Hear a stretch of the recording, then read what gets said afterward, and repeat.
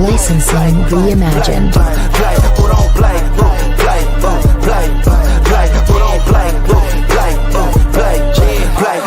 Long time coming, like on the bottom of my feet from running. Cataracts under my eyes from hustling. Going from buying to selling to customers. Run up the business, God is my witness. Turn up the sun up from under the sun. We maxing our limits. My mind running like Tom Cruise on an action movie. Moving the mission, they say that I'm tripping. I've been told I need a vacation. I'm finessing the visit. What is up, everybody? Welcome to DFS by the Numbers. And we have got UFC 329 watch along going on today. That's what Brady would say if he were here, but you got your Uncle Weezy today. So I'm just going to say, oi, we got some awesome fights to watch today. 14 of them. Paramount Plus era. We're going to be headlined by the return of the Notorious One or the Notorious One, depending on which one you prefer. Conor McGregor going up against Max Blessed Holloway. We haven't seen Conor in 5 years, so it is going to be really interesting to see how he looks tonight in these fights. And we got 14 of them, like I said, and we're going to be starting off with Cody Durden versus Alessandro Costa, and then we go all the way up through the main cards and the main event. I'm your Uncle Weezy. I'll be taking you through these fights tonight, and MMA Rax will be joining us shortly, so that we got two of us here breaking down these fights for you, letting you know what's going on as they start. We're going to put the clock up. We're going to have the round down there in the bottom left of the corner, and we're going to have a very professionally produced show for you guys today. But it's me today. It's me here on the DFS by the Numbers YouTube channel. But, you know, you're going to get the same fantastic watch along that you always do. We got my guy Habitat in the room saying let's go. My guy AJ saying leader of men. Our guy R-Dog is here in the room. He works at Burger King. We got Habitat saying, oi, what is up, dude? We got Chucky's Plays saying hopefully we're in for a night filled with finishes, and I couldn't agree more. I'm really looking forward to this card. We got Snap It MMA in the room saying, come on. Come on. We got Jay Thacker saying, what's up, Brady? Let's win some money today, gang. We got Daz saying, let's go. Max excitement. Max bet for me. Max bet. Max Holloway. Looking for him to get a win tonight. We got the Flat Earth Grappler in the room saying Holloway will be minus 500 by fight time. Let's see where he is right now. On BetOnline Sportsbook, we got Max Holloway sitting at minus 335. I max bet him last night at minus 240 when I saw the line start to move the opposite way that I thought it would. I thought we would get late money coming in on Conor, but it was the other way. We got the late money on Max. I think everybody was kind of waiting to put their bets down on Max, thinking that the late money would come in on Conor. And once the market realized that it had kind of bottomed out at around minus 210 for Holloway, I think that the sharps kind of came in and moved the line. So, yeah, it's probably going to be even wider than it is now. But, yeah, Max is approaching minus 300 on most books. And right now on BetOnline, he's minus 335. We got our guy Forrest Daniels is in the room saying, oh, it's go time. We got my guy, the Milkman, in the room saying, let the piping begin. And hopefully it's us piping the bookies on site tonight for this fabulous 329 card, because it's already going to be an exciting card, but if we get to make a bunch of money cashing bets on it, it's going to be even better. We got Kurt Chandler in the room saying Weez is here to save us all. Hey, Brady is in Vegas, you guys. Brady wanted to go to the fights, but unfortunately, I think it would have cost him about 20 units just to get in the door. And then if I know my guy Brady, it would have been another 10 units at the beer counter. So maybe he should just go to the sports book and enjoy himself over there. We got Forrest saying Uncle Weezy is a man of the people. USA. Let's go, Forrest. Chucky's Plays saying, oi. We got Forrest saying on time every time. Yes, that's right. Always on time, you guys. ABSTERGHH saying Weezy. Yes, sir. We got the Snowster saying, oi. We got My Kids Are My Life saying, what's up, Weezy? Good afternoon. Same to you. We got UFC The GOAT saying, what up, Weez? We got Steven Jackson saying, I see Durden killing a lot of parlays. I'm picking Costa inside the distance there, but it's definitely going to be a fun fight. Durden always puts on fun fights, and I do think that Costa's got a lot of finish upside, and that's where we really see Durden be the weakest, is when he loses moments. And that moment losing ability that he shows in a lot of his fights could be a potential for him to get served one way or another, whether it be with a submission or a KO. But if he avoids that moment, I think he's going to be live to win minutes against Costa, who's just not a great minute winner. As a matter of fact, Costa lost round 1 striking against Stuart Nickel. Don't forget that. That's important to know. We got to remember things like that. You know, class is in session. Uncle Weezy's your professor, and he's here to remind you that Costa did lose a round to Stuart Nickel striking. So, you know, we got to be realistic about what it is that Costa does well. We got my guy Nick is in the room. What's up, Nick? We got my guy Paku in the room saying Uncle Weezy, oi. We got Xavier Lockwood saying, oi. We got UFC The GOAT saying fire T-shirt Weezy. Yeah, the Nude Party. Great band. Boone, North Carolina. Stand up. Fantastic music from these guys. They've got about 4 or 5 albums as a group, and they're all really good. So I recommend the Nude Party for anybody that likes American music. We got Bonino saying snorted a gator tail for McGregor Fight Week. You got to do the appropriate celebration for Conor Fight Week, man. We got on paper should probably be Max. I just have a hard time seeing Conor back for one fight and gone again. I think betting the storyline is best. Conor versus Justin would be huge. Yeah, it would be huge. But I mean, I think if we're betting storylines, we're kind of forgetting what's actually going to happen in the cage. And in the cage, we haven't seen a Conor McGregor that would be a fighter that we would want to bet on for a very long time. And there's been a lot of chicanery and you know, bad decisions between the bad leg break that where his MMA career left off and then where we wind up today. So we got Xavier Lockwood saying, heck, let's go, Weezy. Hell yeah. We got Habitat saying, let's go, Weezy. We got Forrest saying, Uncle Weezy is ready like Freddie with the Nude Party T-shirt for sure, man. We got Sean Sullivan is in the room. He is excited for this card, as am I. We got Xavier Lockwood saying, America's most wanted unk. We got Kurt Chandler saying, oi. We got Mbappe saying, are you going to show us the fight? No, that would get the channel booted. So we are going to be watching along with the fight, and you can watch it and then listen to the commentary here. We got Sugar Sharpie saying, thanks for keeping the watch along going. Hey, man, the show must go on. Blake is in the room. We got Raymond saying, let's go. We got Cookie Monster saying, let's go. Ryan Oswald in the fight. Raymond Martinez in the fight. Nick Handy saying Uncle Weezy got a vinyl collection. Oh, I got a big vinyl collection. That's just part of it. That's like a third of it.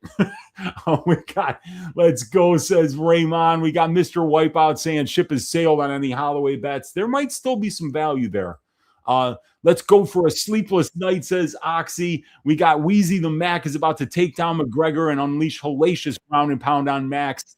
I see a very nasty finish. I advise you all don't go heavy on Max. I've already went heavy on Max. I got a full Max bet on Max Holloway. So it's too late for your Uncle Weezy, T-Swizz. And we've got a very special guest, you guys.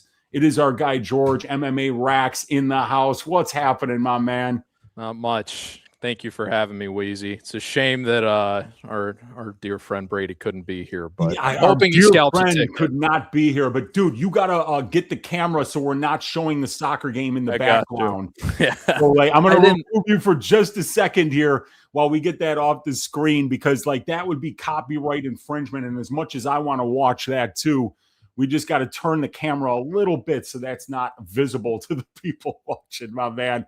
All right. Appreciate you. Hey, I'm sorry. Last time I was on, it got cut off in the box, so I thought I was going to be able to get away with it. Oh, you know what? You probably will actually once I start sharing the screen. And George and I talk about something very important here, and that is the sponsor of the show. Oh, geez, add to stage. There we go. Underdog using code DFSBTN. If you do that, if you sign up, that is the best way to support this show. Go to Underdog, Use that code DFSBTN, and with your first $5 entry, you're going to get $50 in bonus funds.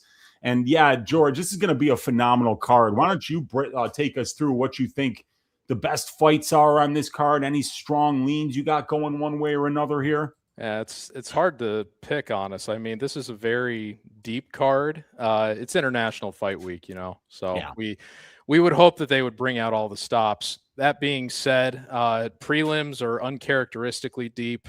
I know everybody's looking forward to Damian Pinas versus Cesar Almeida, I'm sure, in the chat, followed by, of course, Wang, Cong, and Tracy Cortez. I made Wang Cong a parlay leg this week, and I know that you're very enthusiastic about Cortez, so that's going to be an interesting watch for us. But, yeah, I'm looking forward to pretty much all of these. I know Whittaker Krylov has been a very contentious fight on MMA Twitter this week. I'm the beef that is simmering between Terrence McKinney and King Green was not something I anticipated. So I'll be very, even though I'm on the under for that one, as I'm sure most people are, I'll be curious to see how that plays out. But yeah, I more enthusiasm around Batista than I expected as an underdog this week, but I'm also on the Batista side, so I love to see it. BSD Patty Pimblett obviously is a co-main event fitting of International Fight Week. That's going to be a battle. I hope that doesn't go the distance. Then obviously everyone's really excited for, the main event featuring the Irishman himself, Conor McGregor, coming back. And yeah, it's been interesting. I thought casual money was going to come in on McGregor pretty hard, and just the opposite happened, because Holloway, I think, was like 225. Yes, minus 225 at DraftKings yesterday, minus 218 earlier this week. He is down now to minus 340 at DraftKings. So the steam is coming in on Max. Interesting, because there's a lot of people freaking out about thinking about was he limping yesterday at the face-offs or not? I'm not sure what you're thinking about that, but I don't know, man. With McGregor, I feel like you have to give him some benefit of the doubt that his recovery has gone well enough that he'll be able to not just get run over, but I still do really like Max in this spot. But the main events this year, man, a lot of underdogs have been springing a lot of crazy upsets, so it wouldn't surprise me if McGregor can recapture some of that magic. Yeah, it would surprise me just simply because of what we know about Conor McGregor as a human being over the last 5 years. I don't know if you watched the last season of The Ultimate Fighter, but it was bad, dude, when you were watching this guy like literally be on cocaine while he was coaching and then not showing up to half of his fighters' fights because he was just missing in action that day. There was a really bad moment, I remember, when Stephen Thompson was trying to get him to participate, and he just wouldn't take it. You know what I mean? It was kind of bizarre. Yeah, it's so I just wonder, how ready this guy can be to fight at the UFC level after 5 years away, after what he's done to his body. But guess what? We're already ready to start the Alessandro Costa versus Cody Durden fight. So wow. Any last minute wisdom for us on this one? Because I personally have no tracked action. I think it's kind of like Costa inside the distance, or maybe a Durden decision because of duration and just activity. But I don't really have any action on this one. And I see that we got our guy Brady is in the room, MMA Racks. We got our guy Michael here is in the room saying, oi, he's got 15 units on the line. I've got like 13 units on the line. And he's got his bottle of Stag. And he sent me a bottle of Stag MMA Racks that I've got in the other room that I might have to get out a little bit later on if we wind up hitting a lot of these bets. I do think Costa, I like him in 200 here, but I didn't I put him in my 11 leg parlay where I just put in all the picks together, but I didn't make him like a feature leg or anything this week just because, that last performance Durden had is like everything that you love about this sport, right? Back against the wall, whole market is against him. I didn't take the Filo money line. I played the under there, but I played the under thinking that Filo was going to get the sub on a guy on short notice who had been submitted before. And Durden, what a gritty performance. You'd love seeing stuff like that as a fan. So I'm not going to go as far as to say I think he's live here, but I do think that he could make this a more competitive fight than the line implies if he's able to get some early takedown success. Yeah, this is going to be a fun one. Let's see how this one turns out, as it looks like they're just about ready to kick this one off here 5 minutes after the hour. Jason Herzog in the house. So if anybody has an under here, good point. You might even better start praying to multiple gods. It's good for Durden to get some dropped early here. to let him survive a little bit. Oh man! All right, so we're ready to go. We're kicking off here. I see a lot of empty seats in that on that floor too. By the way, yeah, dude. Well, it is the first fight of the night, and it's Las Vegas. And I saw Brady tweet earlier today what some of these tickets were going for, and I'm not surprised you're seeing a lot of empty seats, man. Good early combo by Durden there. Very good. Double jab and a right hand there for Cody Durden lands on Costa. These guys are keeping a pretty good distance from each other right now. And it looks like Durden is just kind of moving laterally a little bit, keeping the distance, switching stances, and just kind of using the fact that he has a length advantage here over Costa to kind of control the distance and limit the interactions.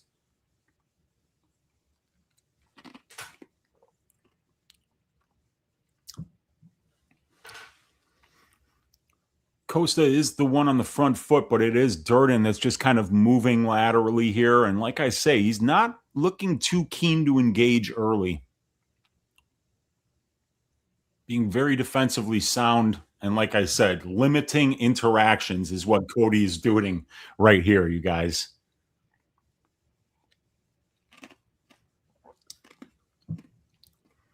But Costa's steadily pressuring forward here. He's got Cody behind the black line, but Cody comes in and lands a nice little 1-2 down the middle. Costa really hasn't thrown anything yet. Good inside leg kick for Cody Durden. A spinning wheel kick attempt for Costa doesn't land.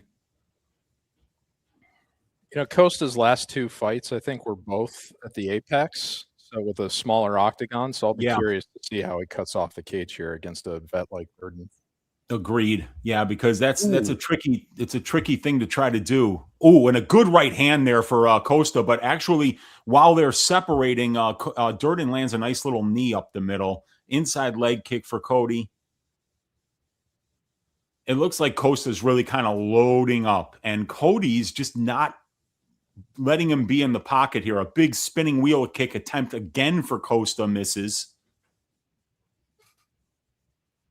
Durden looking good right now, almost halfway through the first round, and he is doing a good job of controlling the interactions, taking no damage, and just scoring points. But Costa's just not worried about scoring points, MMA Rax. He's looking to kill you with everything that he throws. He'll lose minutes, and then just end the fight. Well, another thing that he does too is that I know some people have said that he's low volume, but I think it's really more of he just takes a little bit longer to get going. Ooh, yeah, that was a great exchange. He likes to build into his finishes in the second half of fights more often, which I think that's why there was some good value on his unders in his last two fights, even though he was fighting opponents like Matt Schnell. So.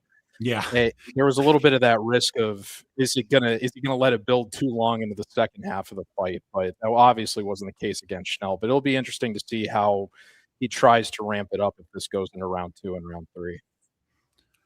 Let's see here. So Durden's still kind of just outpointing Costa with 1:40 left in the first round. A nice jab by Durden catches Costa coming in there.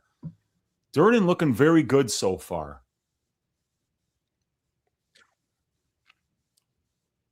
Yeah, Costa's throwing deep, and Durden's looking for these moments, moving his head. Inside leg kick for Durden lands. Outside leg kick for Costa misses. And Durden showing a smart game plan right here. And you against a guy like Costa, you just need to stay defensively sound and don't let him find those big moments that change the fight. And Cody's done a good job. That was a good left hand, though, for Costa. Yeah, he came in. He threw a couple of wide hooks. Looks like the left hook might have landed. And we got Cody right now controlling Costa in the clinch here. Costa gets out of there. Ooh. First shot attempt here for Cody, just nowhere close to getting in there. But it got Costa thinking about the wrestling. 31 seconds left in the round. Costa misses with the right hand. Jab by Durden lands. Good double hook to the body there for Costa, and a left hook up top lands. Durden now looking for a takedown, a good knee to the body for Cody. Oh, and Costa swinging hooks in that pocket, and one of them landed MMA Racks. Close round, but Costa's definitely had a great end to it. Yeah, Costa finished strong. Oh, geez. Dear God. No. Ow. I don't know if you saw it, but he cut Durden. Durden's bleeding a little bit, too, at the end of that exchange. Yeah, Costa finished the round very strong there. Oh, shit, I forgot to put the round. I blew it. I'm supposed to have round 1 in the bottom left corner. So okay, man. That was round 1, and now we're going to round 2, ladies and gentlemen. Brady and I, we talk about our producer. It's a lie. We don't have a producer. We are the producer. All right, into the commercial break between rounds. I still scored that for Cody. I thought he kind of outpointed him, but Costa started getting a lot more aggressive, 30 seconds left in the round, and that's what you need to do to leave a good impression in the minds of the judges. So I think that's anyone's round. I scored it for Cody, but I have no problem with people saying that that's Costa's round because of the strong finish. Who'd you score it for? I'd say you probably give the first 3.5 minutes to Cody just on the activity. They showed the live striking. He was doubling up Costa on attempts, but Costa definitely had a strong end of the round that I could see it going his way. I would probably give it to him just on the fact that I don't think Durden ever quite got him the way that Costa did. But yeah. No problem scoring it either way. Yeah, duration, Durden, damage, probably Costa. Right. So, yeah, if the judges scored that one for Costa, I don't have a problem with it. We're already 20 seconds into this round. Both people are missing. Wow, they got Costa 86% chance to win on Poly Market. Man, that's... if you think Durden won that round... I mean, I guess he was already close to that percentage just on the money line. He was approaching 75%, but yeah, I think that's a little wide. I think there's probably some value on the Durden live line here. Seeing a lot of live scores for Costa. I'd be curious to see if Costa or if Durden makes more of an attempt to wrestle because he didn't really shoot any takedowns until towards the end of that round. Yeah. Yeah, he was having success with the striking. So, up until like the last minute when Costa started to land some of those hooks. He got a good kick. He got a good leg kick there that Costa didn't like. Very nice. Yeah, Durden just landed 4 nice strikes in a row and defended well with Costa returned. But Durden goes for a head kick and falls on his ass. And now Costa's in top position here. And guys, this is where you got to hold your breath if you have money on Cody Durden, because Costa's a Brazilian Jiu-Jitsu black belt, and Cody Durden's submission defense has never been one of his best attributes.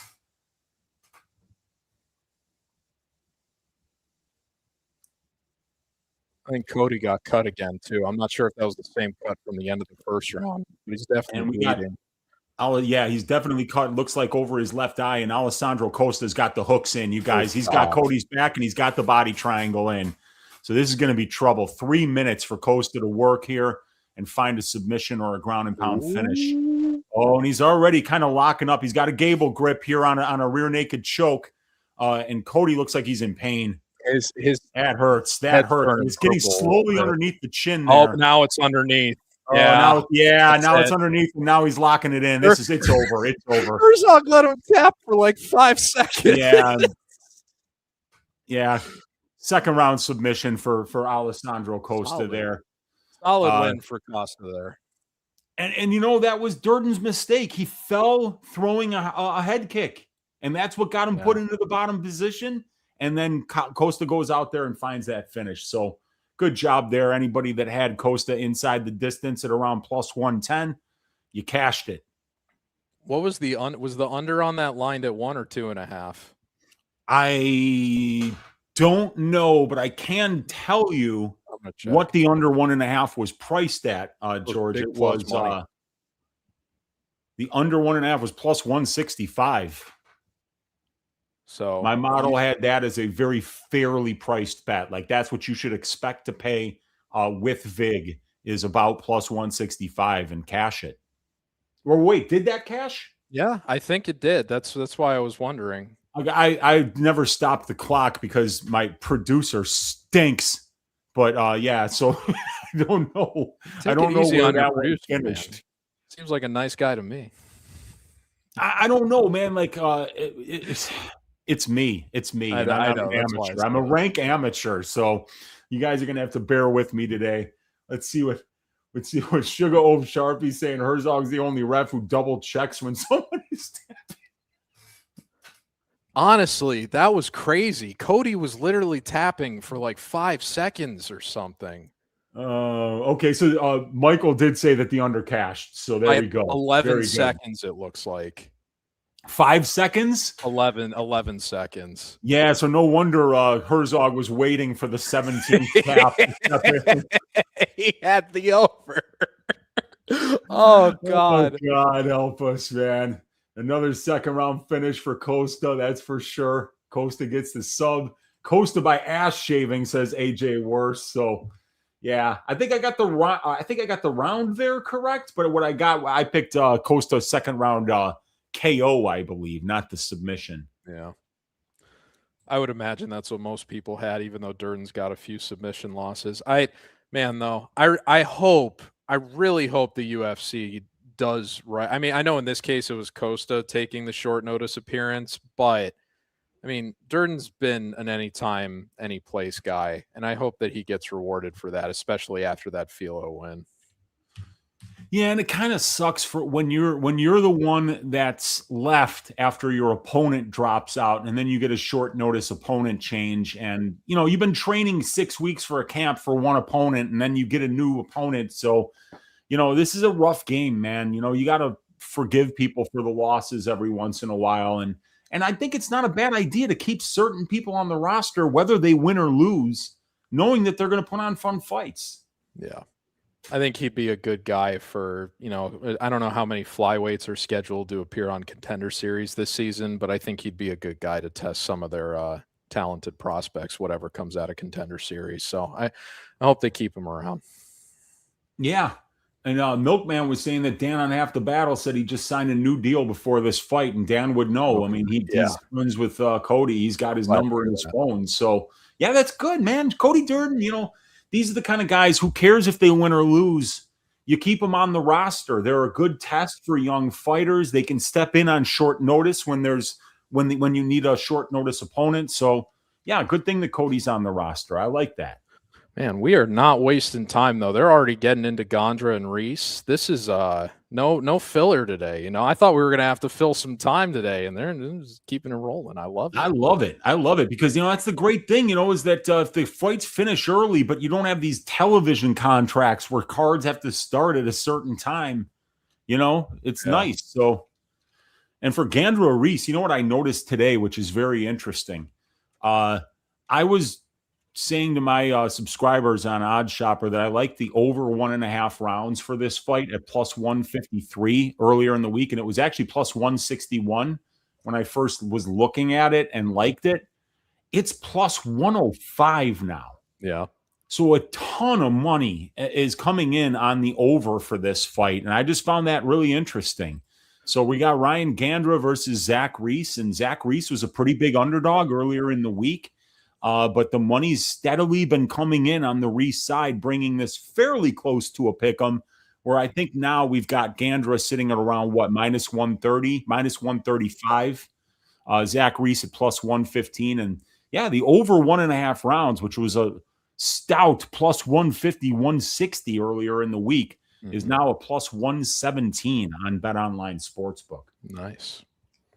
Yeah, I think, if you're on the Reese side, I think I would just, which I am, I would just play Reese at basically the similar price on his money line. But yeah, if you're a little bit conflicted about how you think this is going to go, but if you expect Reese to kind of fight what his recent game plans have been, which it's interesting because he came into the UFC, had never been out of a first round, and the last few performances he's had, he's shown a willingness to extend fights into deep waters. And a lot of people thought he beat Michel Pereira.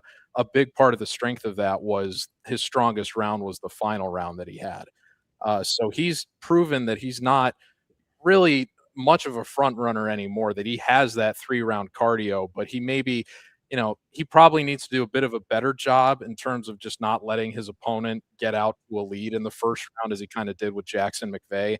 So I could see Gandra having a lot of early success here, and then Reese consciously trying to wait out the storm and then build back into the fight over the last 10 minutes, in which case, if you've got the over at plus money, you're feeling pretty good about that. So it'll be interesting to see how it plays out, but I like Reese outright as the underdog just because that covers him getting maybe a first-round knockout if Gandra completely folds within the first 5 minutes. Yeah, my pick for this fight was Zach Reese by decision, actually, because what I noticed when Gandra was fighting some decent regional scene competition, like when he fought Calvo, when he fought Gambolino, when he's got somebody with a pulse in front of him, he's not just going to run at him like he did Jose Medina, who has nothing to offer. That guy that he beat on Dana White's Contender Series, that guy has nothing to offer. He was minus 500 in that fight. But Zach Reese is somebody who's bringing, a little more experience, a lot more UFC experience, a better strength of schedule, better measurables into this fight. He's the taller fighter. He's the longer fighter. He's probably the better submission grappler. So I think there's some reasons to like the Reese side. I just didn't want to get involved on the money line. I liked the overs, but I didn't actually bet them. And then I was just looking at my best bets for every fight, and I told my subscribers I was going to be putting a small bet on Zach Reese by decision, but that's the only bet I forgot to put in and track. So my take this job and shove it parlay this week, which came out to 45-1, is the Zach Reese decision prop parlayed with the Benoit Saint-Denis finish prop. It's a couple of contrarian reads that I have this week where I have these fights going over. You a big Office Space fan? Is that where the take this job and shove it? Yeah. Oh, absolutely. I love Office Space. It's one of my favorite movies of all time. But I also remember the Johnny Paycheck country version of Take This Job and Shove It from when I was a kid. So like when I heard that, and I'm a huge Biz Marquee fan. I mean, I used to keep his picture right next to my bed, George. You know why? Because the Biz never sleeps, he never sleeps, so that way when you keep him next to your bed, the Biz is always watching you when you sleep. So for sure, yeah, man, that Cannabis and Biz Marquee track is one of my favorites, dude.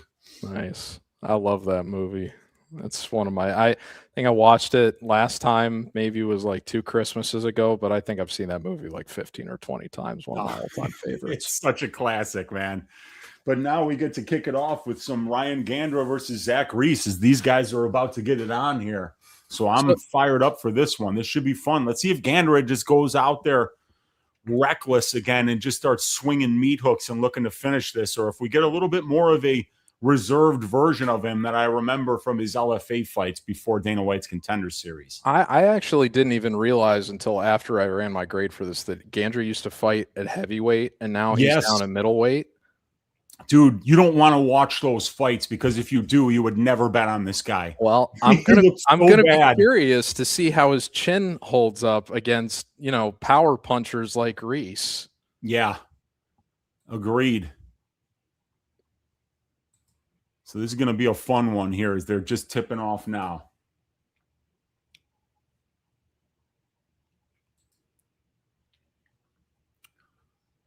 Okay, 4:38 left in round number 1. Zach Reese lands a little head kick there. These guys are standing in the middle of the octagon, looking to strike. Ooh, good counter there by Zach Reese, but then Gandra comes in and lands a nice jab, but misses with the 2. Good straight right to the body for Gandra. Good left hook return for, or right hook return for Zach Reese. Overhand right just misses for Gandra. Inside leg kick lands for Reese. 4 minutes left in round number 1.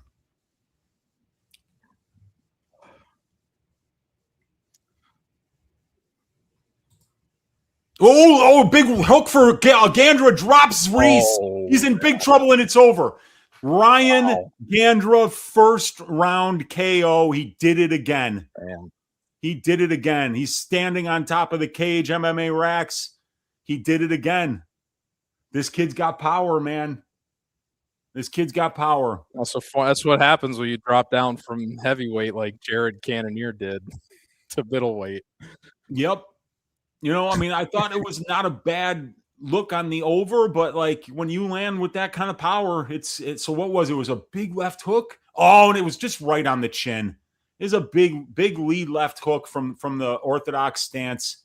And actually what he did was he caught Reese, who threw a lazy little jab and brought it back to his hip. And then he just returned it with that left hook, and it just landed right on the tip of the chin. Chin spinner, and good night, Irene. Ugh. I was going to say, too, before that, Reese was doing a good job moving in and out of range prior to that. And then, yeah, it looked like I think he was like trying to hit. They were doing the hand fighting, and he was trying to slap it down, and he whiffed. And when he was bringing it back up. Is that what it was? Okay. That's what it looked like. He didn't bring it back up quick enough, and then that's because like you're probably right, because I called it a lazy jab. That would have been the laziest jab ever. You know, like, so I think you're right. I think he was kind of playing that hand fight because they were in opposite stances and just wound up with his hand out of position to defend that left hook. Good result for Gandra, though. Very nice. Gandra by meaty hooks. Big Red, Gandra round 1 plus 215. Remdog saying he went out and came back too, which he did. Yeah. Yeah, definitely some real power there. Yeah, not a chance Herzog stops that. And I didn't know Rogan. I like the way he looks. I didn't catch Rogan. That, man. All right. Yeah, so that's 2 quick fights. A second round finish, and then I don't know when did that one finish there? Like, how quick was that? Was that inside of a minute? I don't know about a minute, but it was probably inside 2.5. Okay. Because that was quick. Yeah. Yeah, gonna have to. It's a shame because Reese was, exciting prospect, just strictly, I think, on size and power and having some. He was a little too comfortable fighting off of his back, but showed he had some jiu-jitsu too, coming off a Contender Series. But man, after that bizarre Cody Brundage slam KO, you were just always going to be worried about damage tolerance the rest of his career after that. And it's these first round KOs piling up like this is just not a good look for anybody. So that's a shame, but great win for Gandra. The one thing that you can't fix is that if you don't just have the durability, it's, you can either, and I mean, people always talk about it in the UFC like it's some rare thing that like, wow, this guy gets punched in the chin and then he goes out. Like we get used to people in this sport that can actually fight through that kind of shit, but it's not the human condition. When you see street fights, you don't see people taking 6 shots, big shots to the head. You go down from the first one, so it just looks like Reese doesn't have the kind of durability that you need to fight at this level.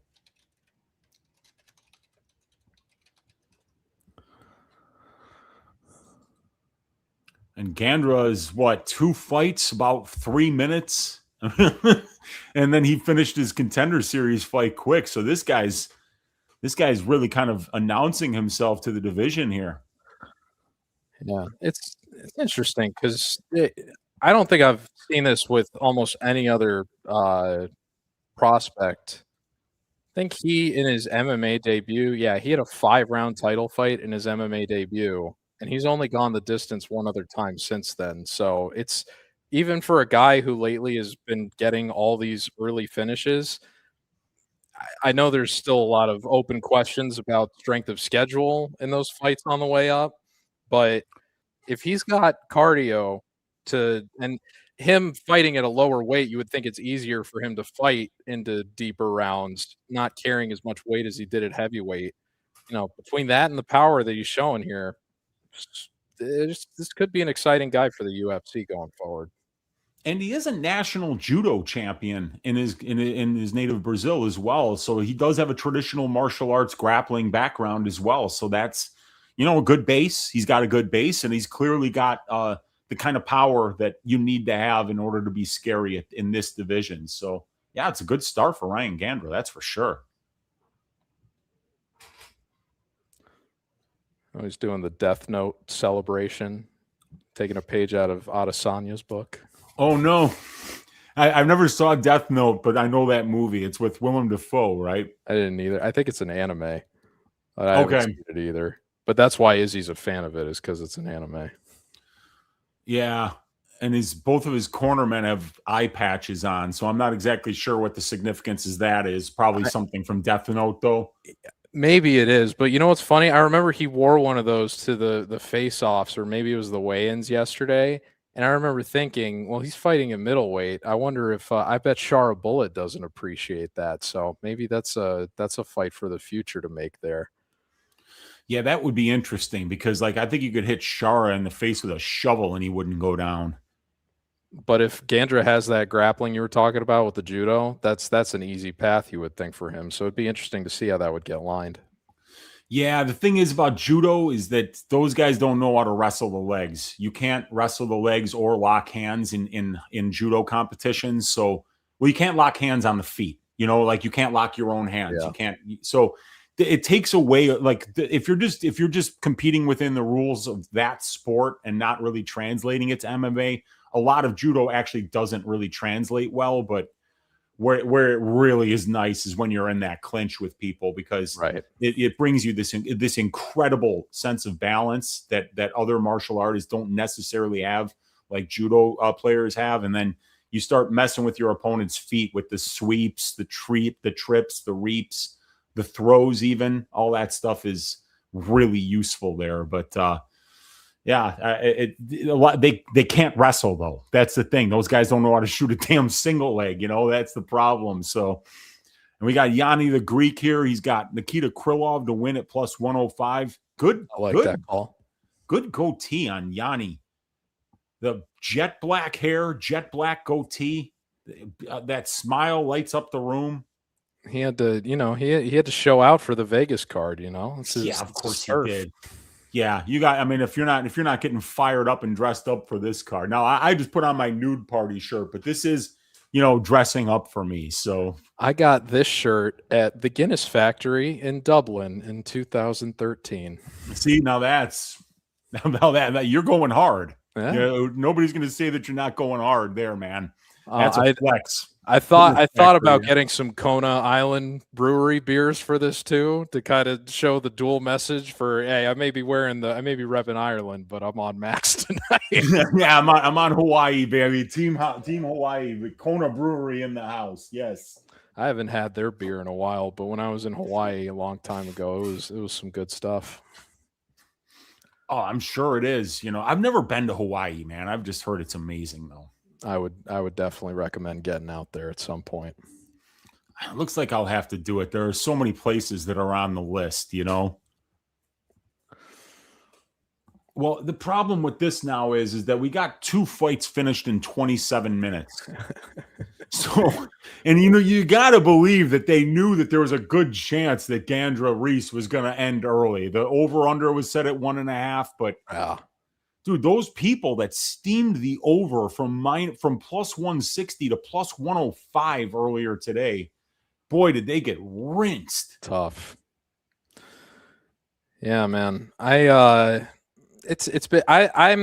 terrified this year to play almost any over. And I'm somebody who traditionally has played more overs than unders, but that $25,000 finish under any circumstances bonus, I don't know if that's really been priced in yet to a lot of these over under lines, because if you're a guy that's on a 10-10, that is potentially more than doubling your take home if you get a finish at any point in the fight.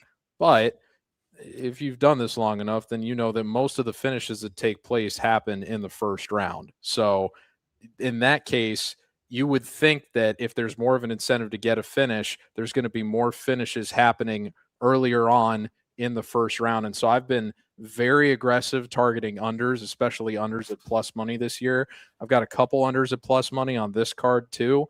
But overs, I'm just so terrified to play them, just because the incentive to end a fight inside the distance now is more than it's been ever, now that there's literally more money on the line. Yeah. Those financial things matter, especially when you are looking at two guys that are making 10 and 10, now if you want them to go over and you want to pay them to do that, you got to pay them a lot more than 25K, Yeah. So yeah, it's definitely something that changes, and you have to look and see how that plays out in the numbers. Do we see a greater finish rate so far this year than we did last year before the Paramount era? What was the finish rate, in the last 3 years combined compared to what we're seeing this year? Right. And, is it affecting it? Because one thing I learned in statistics when I was studying it is you might have an idea of what you think is happening, but not until you go and examine that, not until you go and test that hypothesis, are you going to find whether it's actually your assumptions are something that you can actually sink your teeth into and say, here's the proof of it. Right. Yeah, it'll be interesting to see, as there's more of a sample built out, how it compares to what the previous years have been. But there have been a lot of times I've noticed this year where people have been investing in unders late on fights that end up going under. Big example at the White House card was the under 1.5 in the Chandler Roofy fight. There were a lot of people optimistic that Chandler was going to survive that one. That fight didn't get out of round one. At one point, the Beneil Dariush and Killian Saul killed under 1.5. It was minus 135 when I tipped it, and it got bet down into a pick'em. And you saw how that one went. So people investing in Michael Chandler's chin, investing in Beneil Dariush's chin. There's a lot of different examples this year of unders that are not getting the respect that they deserve, I think. And a big thing I think involved in that, it's different with a guy like, Roofy and Chandler, because those guys obviously aren't on 10-10s at this point. But broadly speaking, who's going to say no to $25,000 more dollars? You know what I mean? Yep.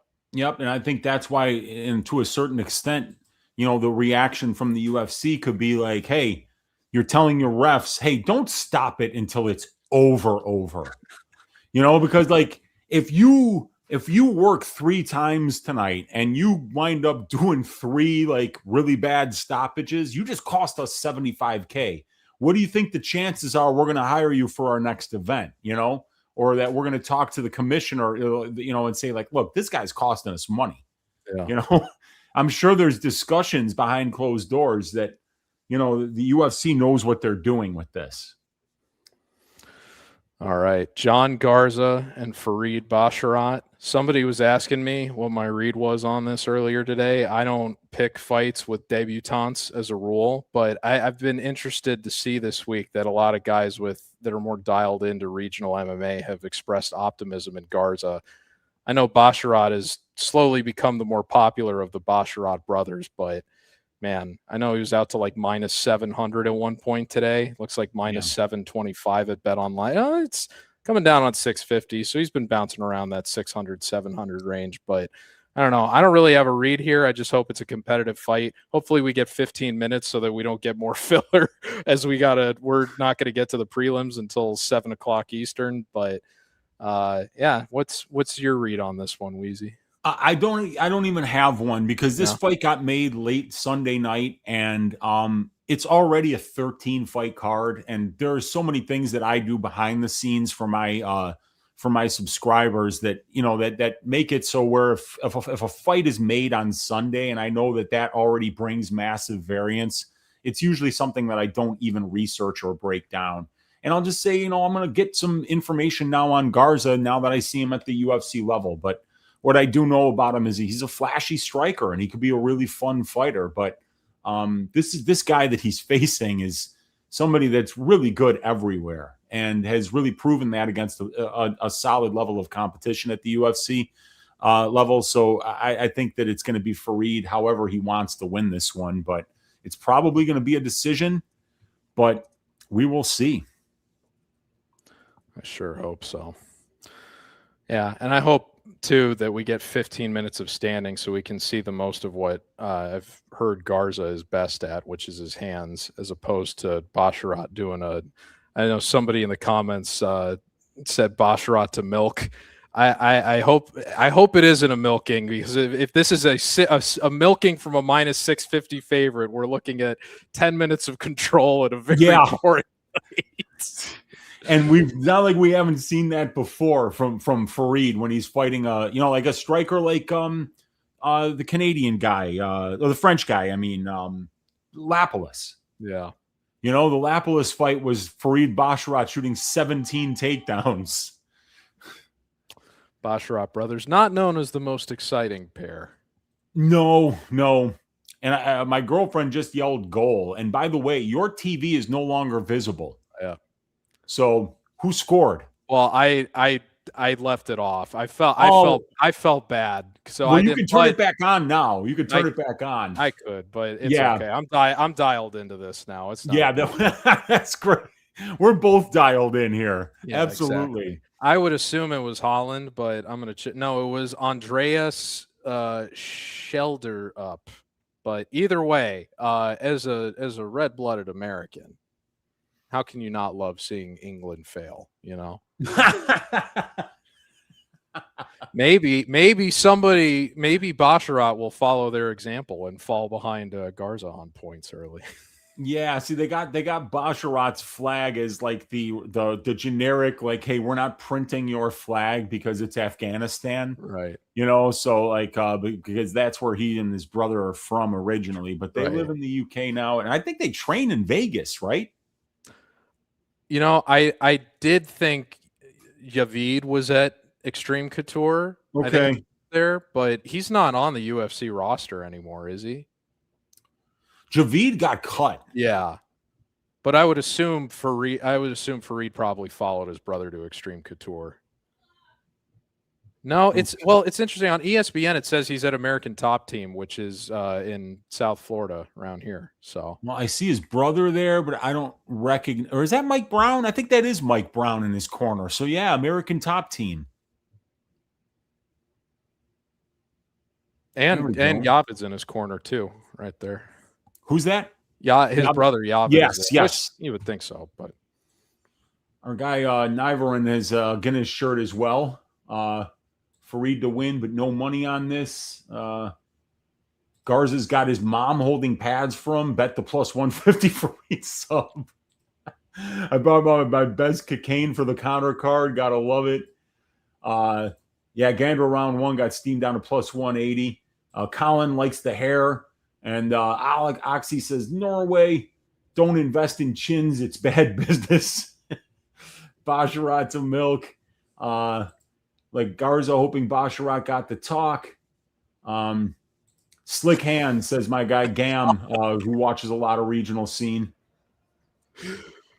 I don't think Brady is in the arena, unfortunately, because the tickets are like for last row of the place is like 50. For like 1,200, 1,300 something. Norway. I have an interesting point about that after this fight that I'll make relative to an event that we were both at last year for UFC 319. Oh, you were there too? Yeah. Yeah. We had such a good time, man. That was an amazing card. Yeah. 2 spinning back elbow knockouts back to back. It was crazy. Unbelievable. I'm so happy I got to see that. And then I like Duplessis. I was on Kamayev, but that was the first time I've ever picked against Duplessis in my entire time doing this. So he's been one of my favorite guys on the way up. So I was just happy to get to see him live. But man, I know people will complain about the way that the milking unfolded in that, but if you're gonna have to watch a 5-round milking to see a record-setting performance like the one Kamayev had, that's pretty special as a hardcore UFC fan, It was one of the most dominant performances in the history of the sport, and unfortunately, people don't like dominant fighters. I had money on Duplessis. I had a unit on him at like plus 180. I thought I was being slick. And here we go, about 35 seconds into round one. These guys are exchanging in the center of the cage. Man, Basharat has some hairy legs. Yeah, he does, dude. I wonder if that's an advantage. Good switch kick to the head from Farid there. He's doing well with these kicks early.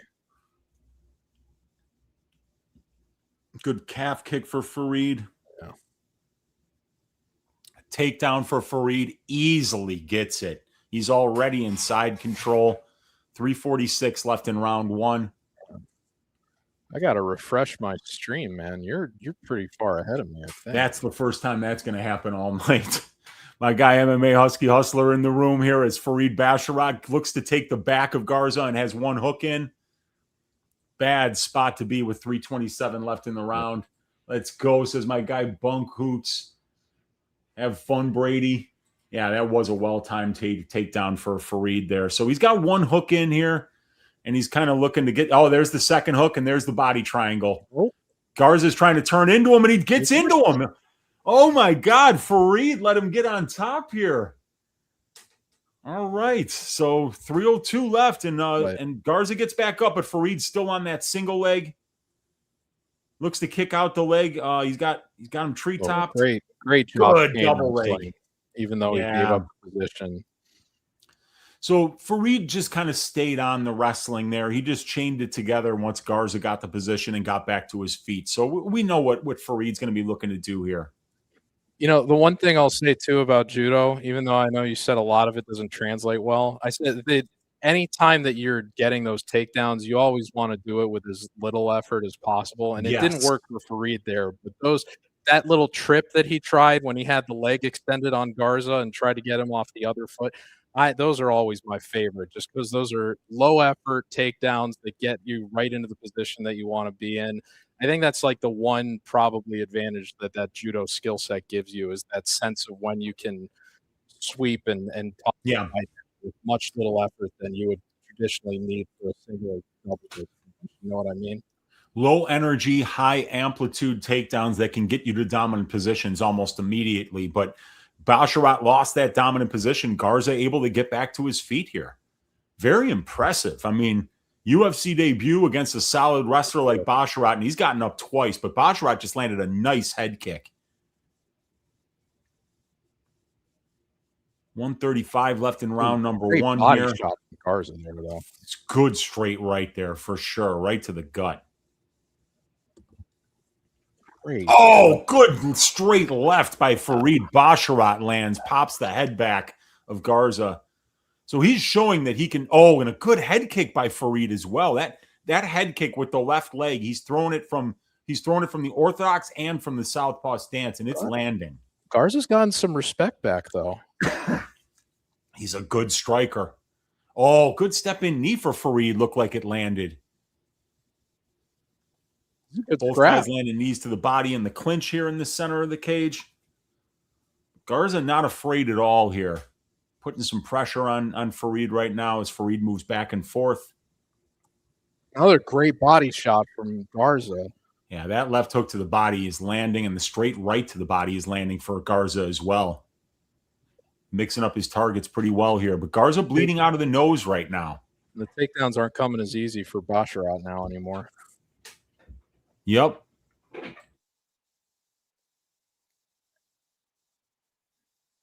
I like Garza's head movement. Oh.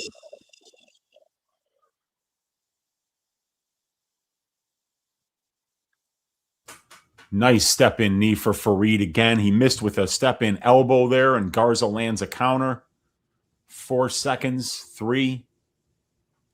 And the round is over. I got Farid winning that round. I think so, too. But Garza made that competitive. I'll be curious to see if he can battle back and make this 1-1 in round 2. Yep. A lot of commercials for this here. I'm gonna make a quick adjustment to my air conditioning. Yeah, you go do it, man. So we got England just equalized and is up to 1-1. It was a Jude goal. Nice spinning elbow, says Habitat, or step in. And yeah, Gam saying, I told you this Garza kid is nice. And he's very confident on the feet. And I salute him for being able to get it back up twice with Farid getting him down and getting to fairly dominant positions against him. So good stuff so far.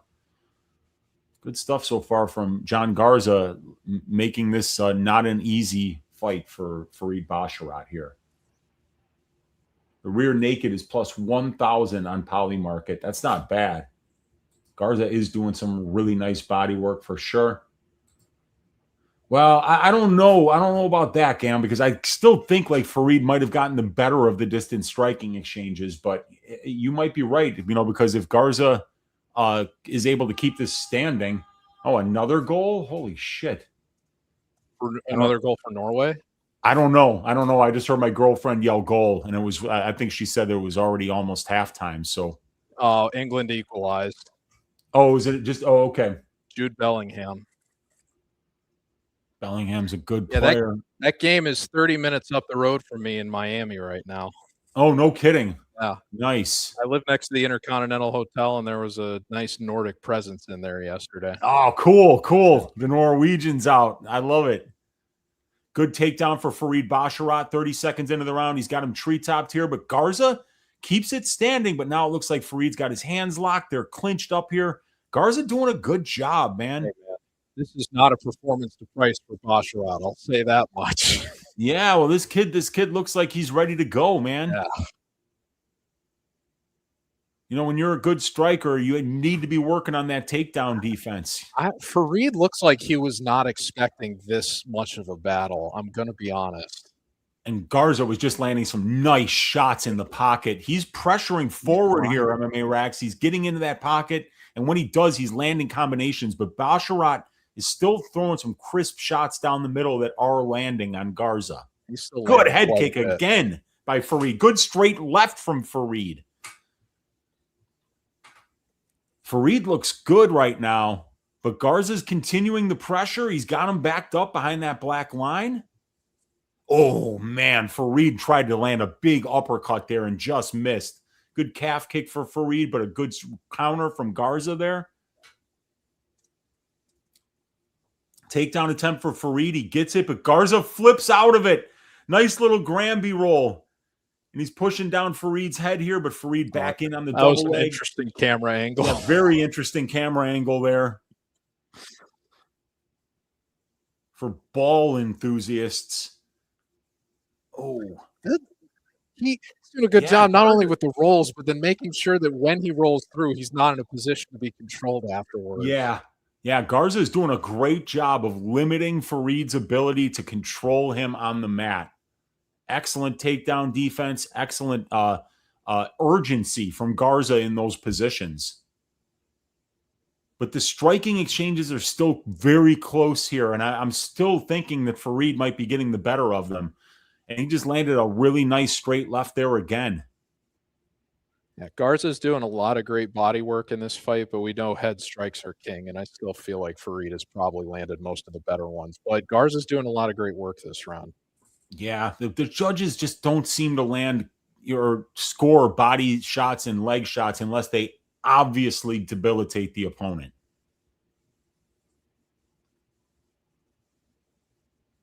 Look at that. Garza's thrown 43 more strikes than Basharat to this point. Yeah, it's because he's thrown in combination a lot. Great timing on that. Even though he didn't get it, that was a well-timed entry from Basharat. He threw the left hand, and that was what started the takedown attempt. The left hand was just a fake. Oh, good single leg by Farid there. And he gets head position, so now he's on top with 133 left in the round. And I have round one. God damn it, I'm an amateur. Round two. It's round two. And I didn't even start the clock. I'm fired.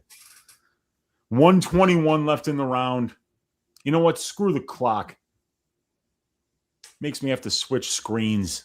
I shouldn't have to work that hard. He's doing a good job here of Garza was getting back to his feet, and Farid threw a knee that almost landed to the head there while he was still down. And Mark Goddard points to the chest, saying it landed to the chest. It was close. Yeah, it was. I mean, Garza didn't complain, so. Yeah. Front foot for Garza. He's got Farid backed up to the cage here. He could still win this round, but he's going to need a strong. Ooh, Great body. A nasty left hook to the body from Garza. And he did it twice. He doubled up on it and landed both of those. Farid's not going to be liking Farid's that, wagging man. the finger. I don't know why. Dude, he's paintbrushing him to the body, man. Farid's going to get tired. Oh, good straight left from Farid, though. He's going to get tired in the third round, man. He's putting money in the bank with this body There's work. that trip. Yeah.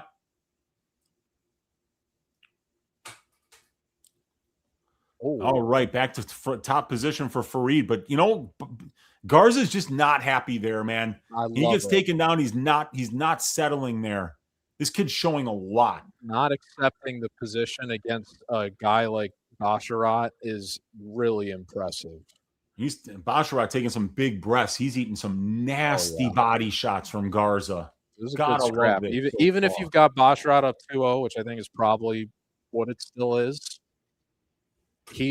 Garza's showing he belongs for sure. Yeah, he does make it look easy. He's a lot better at this than I am. Get the producer. Paramount Plus, baby, Paramount Plus. This is the Paramount era. He might hire me back, but I don't know. After this performance I'm putting on, I do like this kid too. He's looking great so far. Garza needs a finish at this point. I don't know, man. I think Garza might have stolen that round. Perhaps. I don't know, man. I think it's probably 2-0 Farid as well, Daz, but that second round could have went to Garza, man. That could body either way, but I still slightly lean Basharat. Yeah, I think so. 1-1, 2-0, plus 260 Garza. Yeah, very close round. Agreed. So here we go. Round 3. Banner. Bam. There we go. The clock, not so much. All right.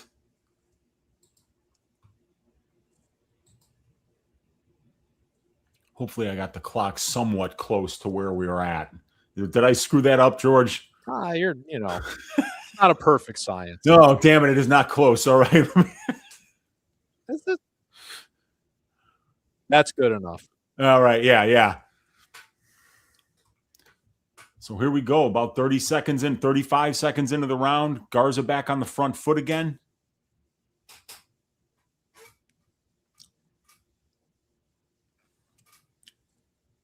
I'll tell you something, man. These Fury FC fighters are damn good.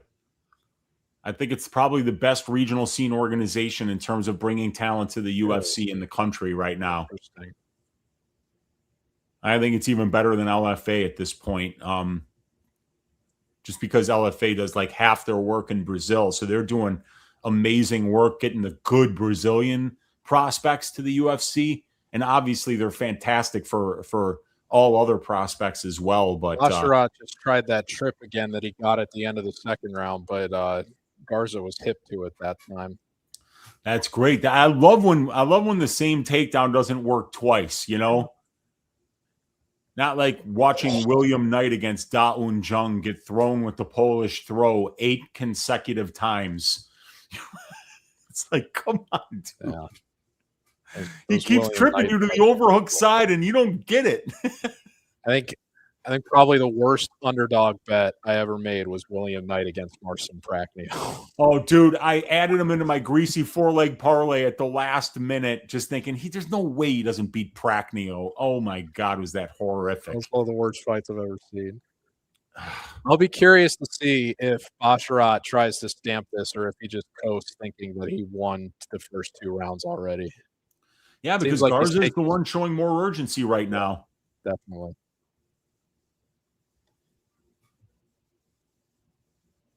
And they already cut Javid, so don't expect the judges to be doing this guy any favors here.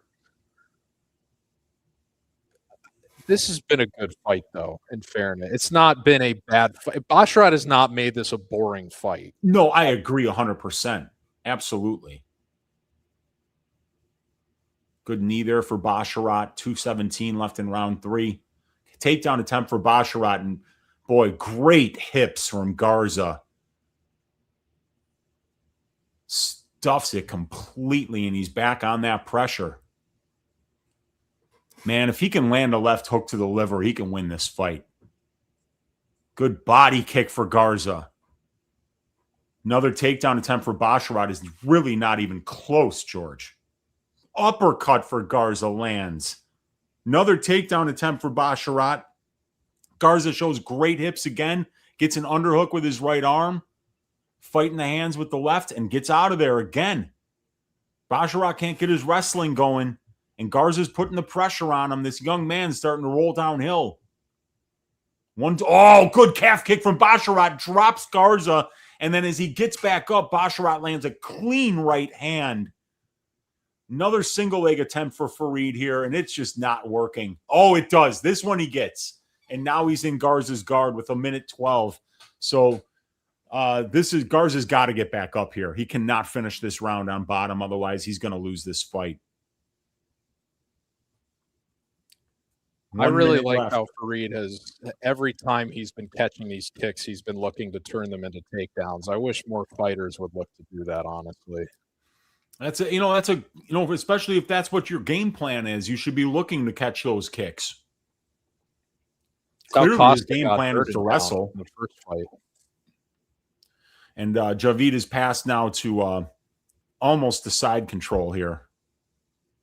Yeah, and half guard now. Yeah, that urgency to return to the feet that was there the first 10 minutes, not quite, unfortunately. Yeah, he got his shoulders put flat on the mat there, and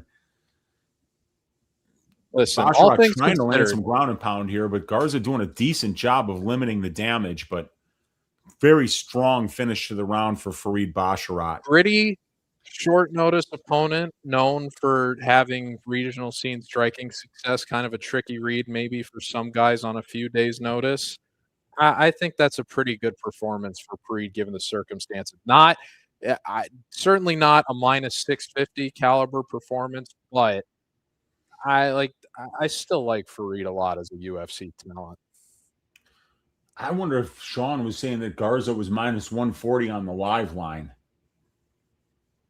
Yeah, Garza around. I don't know, man. Like this, I think it's going to be either a 30-27 or a 29-28 for Farid here. I would agree. Yeah, Bash with the experience is in to end the fight. Garza looked good. He did, man. Yeah, he doesn't. He doesn't finish it. It was close.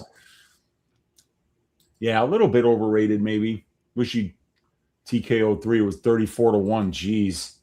Farid 29-28. Yeah, it could be 30-27, could be 29-28. Oh, Gene Silva in the building. There we go. That dude's a psycho, man.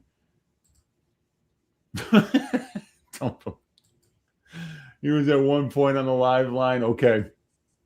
Yeah, 16-21 takedowns stuffed for Garza. Really good. There was some concerning body language for Basharat in that fight, but honestly, for all the damage he took to the body, the wrestling never really went away. So I think that's an encouraging sign for his cardio, even though we knew he was already a 3-round guy. Yeah, that's for sure. He's been winning pretty much nothing but decisions, except for when he fought Cladeson.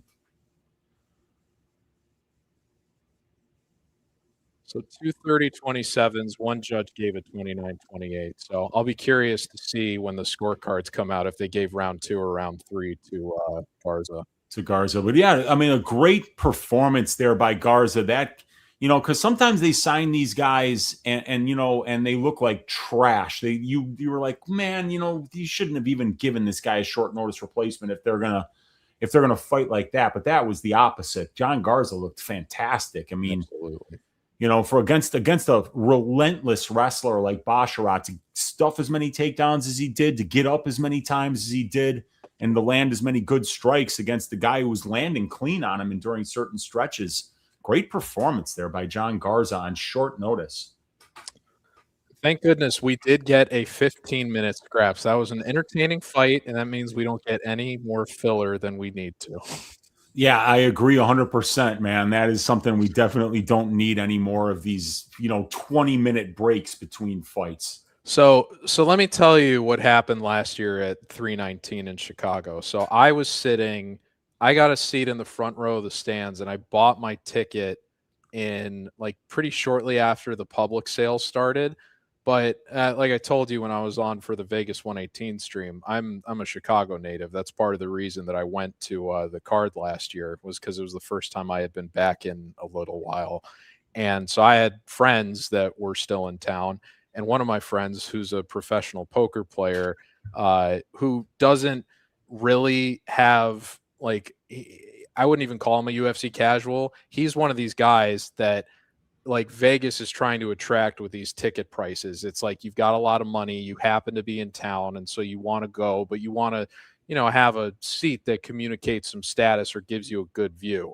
Yeah. He was able to, he didn't buy a ticket until the day of the fight, and he was able to get a seat on the floor for the same price that I paid to sit in the front row of the stands, because he waited until the event was basically about to start.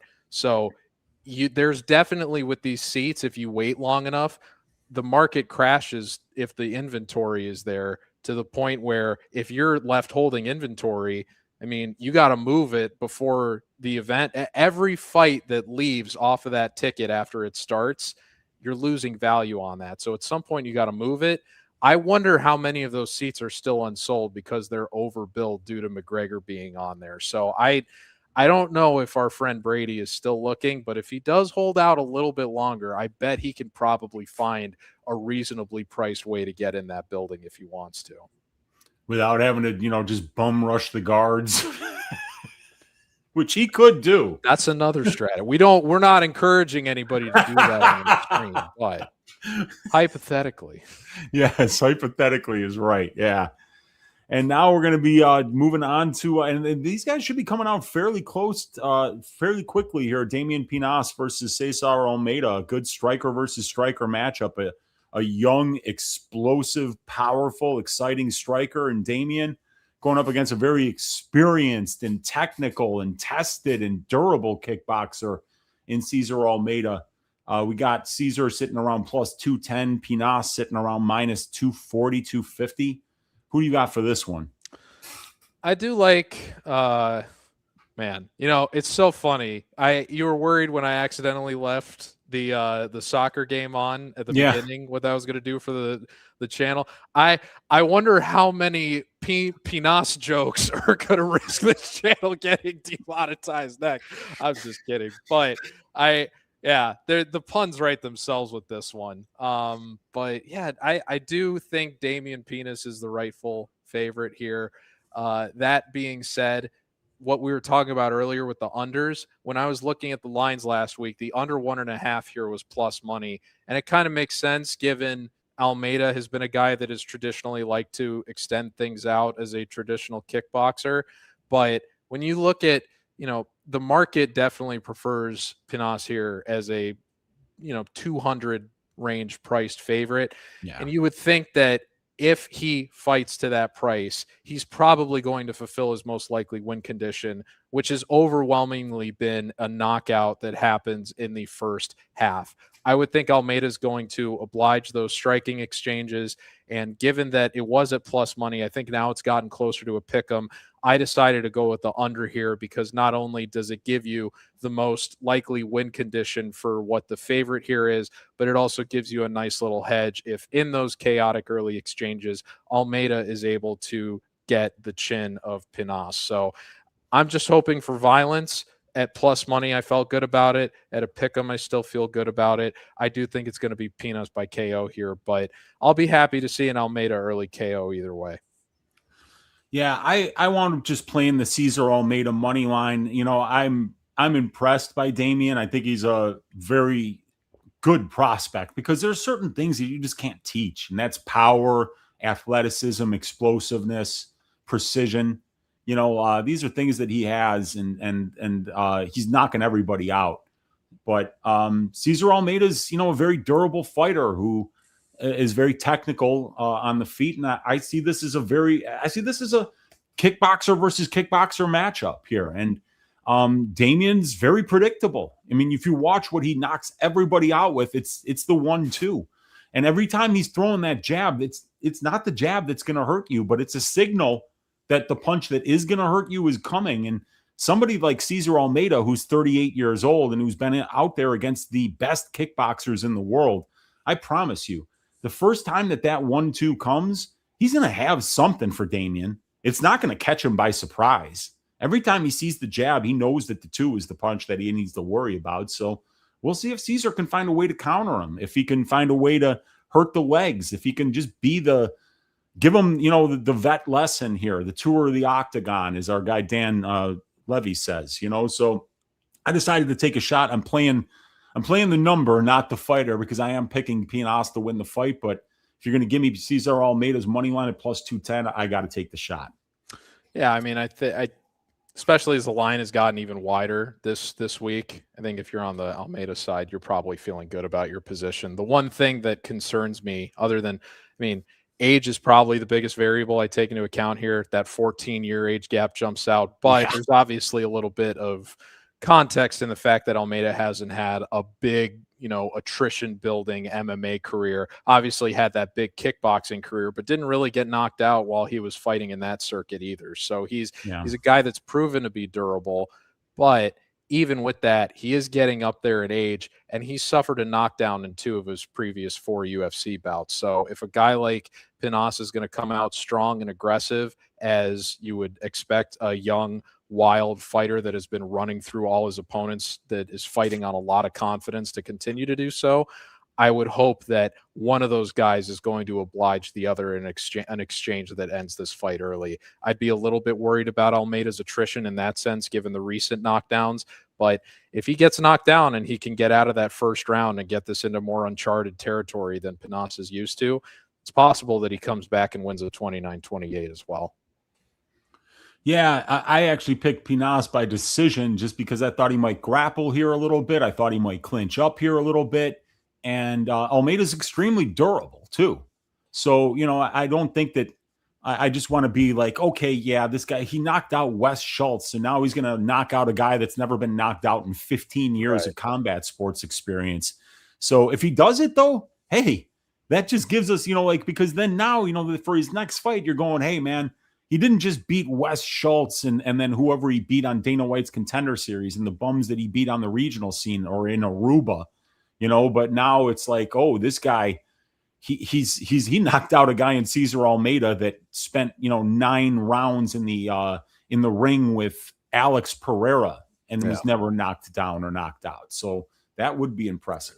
The other thing I'll be curious about relative to you expecting Pinas by decision as one of your angles is, even though he's a guy that trains out of Aruba, the gym that he's been attached to, at least from what I can tell, is Nova União. Which he lives and trains in Brazil, dude. Right. He does. Yeah. So that is one of the best gyms that you can be at. Yes. And I know that Almeida has spent some time with Extreme Couture. I'm not sure if he's still there, but training at Nova União, they do a good job putting out well-rounded UFC talent.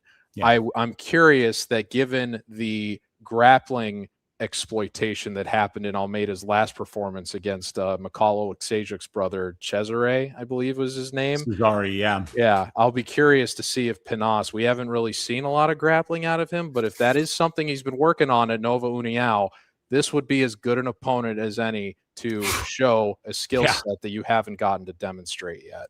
That's the path of least resistance against Cesar Almeida, but we've never really seen Damian take that path. So that's why I was willing to take the shot on the underdog here. But, sometimes when you make a bet, you realize that, hey, if this one goes tits up, it's going to go tits up fast and it's going to look really bad. And you just have to kind of accept that. And sometimes you're going to make a bet and sometimes you're going to look like an idiot for making that bet. And this one, I might wind up looking like a total clown. I love all the Pinas jokes in the comments. Oh yeah, we got doing our job here, for us. Looking a little thin, more girth. We got Pinas is him. I hope that he comes hard. He's gonna make Almeida choke. The more inevitable he becomes, the more you deny him. Round 1 penetration. Let's see. And use that promo code DFSBTN at Underdog Fantasy to support the show. And hit that like button. I see we just crossed the 500 mark of live viewers. Wow. Hit that like button. It's Conor McGregor fight week, you guys. Beautiful. Let's have some fun. Thank you to everybody for tuning in. Glad you could be here with Wheezy and I. Absolutely. We got Chris Tione is reffing this fight. And we are just about to start round number 1. Oh, shit, banner. Oh, wait, what do you think of Buffer's tuxedo tonight? I haven't even seen it yet. I'm trying to produce the show as well, and I stink at it. It's got like a pink finish. It's interesting. All right. Jump to live. All right. Let's see. So the clock is actually pretty close here. Very good. 4:45 left in round number 1. Inside leg kick for Almeida. He's fighting out of the southpaw stance right now. Almeida misses with a rear leg kick. Pinas looking taller and longer here. Good leg kick again from Cesar. He does look to be starting with the legs here. Body kick for Cesar. Both guys exchange. Good inside leg kick for Damian. Head kick blocked for Almeida. From Pinas. These guys are just these guys aren't throwing punches yet. They're just trading kicks right now, finding their kicking range. And I think Almeida's okay with that because he knows that it's the 1-2 he needs to watch out for. So might as well stay at kicking range. This is Joe Rogan's favorite fight of the night so far. Excellent. Excellent. We're happy. Our guy Joe. All leg kicks. 3:41 left in round 1. Pinas starting to walk a little bit forward here. Almeida lands a 1-2 to the body. Almeida's switching stances here and throwing a lot of kicks, and Pinas starting to get on a little bit of steady pressure here. Good straight left lands for Almeida. Grip takedown, but my goodness. Oh, boy. Pinas winds up getting taken down by Cesar Almeida. That's... After he put him on his back with one of those trips that Basharat had been leaning on. Yeah, man. And now Almeida's kind of got him clinched up here along the fence as Pinas gets back to his feet. And Almeida's going to wear on him here a little bit.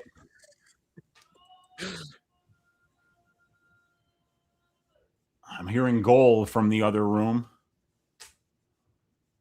Let's see here. Clinch control now for Cesar Almeida. 2:48 left in round number 1, and Pinas breaks away.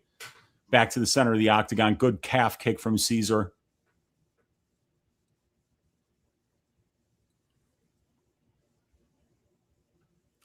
Lead hand fight as they're in opposite stances, and wow, Pinas just missed with a head kick that looked like it had some nasty intentions on it.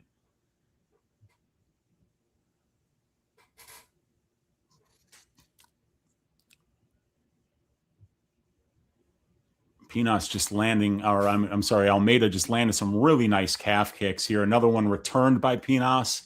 Good left hook for Pinas. Good jab from Cesar. 1-2 to the body lands for Cesar. Ooh, both guys land. Cesar lands to the body. Left hook to the head lands for Pinas.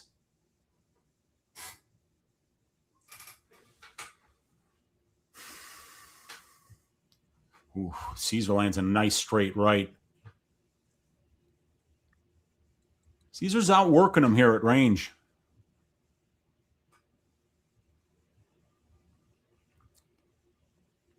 Good inside leg kick for Cesar. Oh, good body shot from Pinas there. Yes, they both landed. A good kick to the body, but then Pinas lands with a right hand to the body. Ooh, good shots there by Pinas. He lands a good right hand there. Cesar just eats it like a taco. Straight right. Cesar's working all the targets really well. Body, legs, head. He's going everywhere here, and he's switching stances a lot too, which is preventing Pinas from finding a good rhythm here. And he hasn't really got an opportunity to sit down on any head strikes yet. Yes, and that's what he needs to do. That's where obviously he wins fights. But in the meantime, he's just getting outworked at distance striking range here by Cesar. He just seems a little unsure of himself right now, which kind of makes sense given this is his step up in competition. Well, this is the highest level striker that he's fought by a country mile in his career. I mean, like Wes Schultz is tragic at distance striking range. Oh, big right hand for Pinas. It might be over. Give me that under, baby. Let's go. Yeah, wow. Let's go. He landed it. The one, I mean, like, whoo, Cesar Almeida's never been knocked out. And wow. I like that he made Tanyoni look like a clown, saying, bro, he's not defending. He just turned his back to me. You're going to make me hit him even more than that? Wow, the dude. Refs Like, he basically didn't even let Tanyoni decide to stop the fight. He landed the straight right and then walked away. Unbelievable. Hey, man. And right at the end of the round, too. Bro, the eyes rolled back. Almeida was absolutely cruising, and he threw a shitty fucking leg kick. He threw a shitty little inside leg kick, and that's what Pinas countered with. I cannot believe that Tanyoni tried to let that go. I'm stunned. Well, he was across the cage. He was nowhere near it. That's, you know what? Ref cam, absolutely right. Yeah. Yeah, he was way away from it, enough. and he was behind him. So, like, Sorry, he came Chris. running in, and he stopped him from... It's my bad, Chris. Sorry to put that Herzog evil on you.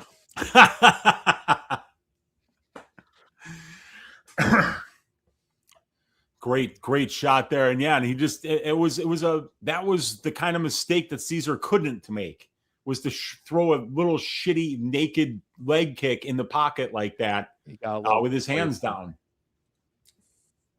There you go, man. There's another plus money under, though. I'm telling you this year. These things have been a great opportunity. Man, wow. Big Pinas swing is right. You got that right. Man, Pinas exploding all over Almeida. Yep. Yeah, man. Yeah, it was a great walk-off knockout there. The power of the Pinas. Yes. That's right.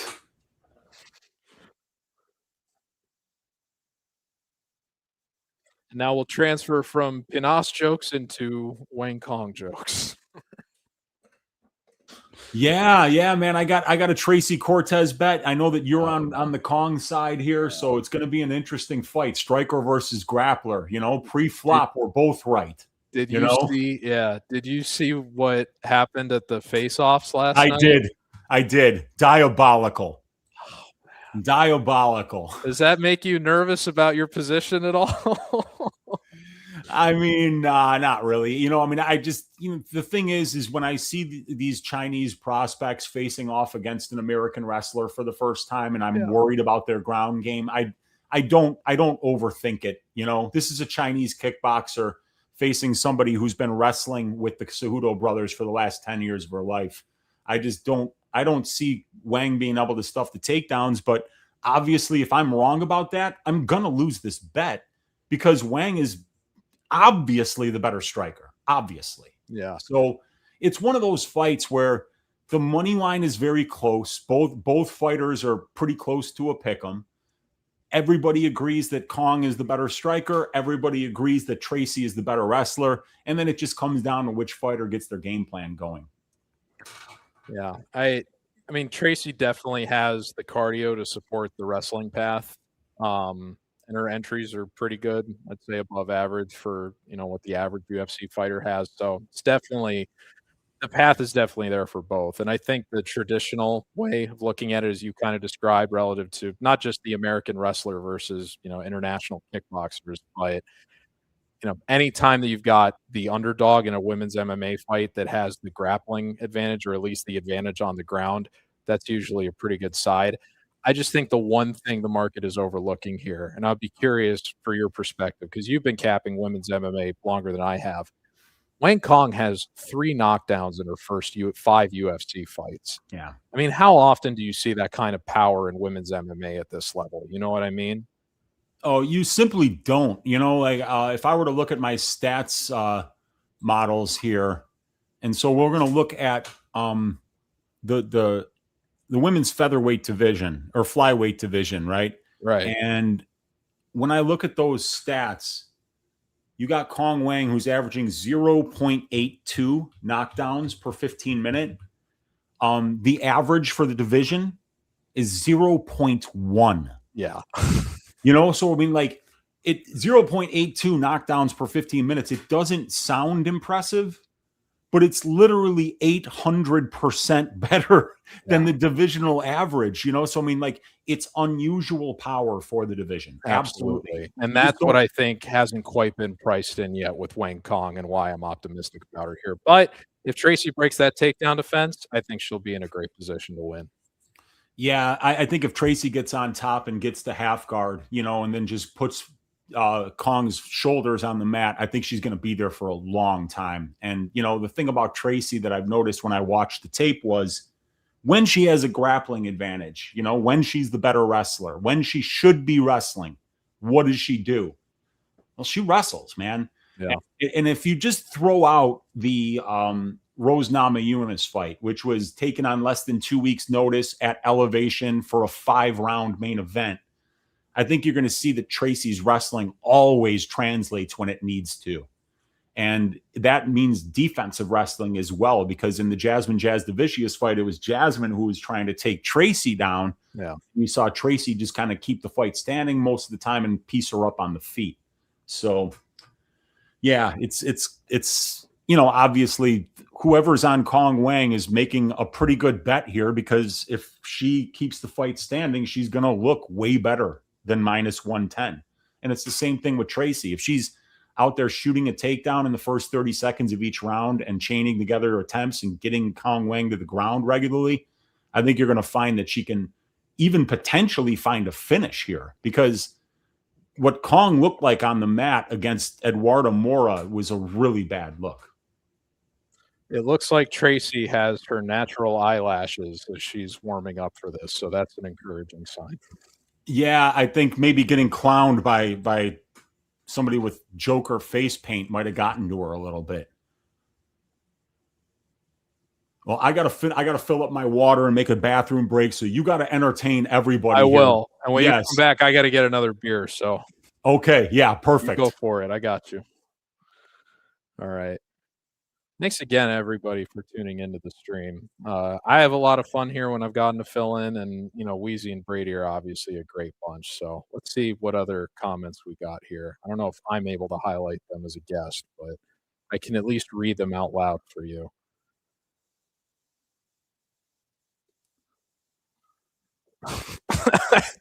On second thought, I don't know how many of these I want to read out loud. You guys are really funny, man. Shout out to all of you in the comments.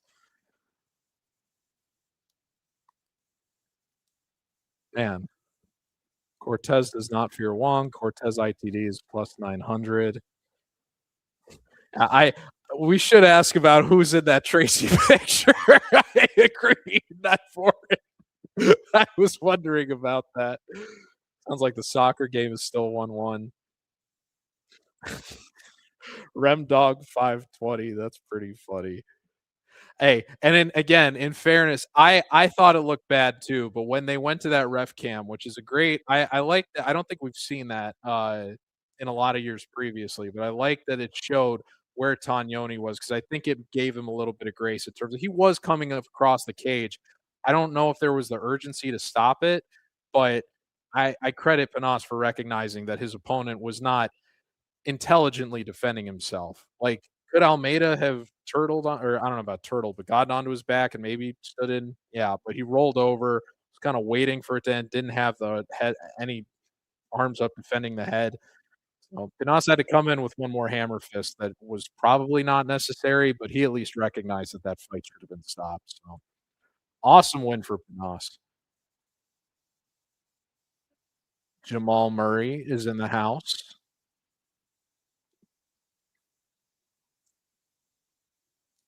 Man, you guys are not being nice to Tracy Cortez. You got to read what the comments are saying about Tracy, man. That's fine. Let's see this here.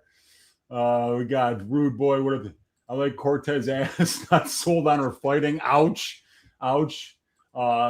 Who the fuck is that in the Tracy? I think that's her. I think it really is her, but maybe it's just an AI one. I don't know. Like, Cortez inside the distance could be a possibility. Cortez does not fear Wang, and that appears to be the truth. She's handled tougher Wangs before. Oh, my God. They should suspend Tony's Farias for that. Where can we find you on Twitter? Says the milkman. It's at MMA_RAX, right? That's right. MMA_RAX. All All in my caps? reads go out for free during the week.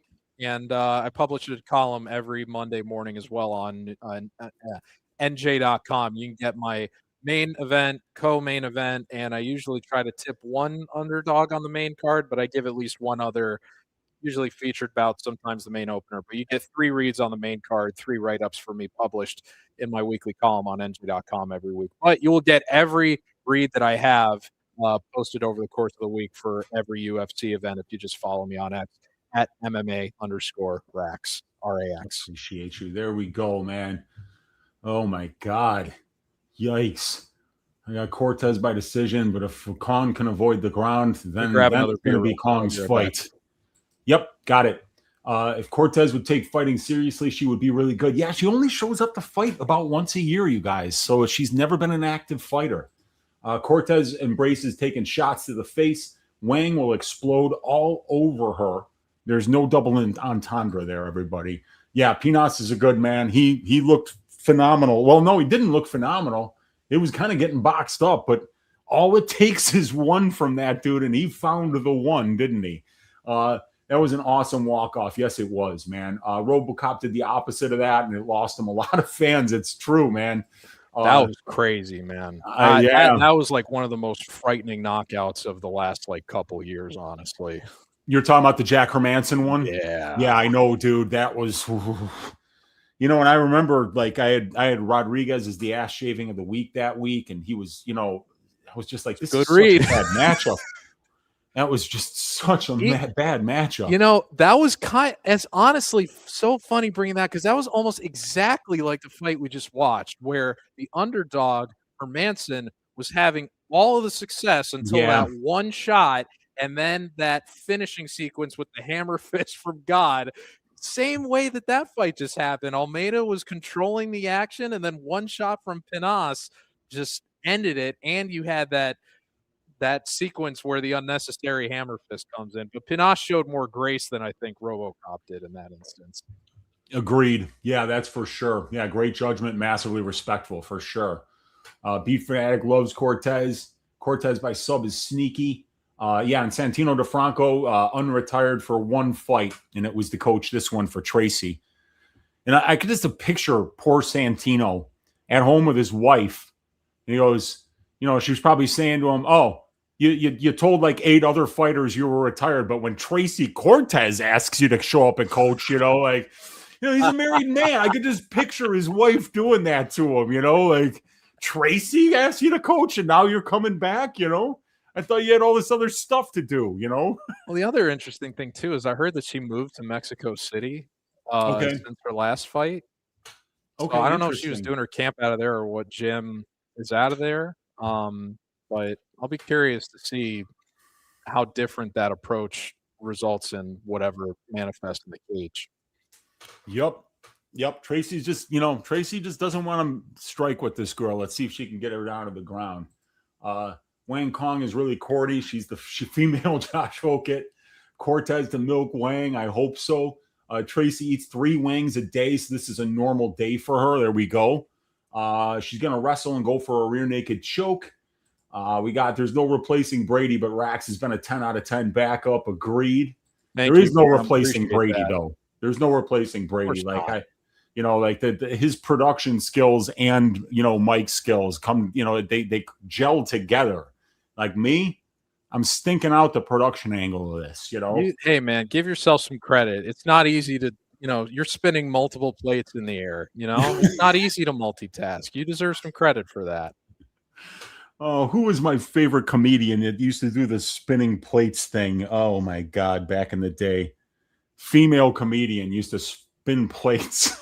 She was so funny. But I cannot do that, though. Us Greeks, we break plates, especially when we celebrate. I would love to be the wing that Cortez takes. Yay. What you guys got here? I got Tracy Cortez's money line, and I think Rax has got Wang's money line. Yep. She's my first big parlay leg this week. So if Wang loses, I'll be out for the rest of the night. But It's like I said, man, that power that you pointed out in terms of what she's achieved, and again, it's only 5 fights. It's not the biggest sample, but you just in women's MMA, you just don't see that kind of knockdown frequency the way she's already achieved. So I think there's a lot of optimism on the feet. But I will say this too, in terms of the Namajunas fight, you did point out not only was that short notice, but the interesting thing about that fight was, outside of that first round where she got the eyelash knocked off by Rose, Tracy did decent work on the feet in that fight to where Rose actually had to go to the ground in order to really stamp and get her win. So a lot of people were expecting Rose to light her up on the feet, and she had to go to an alternate game plan in order to get that 5-round decision. So I'll be curious to see how well Tracy is able to give resistance to what is coming from Wang Cong, given the perception is that she's going to get dominated on the feet. Maybe she's able to get a little bit more resistance to where she's able to set up those entries a little bit easier than just having to blindly shoot in. You know what I mean? Yeah, that's it. Because like it's such an important part of being a good wrestler is if you're gonna be a great college wrestler, well then you never need to work on your striking, do you? But like if you want to be a great wrestler at the as a mixed martial artist, you have to be comfortable at distance striking range. And no matter how uncomfortable you are there, you have to eventually just get comfortable with the uncomfortable and learn how to use your striking to set up the entries on your takedowns. Because if they don't fear your striking at all, they're going to be able to get their hips out of the way when you come shooting in. So, yeah, we'll see if Tracy, because I think Tracy, the reason I'm picking her here is I like what I've seen from her striking recently. It's not bad. It's not, and people think that she doesn't have much to offer on the feet, but she's won fights with her striking. Yeah, I do think in this one she's definitely going to have to get the wrestling going, but I think she can even afford, if she doesn't take a lot of early damage in the first round, she could probably conserve the gas tank and then really make a point of dominating the last 10 minutes with a more control-based fight.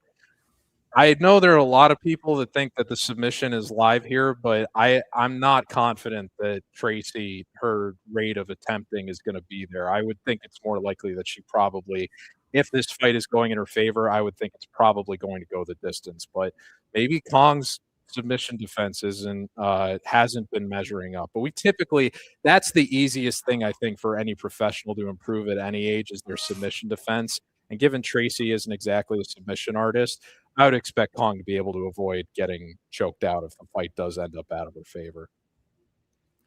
Yeah, now I'm seeing Bruce's tux, and yeah, that's not great. I mean, lavender is always a bold choice. It's a bold choice if you're a man, and I don't know if he's exactly pulling it off. I love Bruce Buffer so much. I know he's had a lot of brain farts lately. Yeah. He's kind of he's at the point for me where it's like, I'll let that guy can wear whatever he wants. He's such an important part of the show. He is. He really is, man. And like, yeah, he's out there announcing fights. He's not doing brain surgery. It's not the end of the world if he like butchers somebody's name or says you're from Peoria, Illinois, when you're from bad when he reads the wrong winner, though, because especially if you're, you got a prediction market bet and it settles it correctly. Yeah, you got to read the winner right. You've got that you can't get wrong, That was a bad error earlier this year. They're not going to forgive you if you get that wrong. They've done a good. They've cleaned that up, though. I think over the course of the year, we haven't seen as many of those weird, misreadings or points not being tabbed. That was happening at the beginning of the year, and then the public notices, and then they're like, "All right, we can't pull this scam anymore." Tracy coming out bold. Let's see. All right, I forgot the damn clock again already. We're 4:45. 4:45. All right, let's try 4:35. Let's see, like that. That's good. That's like within 3 seconds. Solid. Fantastic. All right, jump to live. You're better at this than you give yourself credit for. All right, Tracy on the front foot here, and that's what she's got to do, man. You know, if she wants to win this fight, she can't be on the back foot because then it's going to be harder to get takedowns. Oh. Well, that was a big right hand for Wang. Good calf kick for Cong Wang there. Great body shot, too. Yes. But Tracy's on the pressure here. Yeah, good left hand for Tracy. I'd be nervous just for her getting wrestled into the fence. Even though I trust her to skirt the cage, I would much rather see her controlling the center than skirting the outside. Oh, that did not like that leg kick. Yeah. She landed a left hook, but that was not good, man. Like Cong landed a big calf kick, and that could be big problems for Tracy because if that calf goes out, so does the ability to wrestle. Another good body shot too from Wang there. So they're back to the center of the octagon here. Tracy trying to get back on the pressure.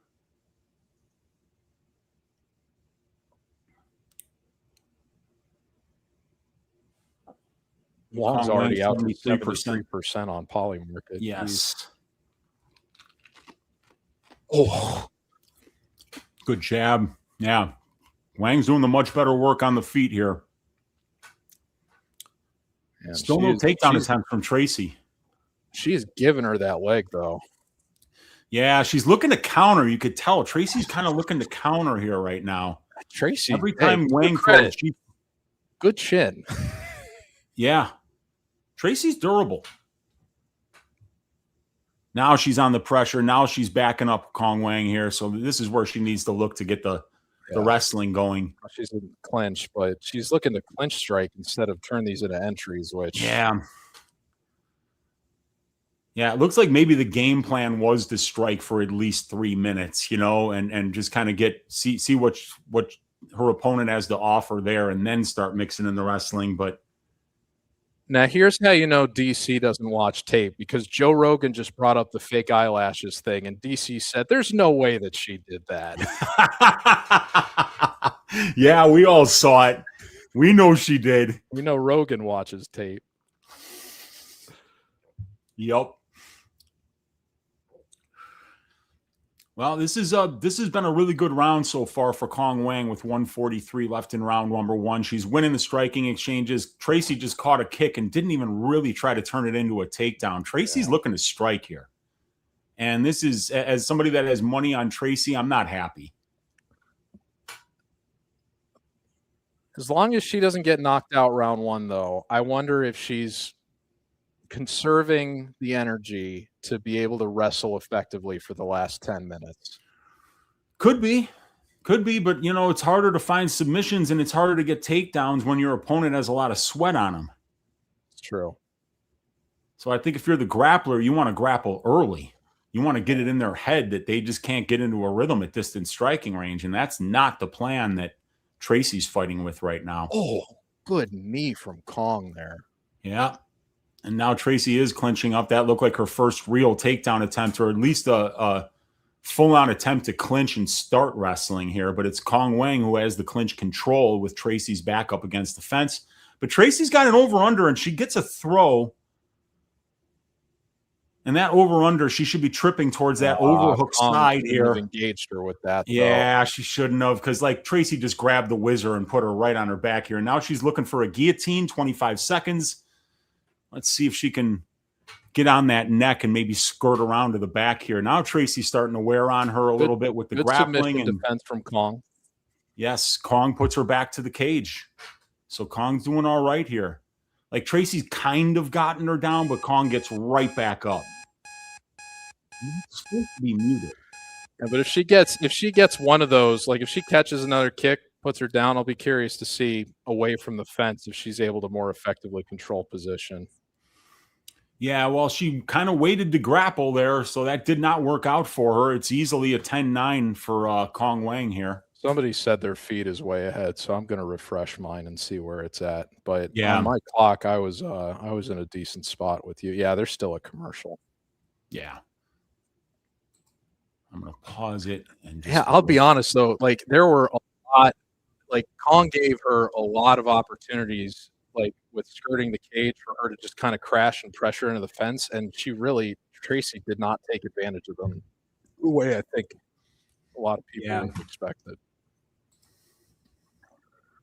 But it's just one round. She could still win 2 of them.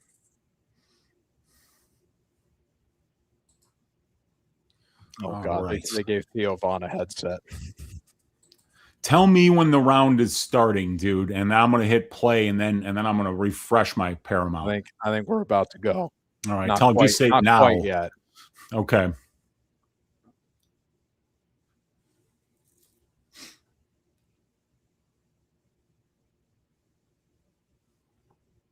Here we go. All right. Now? Yep. All right. Beautiful. Now I'm going to go jump to live. All right. So Tracy goes wrestling heavy here, takes this 1-1. She'll have the momentum going into 3. So still definitely not out of the woods yet for Cong. All right.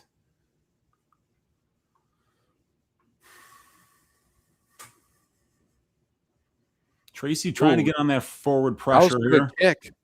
Yeah, good kick, good body kick there. Oh boy, yeah. She shot in on a sloppy takedown and caught Tracy coming in on the way in there. Rogan said that her leg gave out when she tried shooting that. Uh-oh. I didn't think that's what happened, but yeah, no, I think it was just a bad shot. I think it was just she had her backing up, and then she just thought, okay, now I can just kind of run in, and she got caught on the way in.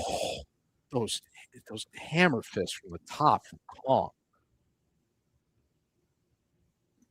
Tracy gets back up. 3:58 left in the round. Body work from Cong.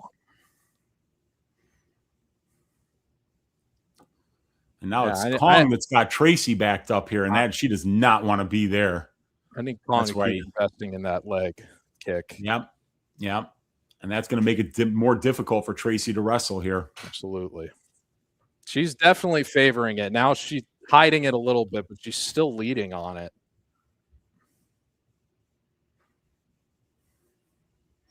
And, like Cong just feinted a kick and then just stood up on one foot there. And it's like, that's when you go. That's when you shoot, like she stood there for a full second. What are you waiting for? Tracy's chin, man. Yeah, she's tough, man. She's tough, but she's fighting a dumbass fight. She is not wrestling here. Wow.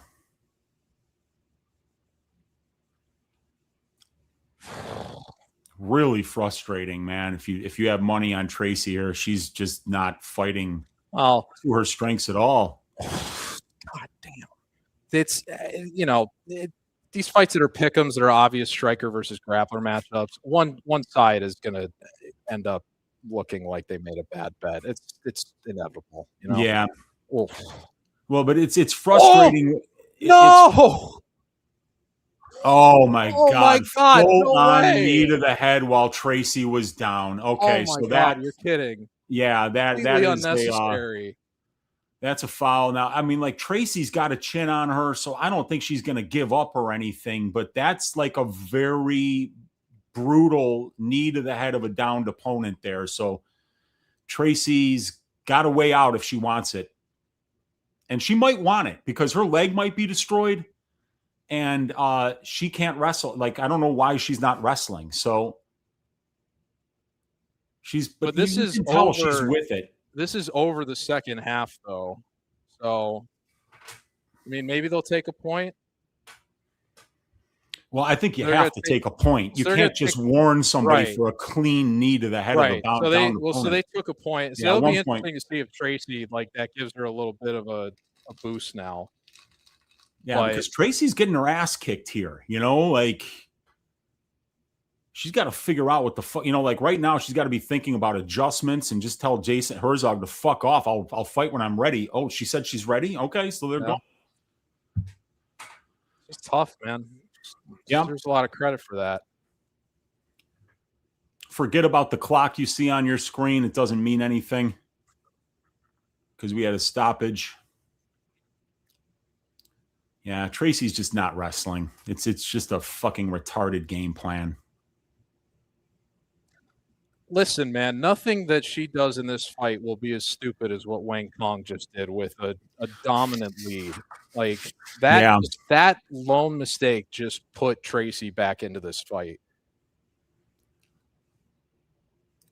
You know, and I've been saying lately, and sometimes I don't take my own advice, but like towards the end of last year, I was talking about how I was becoming less likely to bet on grapplers because it seems like whenever I do, they choose not to grapple in a fight that obviously you should be grappling.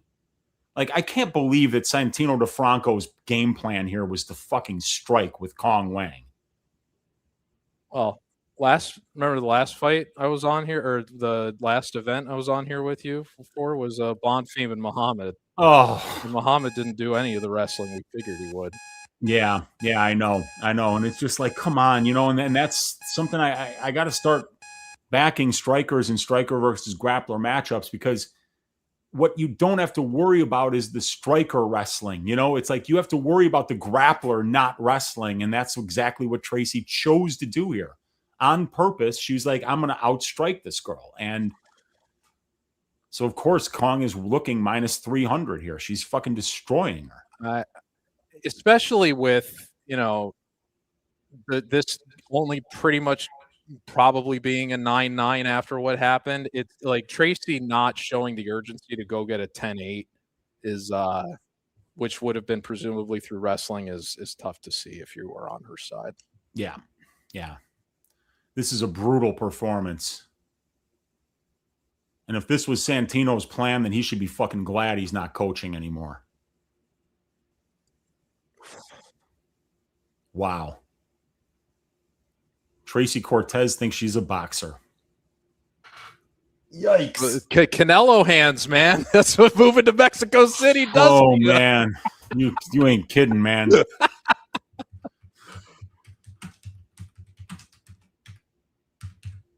So, yeah. I mean, look, she could wrestle this round and still, well, yeah, it'd still be a draw for her. She could walk out of this without taking a loss.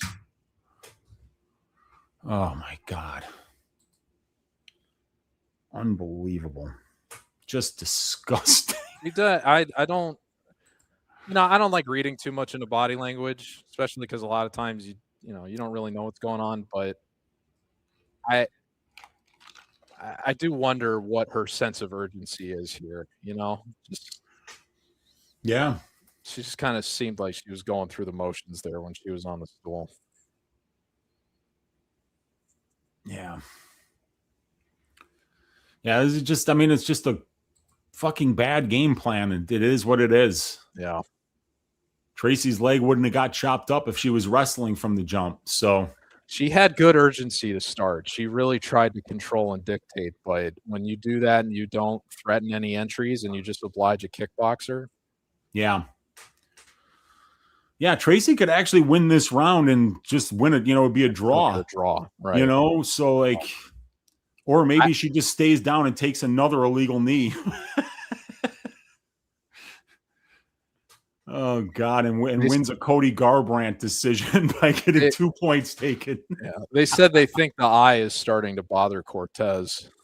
Well, I'm sure it is, you know, because she's striking. I mean, she's taken some big shots. I haven't seen her wearing a ton of damage, though. Yeah. I want to see if, like, her eye was swelling between. I know they were giving her the cold press and everything, but. Wow. Yeah, let's see if Tracy can get a takedown and get a ton of top time and wind up pulling a draw out of her ass to save me 1.5 units. That I'm definitely going to lose if she keeps fighting like this. Jesus Christ, Tracy, come on. What is that? I mean, like, that shot was awful. At least better than nothing. I mean, and she still might get the goddamn takedown here. It's crazy. Come on, Tracy. They're clinched up along the fence here. Yeah. Tracy's trying to wear on her a little bit. This is the fight you have to fight, Tracy.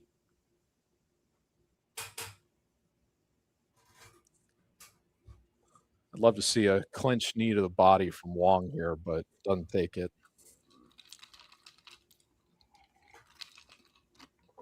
Yeah, Tracy's a fighter I've had a lot of success backing, and so this is a frustrating one to watch her fight like a striker for the first time in her career outside of the Jazz Davicius fight. And there's the leg. The leg is fucked. That's why she can't even get a decent shot, because she didn't wrestle early and got her leg chewed up. And it was a good game plan from Wang to invest in the leg kicks early. Yeah, it worked.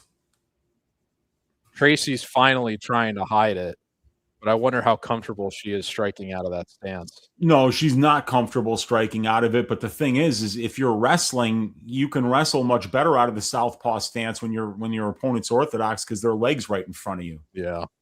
So that's what she should be doing. If that left leg is fucked up, she's got to put the right leg forward and shoot off of that leg. I like that she feinted the takedown there and went up top, though. She's still trying stuff. Yeah. But she's trying shit that's not going to win her the fight. You know, what she needs to try is to get a fucking takedown and get to a dominant position here. And she's got the leg. She's got a single leg here. Now she's got Cong Wang backed up to the fence, and she's got good head position. So let's see if she can step in between the legs here and drive this takedown home. But she's not. Should have been watching Basharat against Garza, though. Oh, that was, I don't know why she was throwing against the fence there, though. She did build into another entry at least. Yeah. Yeah. It looks like a terrible bet, but that's what happens, when you're striker versus grappler matchup where the grappler doesn't get their grappling game going at all. Right. She just didn't get it going, and this would have been a predictable result. I think a finish probably would have gone longer for her for Wong Kong too. But one of the other reasons I liked her just in this fight in terms of evaluating where the promo push was for these two, you have to imagine that they want to fast track Wang Kong for a title shot against Valentina so that they can get that rematch. And they would book that. You would think they'd book that in Shanghai, right? Yes. You because Valentina's fought there before as well. Right. And she's from Kyrgyzstan, which almost I don't know if it directly borders China, but it's right there. Right. I didn't see Tracy potentially being in title contention again, even if she won this. Yeah, this fight is basically over. There's still time left on the clock, but Tracy stopped trying about a round and a half ago. So, not a super encouraging performance. I thought her takedown defense was already pretty solid going into this, but for a fighter that has the kind of power that she does, you probably would have wanted to see a finish here instead of her get to what's going to be a 29-27, right? Yeah, 29-27 on all three scorecards. I mean, there's you can't make an argument for Tracy winning any of these rounds. So, but if they want to fast track Wong Kong to that Valentina fight, she's going to need to beat somebody in the top 10, I think, again after this, if to justify that. Yeah. Yeah, and as a gambler, this I don't rate this win. I don't rate it because Tracy didn't wrestle. I think the Mora fight was a more impressive performance, if only because she landed a knockdown in it. And because she actually she came back from adversity. Right. She didn't get finished, and she came back and showed that even though she lost that round badly and she needed to come back and win that third round, she was able to do it. So, yeah, but that's I think Tracy probably needs to retire.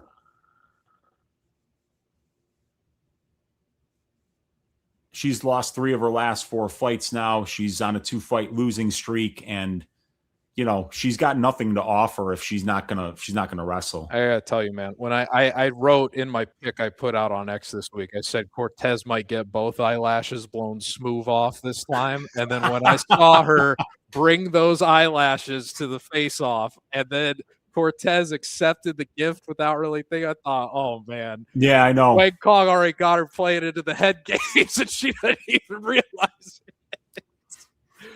Yeah, it worked. Easy 29-27 on all 3 cards, I'm sure.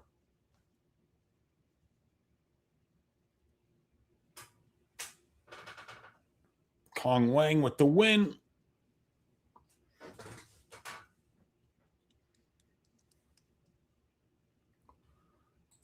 Artem MMA questioned whether Tracy was still interested in being an MMA fighter, and it looks like Artem was very, very correct to assume that, because that's definitely, like I said, like she should probably retire. That you just can't fight like that at this level. You can't be a wrestler and then choose to strike with somebody that you have no chance to beat on the feet. Where was she at before? Was she at Alpha Male before? Kong Wang, yes, she was. Tracy.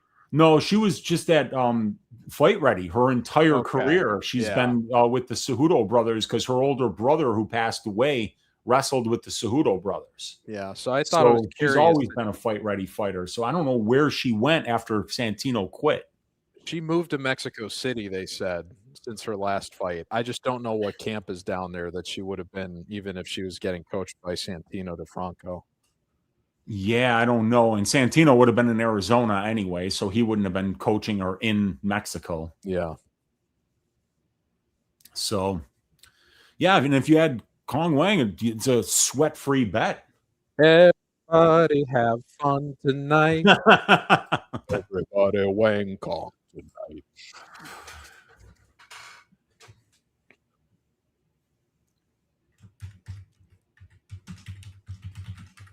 She calls out Valentina in her post-fight interview.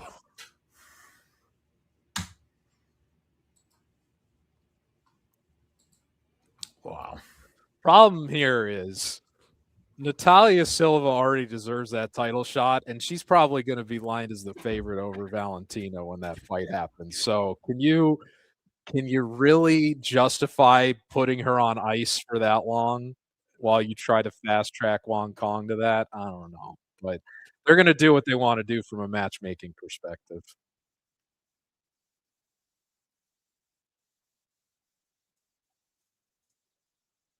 I was just told the soccer game's going into extra time and that Norway has had 2 goals called back. Wow.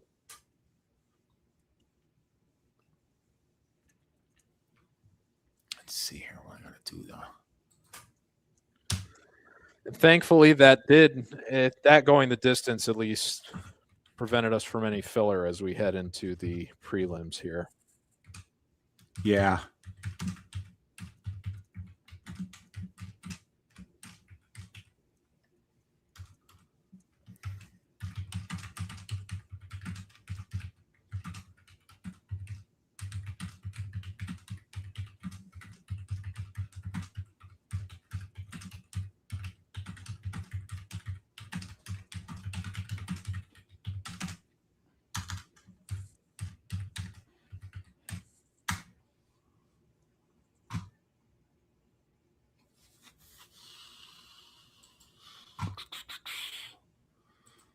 All right. So what is the next fight here? We got Kai Kamaka against Luke Riley. So we got Luke Riley right now sitting as a -260 favorite.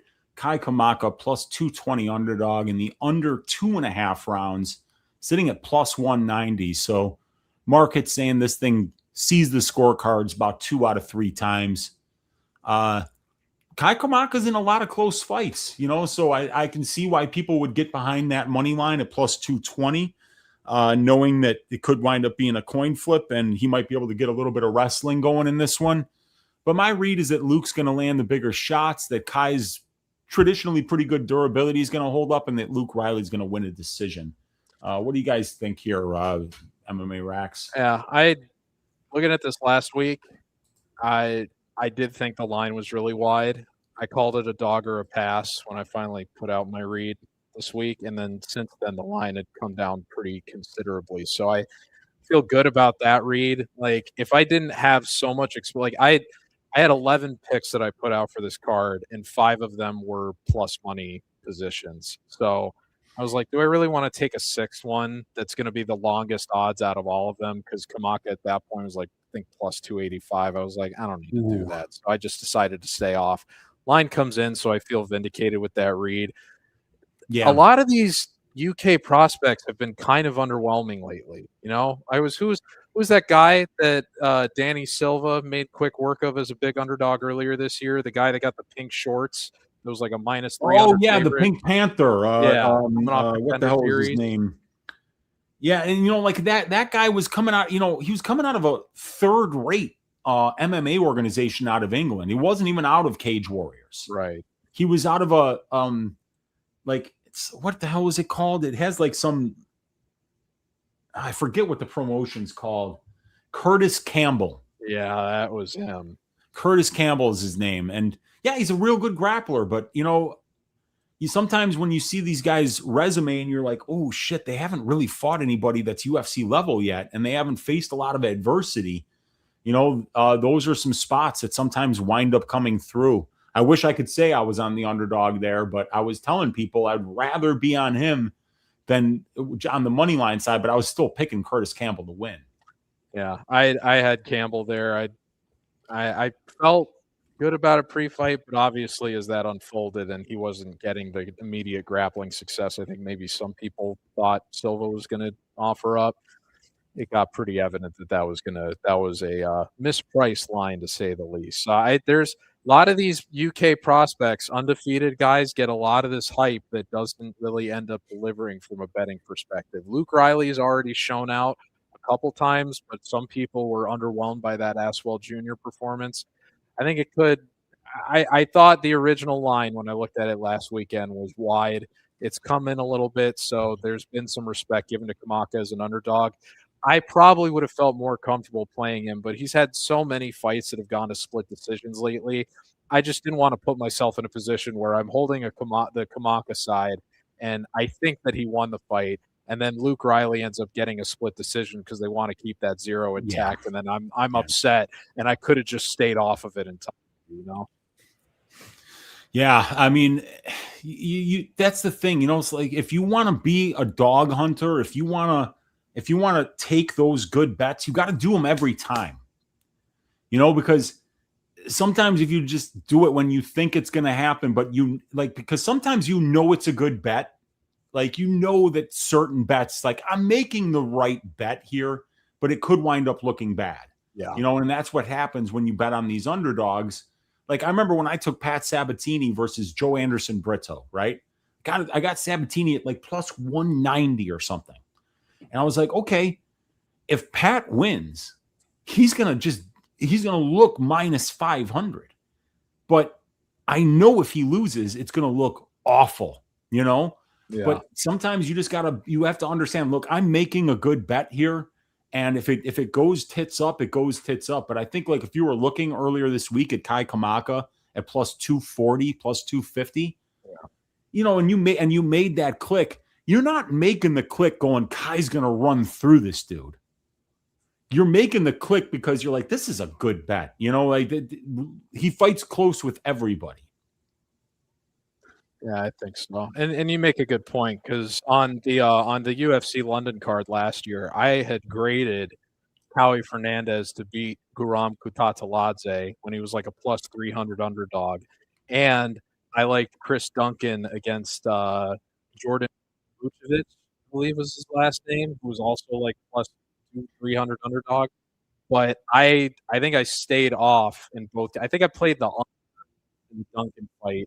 That didn't end up taking. But my usual rule is if you have the underdog graded to win, don't hedge on the rounds just because you're not supremely confident in maybe what you're seeing. You should trust your analysis. And I didn't in that case. And it cost me putting out 2 massive underdogs on the same card. So if you've got conviction in your long-term edge and you think that the side that is more valuable with the plus money is going to fight a competitive battle, you should just lean into that as opposed to talking yourself off of that side. Yeah, I agree. I think that sometimes you have to understand what a good bet is, and every gambler has an idea for themselves. This is a good bet, whether it's the gambler that's just going out there and saying, hey, what's a good bet? Gable Steveson round 1. I'm going to lay the minus 300. I'm going to put 5 units on it. And, sometimes you might get clipped. Sometimes it wins. But, like, that's probably going to look like a good bet after that fight is over. You know what I'm saying? Hey man, there's money coming in on Elishah. I don't know if you've been looking at those lines. I know, I saw it, dude. Like somebody was just saying, like our guy JD in here saying Gable down to minus 1,000. He was minus 3,000 earlier this week. But the one thing that I've found is that whoever the contrarians are that are putting big money down and moving markets, like the guys that moved the Gandra over 1.5 from plus 160 to plus 105. Yeah. They wait until fight day. Yeah. These guys. The contrarians wait until fight day. So sometimes if you have that obvious read, you want to wait on it because the contrarians are going to come in and move the market close to fight time. Yeah. I think usually if you're someone that is typically leaning on straights, probably better for you to just try to get the best number possible. But my very important part of my approach has always been I never lock in a position until the weigh-ins happen. I want to see them make the weight. I want to see how they appear physically so that I can know that the preparation that went in reflects the fighter that I want to see in the cage. Sometimes if you jump on an early number and then a guy has a bad weight cut, you end up holding a ticket where you're like, I wouldn't have wanted to be in that position. But so I don't know how many other people tend to approach that, but I think the majority of the market usually tries to get the earliest number they can. But I think for events like this too, you see a lot of casual money come in. But the interesting thing is I expected a lot of casual money to come in on the McGregor side today. And instead, we've seen Holloway go from minus 225 to like minus 310. Yeah, when I was up late last night putting in the rest of my bets for this card, and I was telling my subscribers that, like, I'm going to put in Benoit Saint-Denis and Max Holloway bets late this week because I'm expecting money to come in on their opponents, whether it's Patty, whether it's Conor. But then in the middle of the night last night when I was putting in all the other bets, I saw Max go from like minus 225 to minus 240. And then I saw him go to minus 265 on Bet Rivers, on DraftKings. And then I saw the other books starting to move, and I was like, you know what, just get in there now. And he's already, I got him at minus 240, and he's now minus 335. So the line is moving. He's still coming in. Jeez. He's minus 345 at DraftKings now. Holy cow. Yeah. So, the max money waited, as long as they could. They thought that they were going to get minus 190, I think, on fight day. And it went the other way. Wow. All right, quick bathroom break. Be right back, dude. Got it. Thank you, everybody, for tuning in. Appreciate it. When Wheezy comes back, I need a refresher for what the piping of the week and the milking of the week were. And when Wheezy comes back, I'm sure he'll shout out that super chat, but I'll do it for you right now. Thank you, Tim Johnson, for the $2 donation to the channel. I like McKinney to win in that fight, but as with most McKinney fights, you're usually better off on hedging the under, but who knows? Green, interestingly, has flipped to the favorite, but it's still kind of in pick'em range. So, in terms of this fight, as we've been talking about, I graded Kamaka, but I already had enough exposure to plus money spots that I just advocated staying away. I called it a dog or pass. Wheezy seemed to acknowledge too the line seemed a little bit wide last weekend, but still expects Luke Riley to win. So I do think Riley probably the more encouraging ceiling. Doesn't quite have the experience that Kamaka does, but there's definitely more upside with Riley than I think you're getting with Kamaka. If you are taking the Kamaka side here, you are probably expecting it to be a close fight. It could go either way. But if you're holding a 2-1 underdog ticket, you're happy with however the victory manifests. So we'll see how it goes. Got to put my picture back up. Yikes. Stay up, Tony. Let's hope that stays up because it might not. You got a super chat while you're in the bathroom. You might want to shout that out. Our guy Tim Johnson in the house saying got a Pinas and Riley money line with a McKinney KO. So Pinas already landed, so that's beautiful. Riley money line, I think he probably does win this fight, and I've got my pick is McKinney round 1 KO. So I like McKinney round 1 personally better than McKinney KO, but because just McKinney's just so explosive, but that explosivity just comes at the cost of his gas tank, man. He can't keep that pace up for extended stretches. So ring a ding ding. Thank you, Tim Johnson, for the super chat. I'm glad you told me that we did that because I don't want to miss any super chats. Oh, you got a live crowd here, man. There's a lot of support with this channel. You always love to see it. Yeah, it really is, dude. McKinney unders are feeding families, man. I could see Green conspiring with McKinney to make this go over, though. You know what I mean? Hey, brother, we can get paid. I'm telling you, let's throw jabs, man. Yeah, you never know, dude. It's crazy, but that, I think that stuff is a lot more likely to happen with the lower paid fighters. I agree. It seems like there's legitimate beef between these two. I expect McKinney to come out and try to ragdoll him the way he has some of his recent opponents and just try to get a very quick submission. Yeah, Terrence McKinney, he's just not comfortable in the cage. And people that aren't comfortable in the cage, they want to get out of there as soon as humanly possible, whether they're winning or losing. And you can just see it.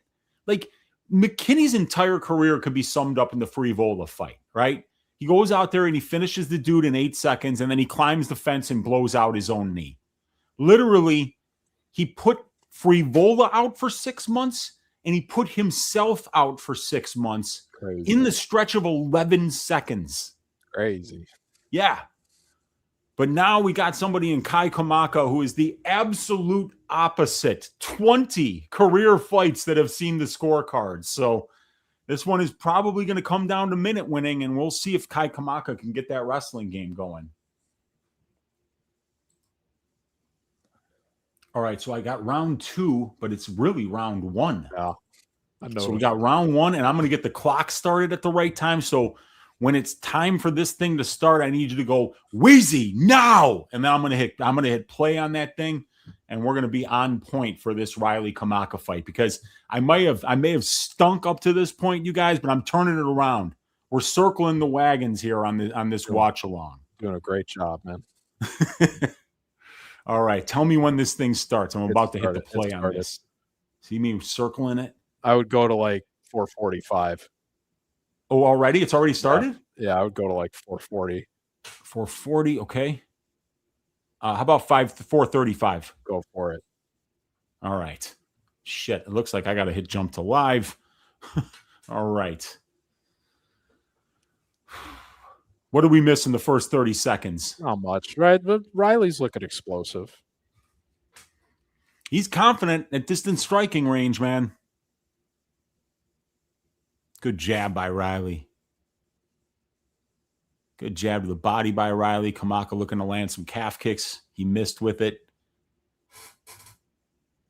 Good pressure from Kamaka, though. Yes, sir. Really good pressure, and that's what you want to do if you want to mix in that wrestling. Mm-hmm.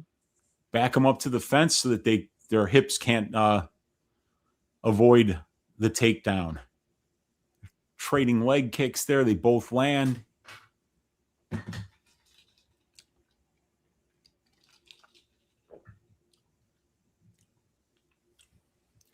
Riley looking a little bit crisper right now at range. Kamaka looking a lot more tan than the Englishman. That's all Kamaka. He's a Hawaiian, so yeah. Skin complexion, all Kamaka. He looks like a golden god in there, while Riley looks transparent. But it's Riley doing the better work on the feet, and that's what the judges are looking for, ladies and gentlemen.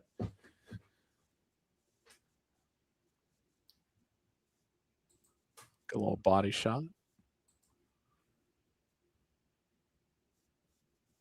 Kamaka wants to be on that front foot, and he is. Oh, good little jab for Riley. Catches him coming in. He's fast, man. He is, and he's precise. And that left hand, he's kind of like throwing it. Oh, he just landed a nice left hook. It's like a half jab, half hook. Have you noticed that? Yeah. He's leading with it, but it's got a little bit of a, he's trying to get it around the hand of Kamaka, around that right hand of his. And it's working. Riley winning this round so far. He's fighting hands down. He doesn't respect what's coming back at him at all. Yeah. He's got to be careful about that, man, because Kamaka's game, and he will stay in the pocket and look to counter you. And I would think, given how much experience he has going the distance, that he's probably content to give up round one. Oh, but that's what happened. Big right hand for Luke Riley. Drops Kai Kamaka, landing ground and pound. Kerry Hatley is taking a close look at this, and Riley's landing. Oh, big step in shot. Big right hand. He's trying to finish this fight. He's putting it on Kai Kamaka, and it stopped. It stopped. Luke Riley. Woo! Luke Riley got the job done. He's going to talk to somebody's cage side, doing the little "you're running your mouth" thing there. I wonder who Luke Riley was talking to. Big finish from Luke Riley. You let that go another like 5-10 seconds, Riley probably puts him down. But I don't ending a fight that's in a clinch like that. I don't like that at all. I mean, Luke was swarming. Luke was putting it on Kai. They were in a clinch when they literally stopped the fight. Yeah. But it's not like Luke was landing big shots. That straight right that landed might have broken the damn jaw. I saw the bottom jaw move while the top stayed the same. He had him chicken dancing a little bit. He did. I mean, he landed a lot of good shots, and he was putting a lot of volume on him. Yeah, they were. Yeah, dude. I mean, like Kamaka could barely stand. I don't think that's necessarily a bad stoppage. Luke was putting it on him. On the ref cam, he literally the ref put his hand over Kamaka's head and pulled them away from each other to stop it. Like, I don't like that. Yeah, but sometimes what you got to do is put the back of your head in danger as a referee, and you don't want to do that, man. They're not paying you enough to take a clean shot to the back of the head from Luke Riley. You know who will do that? Herb Dean. That's what he did to save Dustin Poirier from Gaethje in the rematch after he got head kicked. I remember that. That good referee. The head kick just absolutely just nuked him. Why is that sound on? Ass.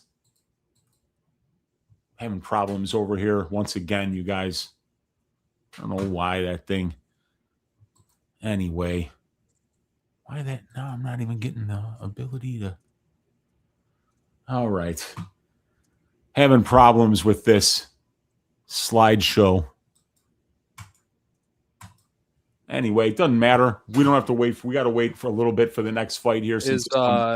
Is England, Norway going to PKs? No, as a matter of fact, extra time started and England got a goal to start off the extra time. So it's 2-1, but I think they still have another 20 minutes or so to play. Yeah. Oh, wow. 93 minutes. Yes, that was early in stoppage time. Yes. Or in extra. So really impressive performance there by Luke Riley. I picked Luke Riley decision, but Luke Riley gets the knockout, man. That was a big win for him. That's the kind of stuff that gets you moving up the ladder. First round finishes against durable fighters like Kai Kamaka.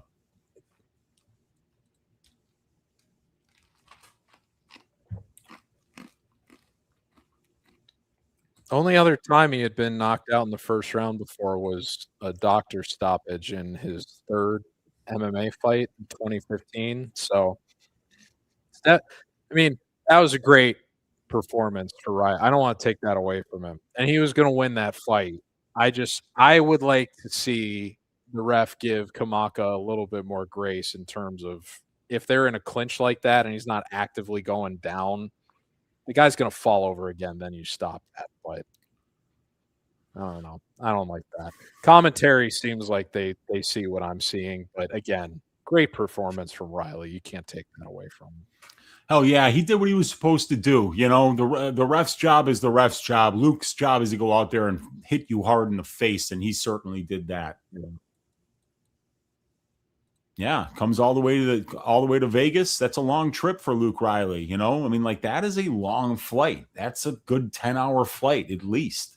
And that'll have his teammate Patty feeling good going into the co-main event. He just started. Are you on Patty too? Because whenever I'm on no. I my two legs I need to make it now that Wang Cong hit are I need Loner, who I love that KO at plus 210. I was looking at that on Sunday and thinking I'm surprised that's priced that way given the concussion narrative around Royval. And then my last leg is Benoit Saint-Denis against Patty Pimblett. Yeah, and it's not just the narrative too about that KO prop for Lonnie, because you just have to watch the cop fight and you have to watch the last 15 seconds of the van fight to be like, man, you know, this guy's getting clipped now, and 200 significant strikes he absorbed in the van fight. Then he goes on to get knocked out again. He's on the wrong end of the age curve when Lonnie's on the right end of the age curve, and then it's a 43% distance striking defense. 43%, dude. The divisional average is like 60%. It's like one of the biggest outliers in terms of horrible distance striking defense that exists in a division where people are traditionally very well-rounded and very capable everywhere. So that was one of my favorite bets of the week, was the Lonnie Kavanaugh KO prop. So we'll see if that one winds up hitting. Curious to see how much movement there's been on that, because when I saw that at 210 last week, I was stunned that it was that much value on it. But let me take a quick look and see what it's looking like now. Yeah, like the contrarian over picks that I've made so far, the Gandra fight, and then this last one, you know, that they did not work out for me. I've got another big plus under here in this next fight. It's like plus 177 for Yanez and Garbrandt. I like that because if you think Yanez is going to fight to his price where he's out like high 300s, 400s, he's quietly had most of his UFC and his win on Contender Series. They were all inside that 1.5 threshold. Not all of them, but I think like 5 of his last 7 or something like that. And then Garbrandt, if you're on the Garbrandt side, his best win condition is round 1. And I was at UFC 287 here in Miami sitting. I wanted to go see Pereira Adesanya too, but that was also the card where Yanez fought Font, and I was on Font there, but I was on Font, and I was thinking Font was going to win by decision. Yeah, Font goes out there and sparks him in round 1 as a big underdog. So Yanez can be caught early. Yeah. If Garbrandt's going to win this in Vegas, that's what you think his win condition is. So I like the hedge here. I think it covers, you know, if you're expecting violence, Garbrandt's at the end of his career, you're covering what you think Yanez's performance to price is going to be, and you get Cody's best win condition, and you're getting that at plus 177. I love that bet this week. Yeah, and actually, I bet the over here. I have the over because I think both of these guys suck, dude. I really do. I think they both suck, and I don't think either one of them is good enough to get a finish at this level right now. So, and plus, Cody Garbrandt is in very low volume fights, man. Very low volume fights. So, it was just. I feel like this one's going to go over just because Garbrandt is not very aggressive. And Yanez is not. He's won 5 of his 6 UFC wins by KO. But when you look at the guys, like look at the names, he's never beaten anybody with a pulse. I think his best win might be Tony Kelly. It's Tony Kelly, Victor Rodriguez, Brady Wang. What's that? He beat Davey Grant, but it was a split decision. Oh yeah, but that was not a KO. You know, like there was no. Oh yeah, among the KOs. Yeah. I was just talking about the KO wins, but the Davey Grant win, obviously his best win by a mile. But when you talk about the guys he's knocking out, none of them are still even in the organization. As a matter of fact, most of them were just cut one fight after they fed him to Yanez. Yeah, like Vinicius Salvador. that guy was a flyweight, and they made him move up to bantamweight so that love Yanez fading could get a win. Benicio Salvador when he was at the So UFC. did I, man. I remember I had like 3 units on Victor Altamirano when he fought him, Like nobody should ever have 3 units on Victor Altamirano, but that was a great bet, Yeah,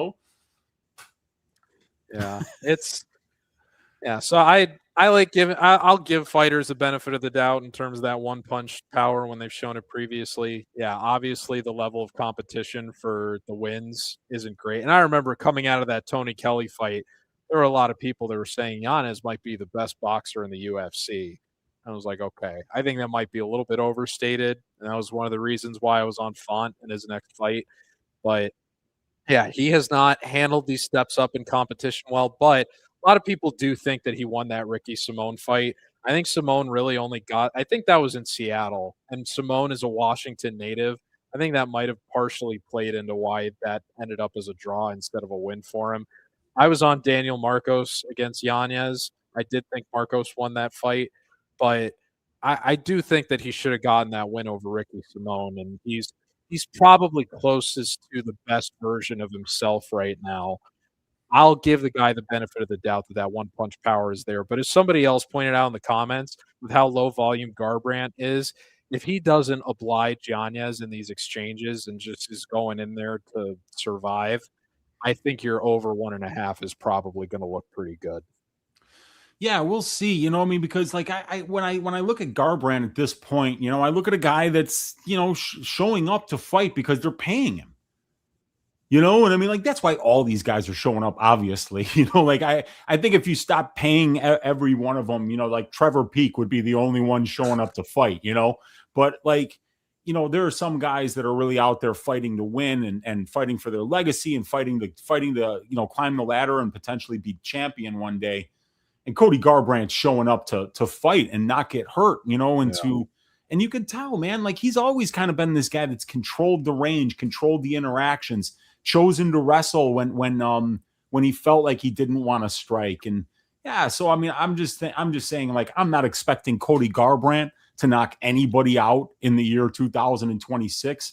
And it's pretty much the same for me for Yanez. Like Cody Garbrandt would probably beat all 5 guys that Yanez has knocked out in the UFC, like today. And I don't think Cody Garbrandt's really beating a lot of people that that are in the UFC or were in the UFC. So I think that's a good point.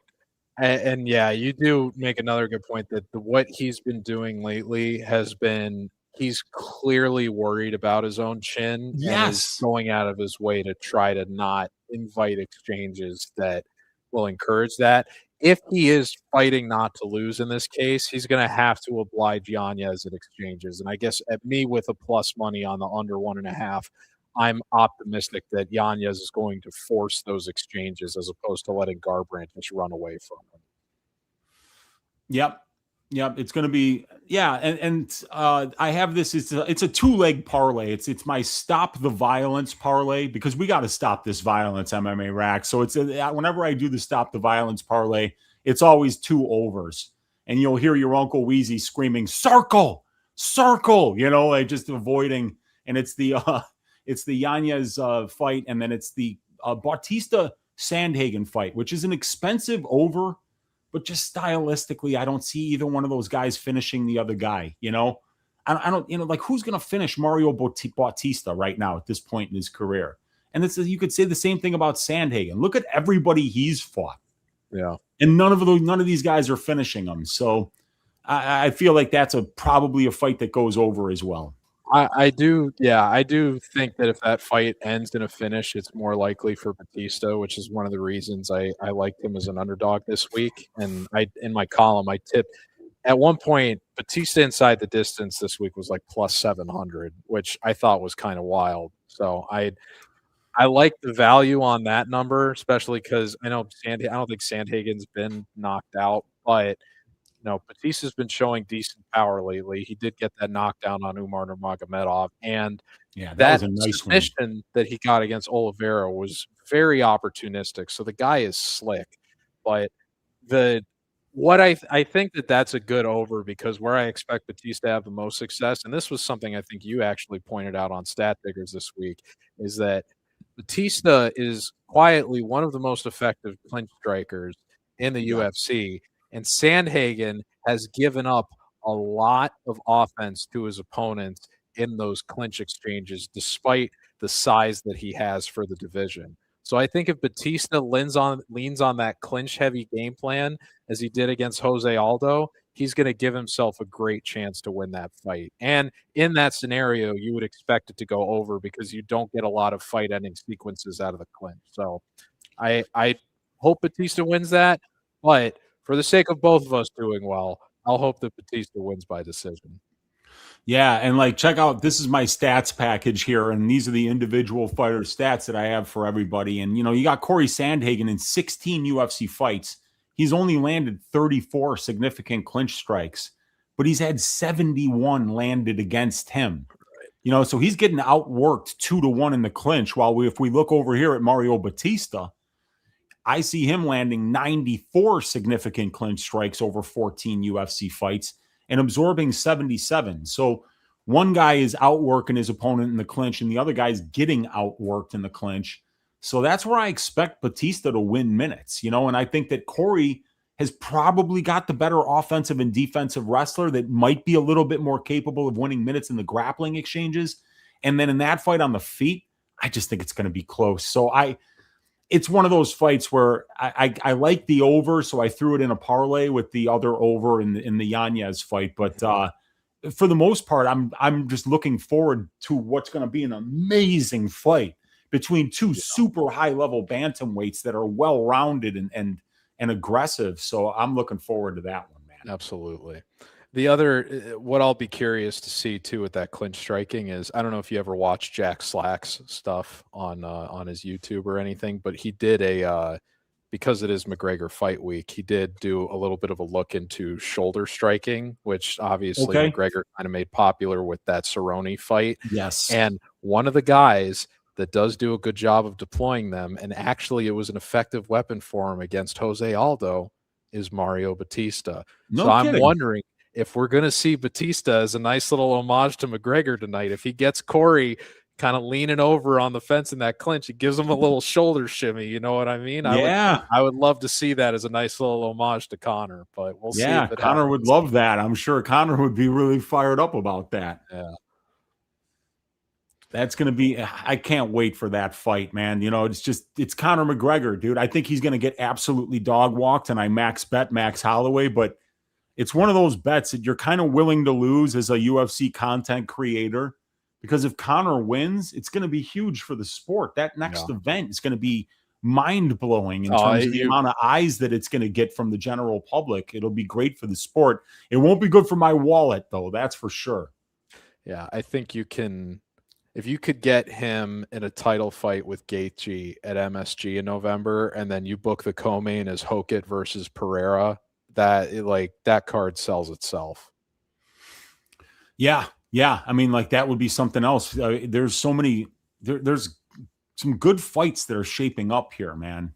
For sure. And I think that we kind of got clipped at the beginning of the year because they tried to put all the great fighters on the first two cards of the year.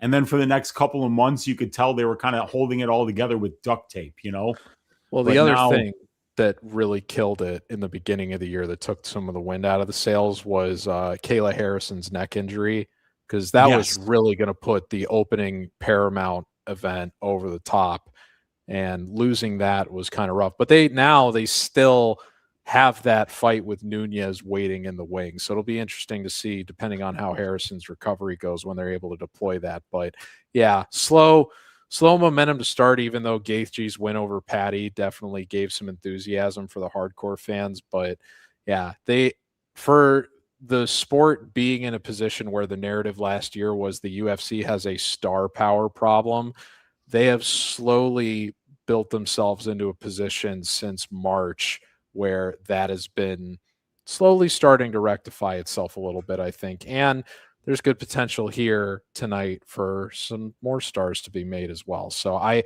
love the direction things are headed, especially going into the second half of the year. Yeah. I think I agree with you. Obviously, the stars are what drive the sport, and having Conor McGregor come back, just less than 1 month removed from the White House card, which was a massive spectacle and a huge hit. I think we're starting to round out in the second half of this year what's going to be a long, good stretch for the UFC here. Oklahoma City next week, Abu Dhabi the week after that. And then, you go hard into football season. That Philly card in August, Makhachev Gary is going to be an unbelievable main event. I can't wait for that, man. Absolutely, man. Ian Gary has looked so good lately. Gut check. I kind of like Gary in that matchup. I'm going to be if that guy has the fight acumen to give Makhachev, I think probably his most difficult fight in a little bit. So gut check. I like Gary in that fight, but grading it, I'll probably end up leading towards Islam, I would think. But I still got to look at both of them, man. But I would love. Can you imagine if McGregor wins tonight and then Gary wins next month? How big of a summer it would be for Irish MMA? Oh my God, you got that right, man. You got that right. And, even though I max bet Holloway, he's lost 2 out of his last 3 fights. He got knocked out for the first time 3 fights ago. And in his takedown defense and get up game looked like dog shit against Oliveira. So there is always a possibility that maybe he's on the wrong end of his career and that, he's not going to perform as well. But, I just think it's such a reach to think that Conor is going to outwork Max in the cage. Even when Conor was great, you get 2 good rounds out of him. That's it. Yeah. So, yeah.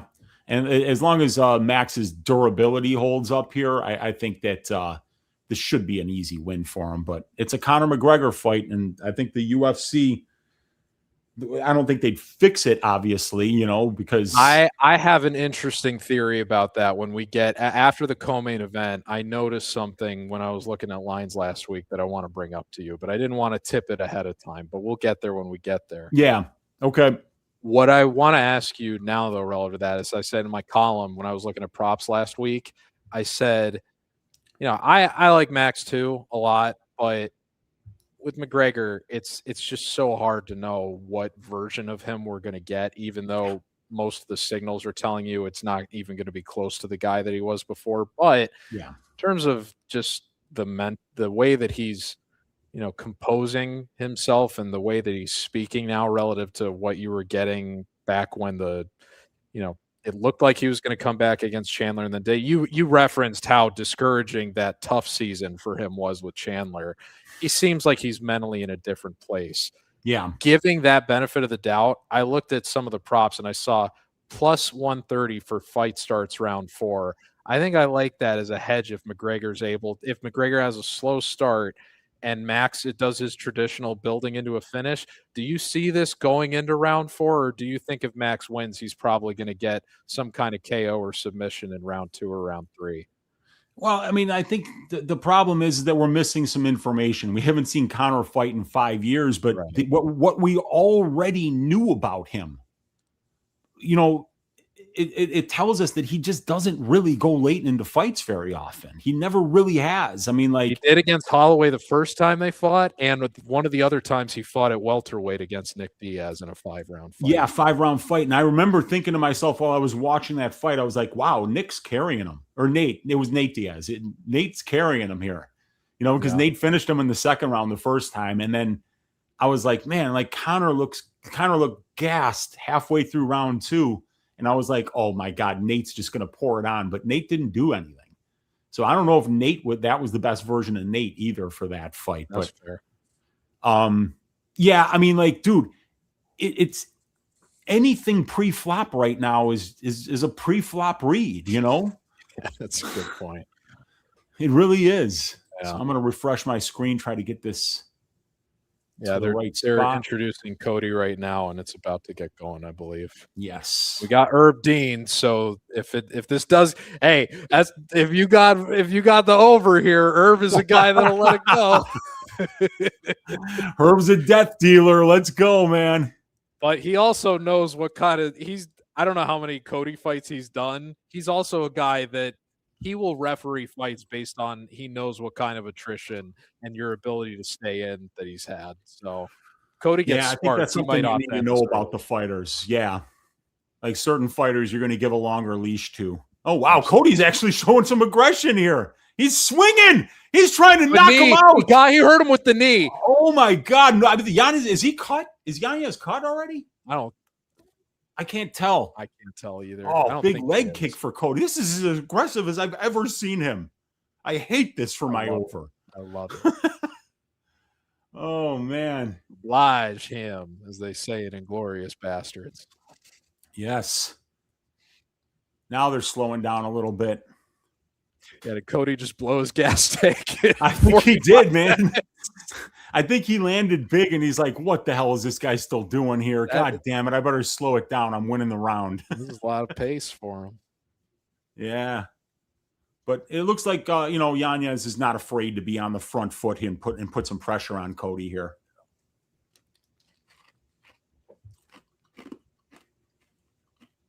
Good attempts on some counters there from Yanez. They both missed, but so did the jab by Cody.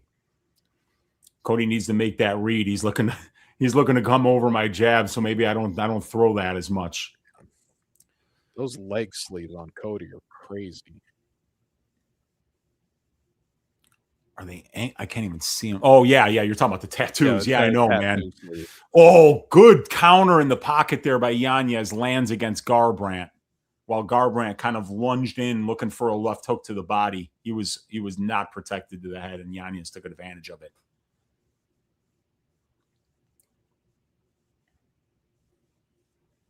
Cody's landing some good stuff, though. Yeah, he has. He does look like he's aggressive when he's crashing the pocket. He just obviously doesn't do it very often, Good jab there from Cody. Gets right out after he lands it.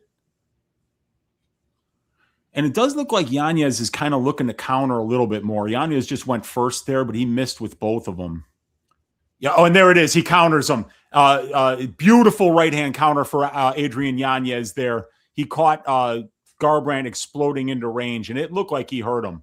Cody even just feinted a takedown. He didn't react to it well. No, he certainly didn't, man. That was a clean counter there by Adrian Yanez. So, and he just countered him again. Beautifully countered him again. Cody's on skates. He's about to get knocked out here. It's over.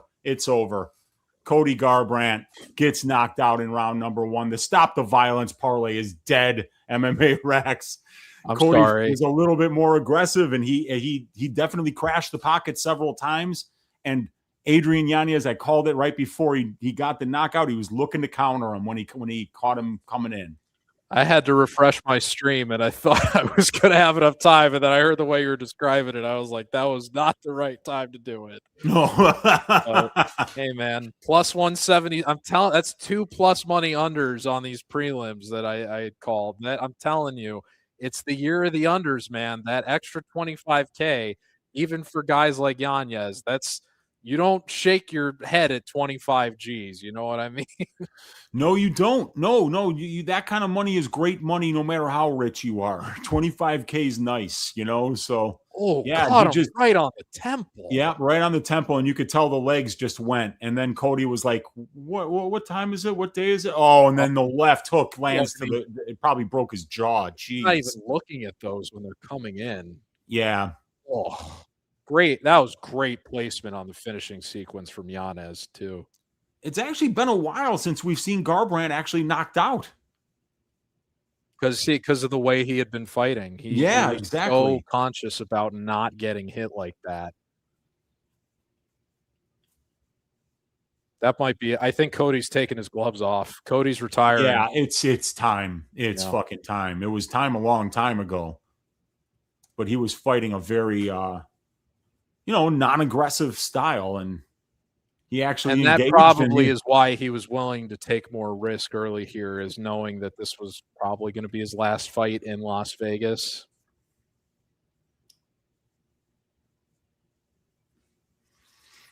Yeah. I mean, Yanez was a -4 something favorite there. He covered that price tag. He looked great. But Cody did look aggressive. I mean, like when he came out, I was like, come on, you got to be fucking kidding me. I finally bet an over in a Cody Garbrandt fight, and then he's like, now he's aggressive. Got to be kidding me.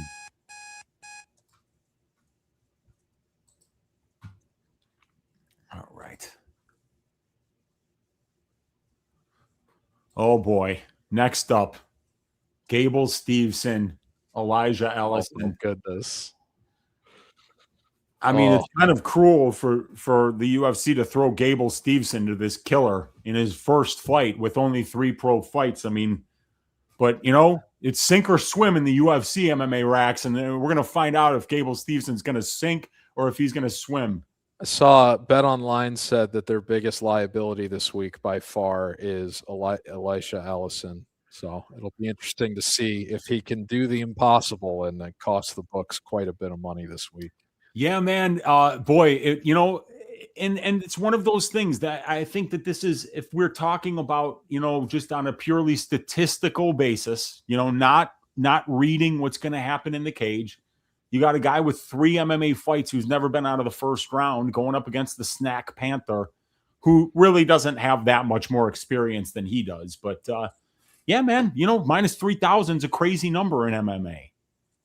That's why lines very rarely that exist that wide. So yeah. I could see why people are taking the dog shot on Ellison. It's a heavyweight fight.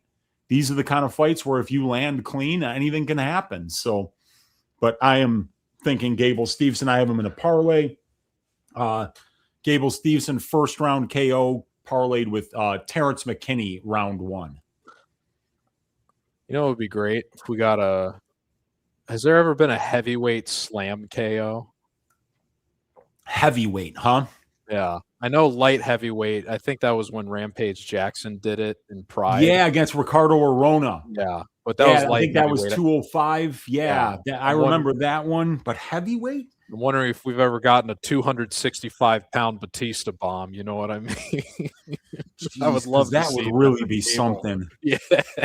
maybe somebody in the chat would remember that. I can't think of anything right now.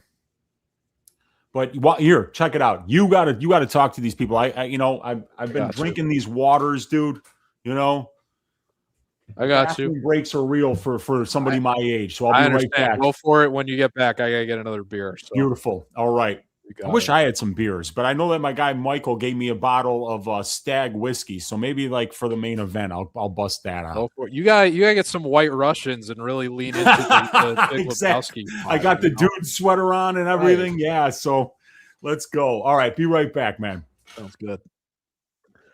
All right. Thank you all once again for tuning in. Really appreciate it.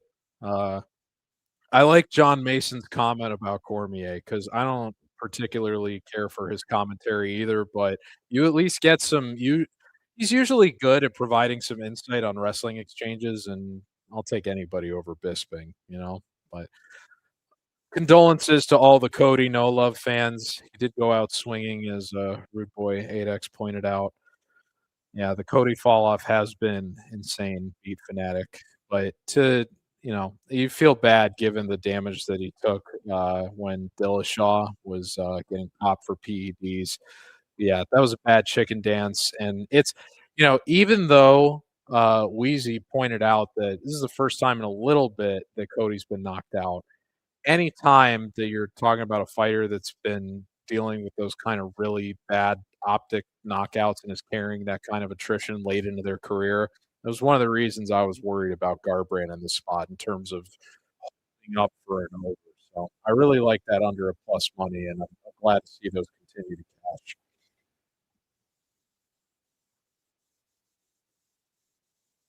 Ellison under 8.5 significant strikes, minus 115 on DK, says Cody 0-0. I think that's an interesting angle. If you expect him to get dominated, I think that's probably fair if Gable takes the fight pretty quick.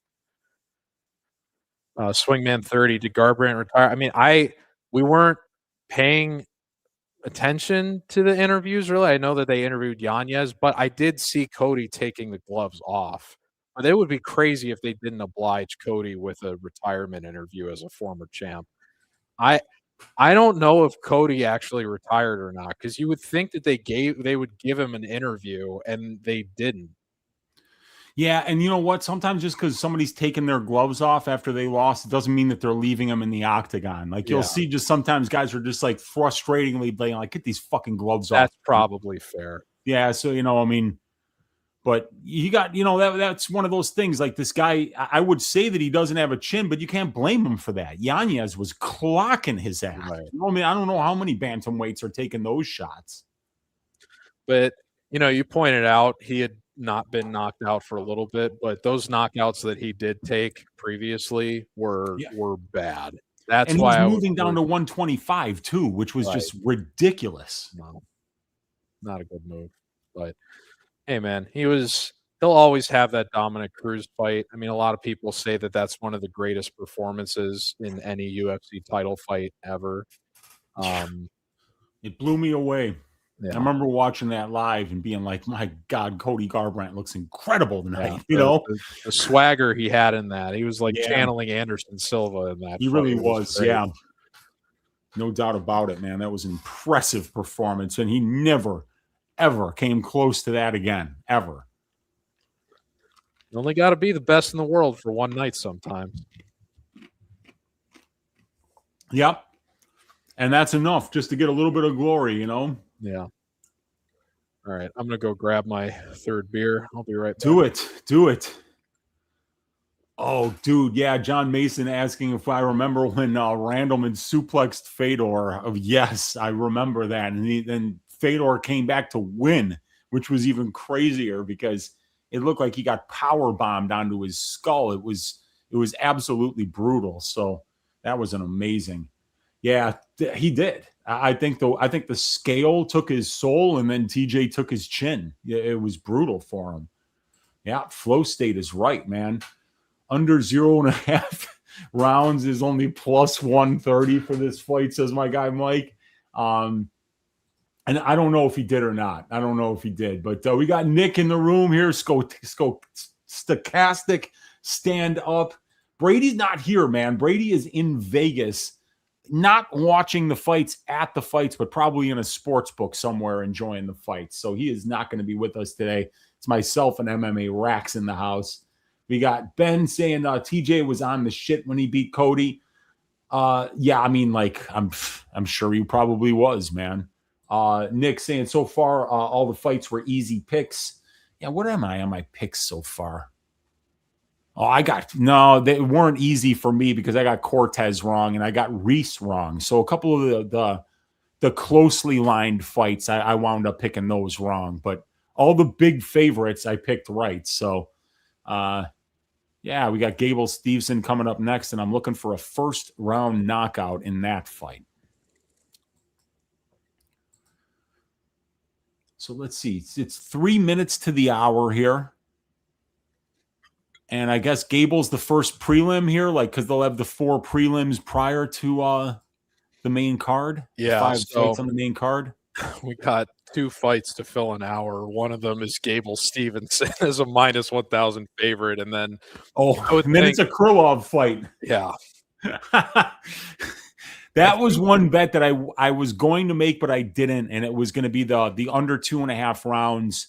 For the Krylov fight, just because it's a Krylov fight. And I mean, his fights almost always finish. So if we get 2 first-round finishes, we're going to have a lot of filler the next hour. Oh, man. All good, though. Bob Sapp versus Big Nog. Oh, okay. I that one was a long time ago, and I mean, Bob Sapp fights were always classic.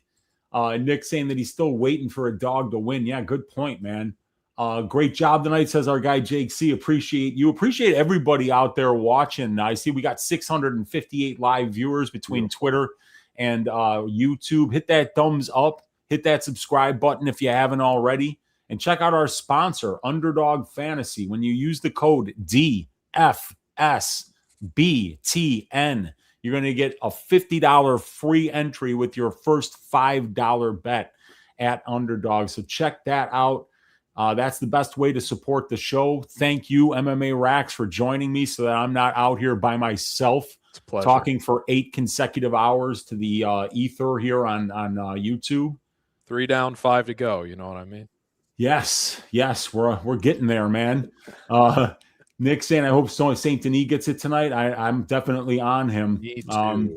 All favorites so far. Yeah. But not like, a couple of the favorites were small favorites. Like Gandra was like minus 130. Wang was a pick 'em. Yeah, Wang Cong was pretty close to a pick 'em. Just a slight favorite. So, yeah, there were going to be some people on the other side. I was on the wrong side of that Cortez fight for sure. I'm glad. I'm thrilled though with the way I was talking up those unders earlier. To see both of those cash at plus money makes me feel good. So, but of course, the under that we all want to see still has to take shape, which is the McKinney minus 360. Yes, got to keep that stretch going. I don't want this to be. If this is the first McKinney fight that goes over, I'm going to be furious. Yeah, the only action, because I actually thought I'd be able to get that at minus 300, minus 280 or something like that. And then I was going to play it big, but it just kind of went to minus 400 almost immediately. And I was like, fuck, I'll wait. And then today I forgot to look, because I'm sure it did come in some. Only like minus 350, I think. Not as much as you'd think. Yeah, actually, right now it's minus 300 on Bet Online. So like I say, always on the day of, the contrarian over bettors will come in. And like, for instance, that under 1.5 rounds for the Steveson fight was minus 500, minus 525, minus 550 on Bet Online. And now that's been bet down to minus 400. So we're seeing some bets come in on these overs. The contrarians are in the house. It's crazy. Yeah, I know, right? Get it at all. Well, now people can get some good lines if you want to get out there and play them. We're giving out the edge out here. Go with the unders. It is the year of the unders. It is the year of the 25K bonus. I'm telling you. You got that right, man. I already got served out of my Stop the Violence parlay because of that. So we'll make it back on BSD and Lone and Kavanaugh KO. I think we're pretty aligned for the rest of the night. Like pretty much the whole main card. I think we're on pretty much the same read. So we'll have a good time. Yeah, definitely. We'll be rooting for the same stuff, and hopefully our audience will be rooting for the same stuff. Otherwise, they'll get to say in your face when it goes against us. So that'll be fun too. But yeah, they're taking their time getting the walkouts ready for this one here. We're 1 minute after the hour, and like you said, my man, they might wait until 15 minutes after the hour. Honestly, I'm thinking about upgrading my subscription to Paramount Plus just because I think the ad-free one, because I think they show the walkouts on those, but I think for the regular one they just give they just do the commercials. But I love watching the walkouts, man. If I'm gonna be furious if they don't show Patty's walkout tonight, I'm gonna be furious. They got to show them. Top especially five for these kind of fights, Yeah. Like that's the thing about the pay-per-views. You got to see every walkout, right. And that's a big part of it. If you're going to pay for it, you don't want to be inundated with commercials. But I don't care. I had ESPN Plus paying $25 a month for that trash, and they inundated me with even more commercials than what Paramount does, where I'm paying $6 a month for this. Yeah. And that was for the commercial-free version or the low commercial version. I'm really stoked about the Paramount era. I think this is the best thing that happened to the UFC for a long time because ESPN Plus was a horrible partner. Bit of a shaky start, but they ironed out a lot of the production stuff very quickly. What I would love to see them do in the interest of fostering more casual appeal is I don't think that they leverage CBS enough. They used it for 324. They didn't use it for the White House card. I thought that was a big miss. And the other thing that I would really love to see, because I think he would be great for it, if they were to bring him in for MSG, I would love to have Jim Nance as the lead color commentator for a UFC card. I think that John Anik's grown on me a little bit. I know a lot of people like him. I don't like him as much as who was the traditional guy? It was Goldberg. Goldberg. Yeah, like Goldberg. Yes, I don't think Anik is as good as him, but Anik does a pretty decent job overall. But Jim Nance is an institution, and I think he would be him. Imagine him and Rogan and Senko together doing an MSG card, I think that would be fabulous. Yeah, like whoever does, if people do step in, they're gonna have to come in ready, because UFC fans are gonna be pissed off if they don't know what they're talking about. Yeah. So I think that's the tricky part of it, Nance is a professional, and he does a lot of different sports, basketball, golf. I imagine that he would put the work in ahead of time to succeed in that spot. Another guy that what's his name? That he does a lot of the Fox spots. He's one of the lead guys that does college football. Used to be Fox's commentator for when they were doing UFC on Fox. Oh my God, I can't believe I'm forgetting his name right now. He's the guy that did for Chris Johnson. He said he's got getting away from the cop speed. Do you remember that? Jimmy Smith? No, he's an African-American guy. Oh my gosh. I can't believe he was doing play-by-play for the UFC? Yeah, comments, please help me out. This name is so obvious. Ugh. Oh geez. Is it poor Elijah Ellison?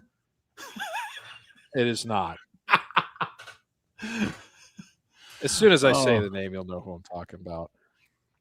Gus Johnson, that's who it is. Gus Johnson. Oh my God. Johnson was doing UFC on Fox back in the day. That's right. I totally forgot about that. And I remember people, UFC guys being like, this is great. I love Gus Johnson, because he's an exciting guy. Yeah. So I give those professional commentators the benefit of the doubt that it's their job to know what they're calling. I would think Nance would do really well in that spot because he's proven to do well across multiple sports. Yeah, I'm sure he'd do fine, Somebody said Jimmy Smith tried to do WWE and he was god awful. Yeah, completely. I mean, like Jimmy Smith used to fight, didn't he? He was a mixed martial artist. So for those guys that do fake fights, I don't think he probably wouldn't have been good at it. It's not surprising.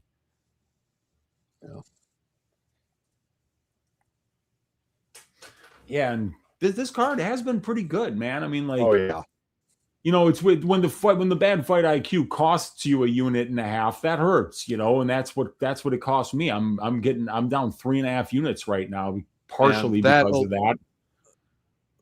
That illegal knee from Wang Cong. I mean, that's that is one of the most absent-minded fouls of the year in a fight where you are dominating on the feet. To take that, completely unnecessary. Great, especially like for where she threw that knee, you could just as easily, slide one of those elbows in there. You don't need to take an illegal shot like that. That was bad.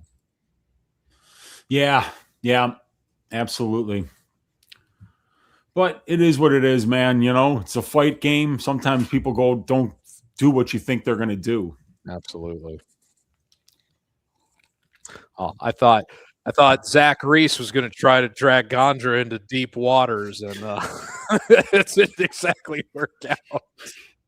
Yeah, so did I, actually. I picked Zach Reese by decision, and I was only off by 13.5 minutes. I was this close,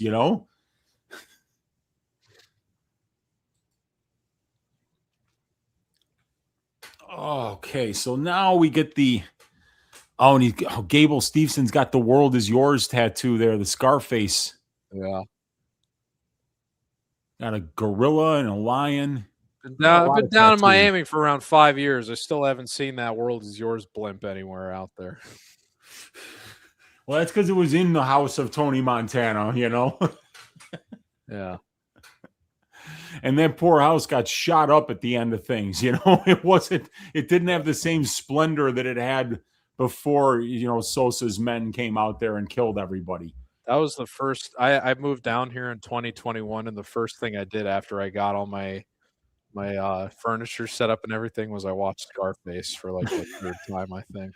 To try to find some landmarks. I know when my girlfriend and I went down to Ocean. I'm like, see that hotel over there? That's where Tony Montana's cousin got chainsawed to death by the Colombians.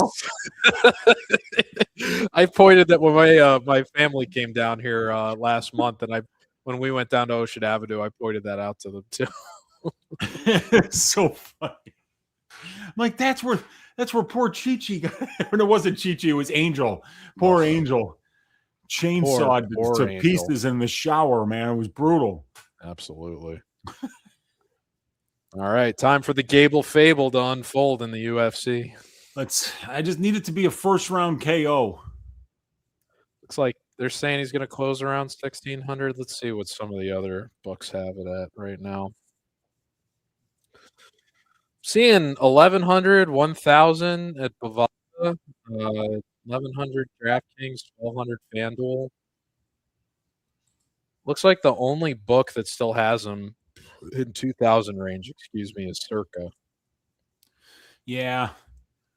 Well, you would expect some of the sharps to come in and just take that line, just being like, they're not expecting to win this bet, but they know if they make that bet 100 times, they'll be plus EV, Yeah.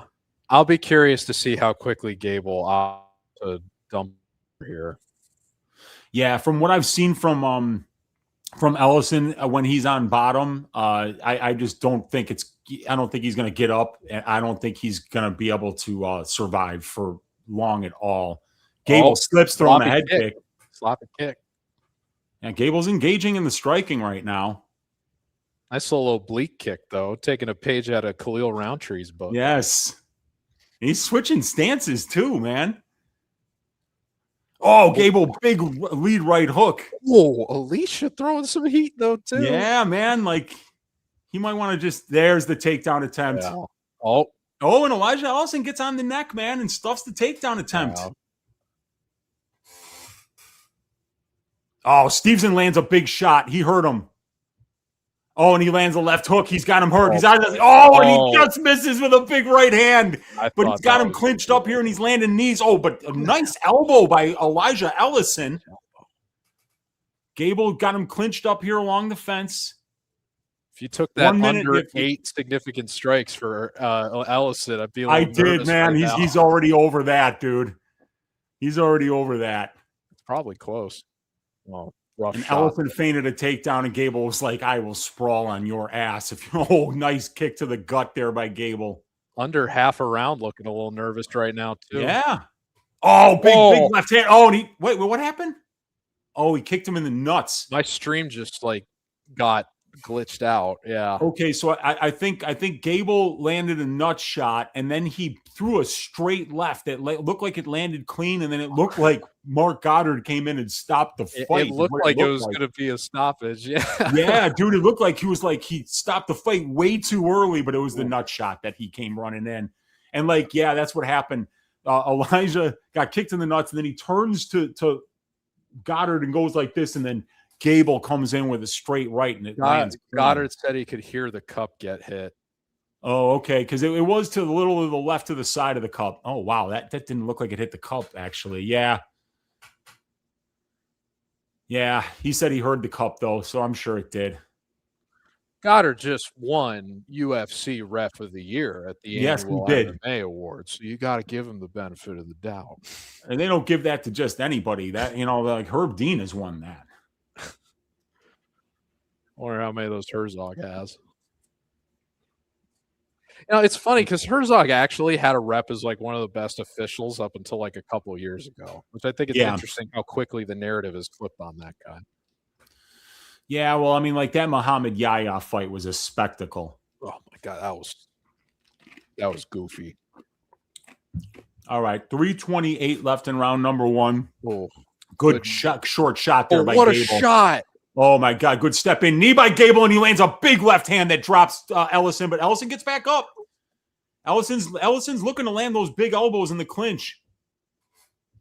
And Gable hasn't gotten any takedowns yet. Ellison's hanging tough, man. He is. It's a heavyweight fight, man. Gable with a low leg kick. Gable looks pretty confident in his striking, man. I like this. These kicks, though. I did not expect him to be this kick heavy. Oh man, he's beating up Elijah with just on the feet. Oh, what a shot! Oh, big right hand. He's got him in trouble. Oh, big trouble. Gable's trying to finish here. But Elijah's hanging. Oh, a big left hook, a big knee. Gable's kicking his ass. Oh man, this is that going to be a push? Oh, he's out. He's out. He's out. Jeez. Is that going to be a push on the over/under half a round though? It looked like it ended at 230 or 231. That's what I'm saying. 230 or 231. So we're gonna have to wait and see about the under half a round, over half a round. We're gonna have to see. It's gonna be down to 1 second. Under 1.5 though, that was easy money, even if it was minus 500. Yep.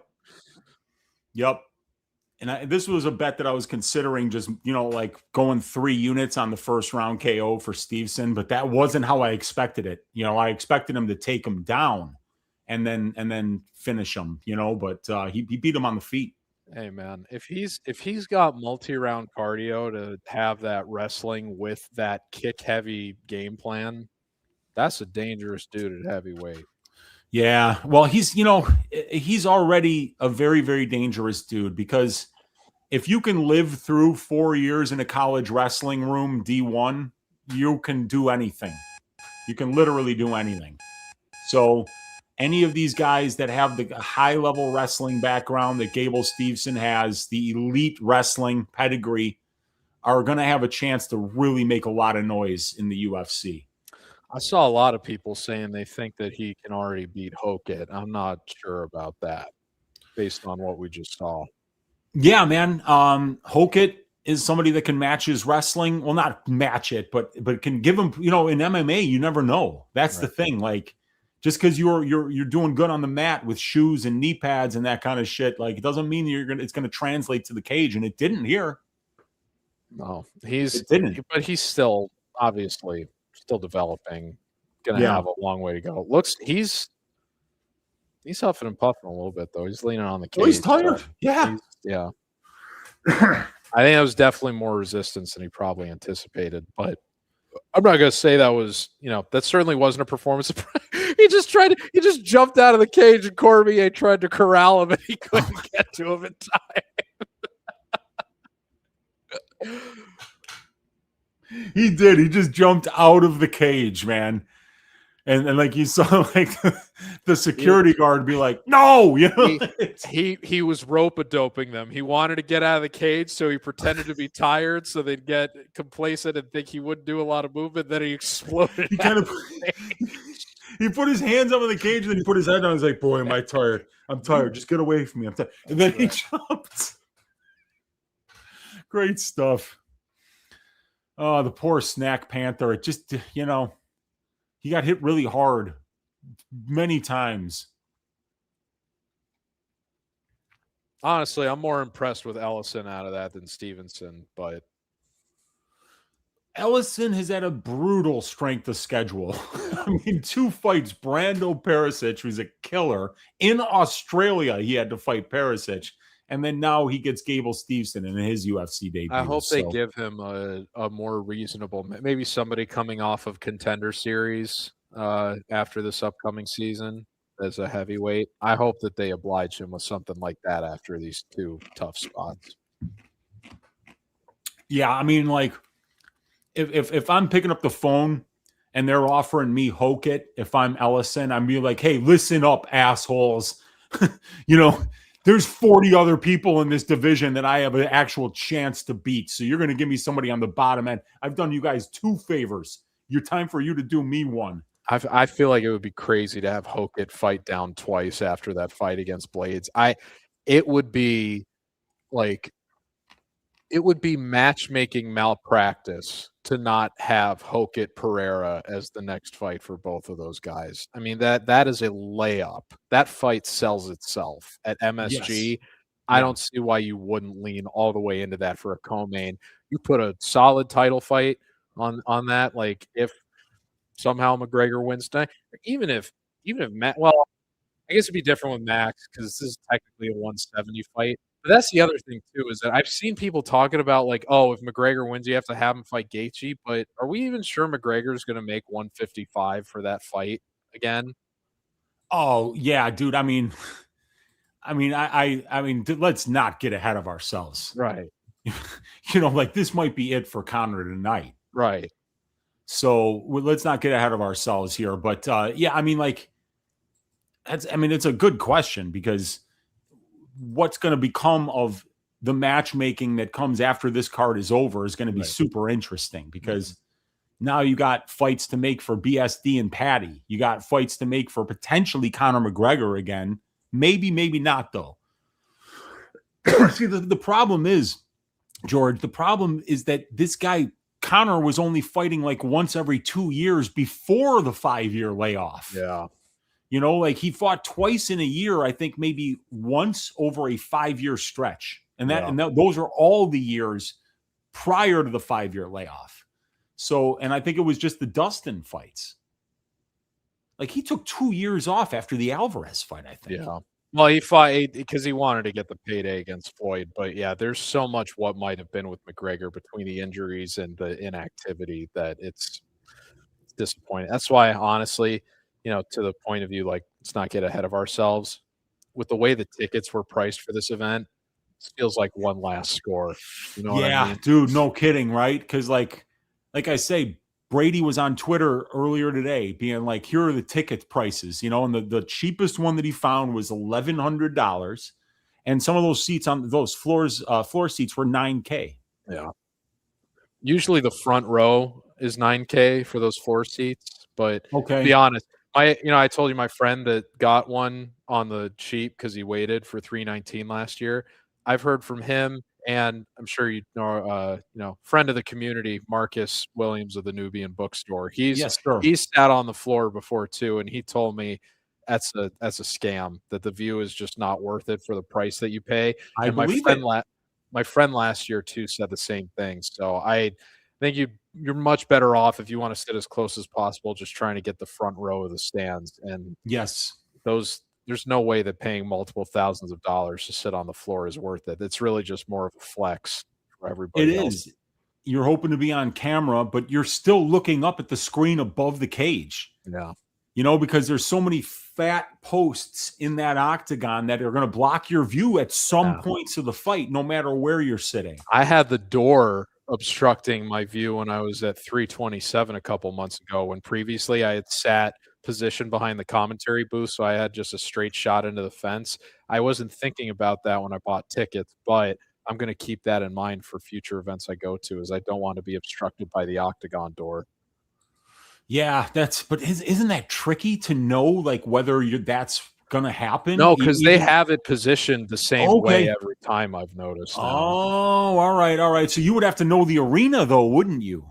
Yeah, but I've been to the Kasaya Center now twice, and 319 was the United Center. I'm a Chicago native. I've been plenty of Bulls games. I've been there a number of times. I had a friend of mine that used to have season tickets to the Bulls through the firm that he worked for, and like nobody would go to the games, so he would always go and grab the tickets and got to see so many games. My mom had a similar arrangement with her employer too.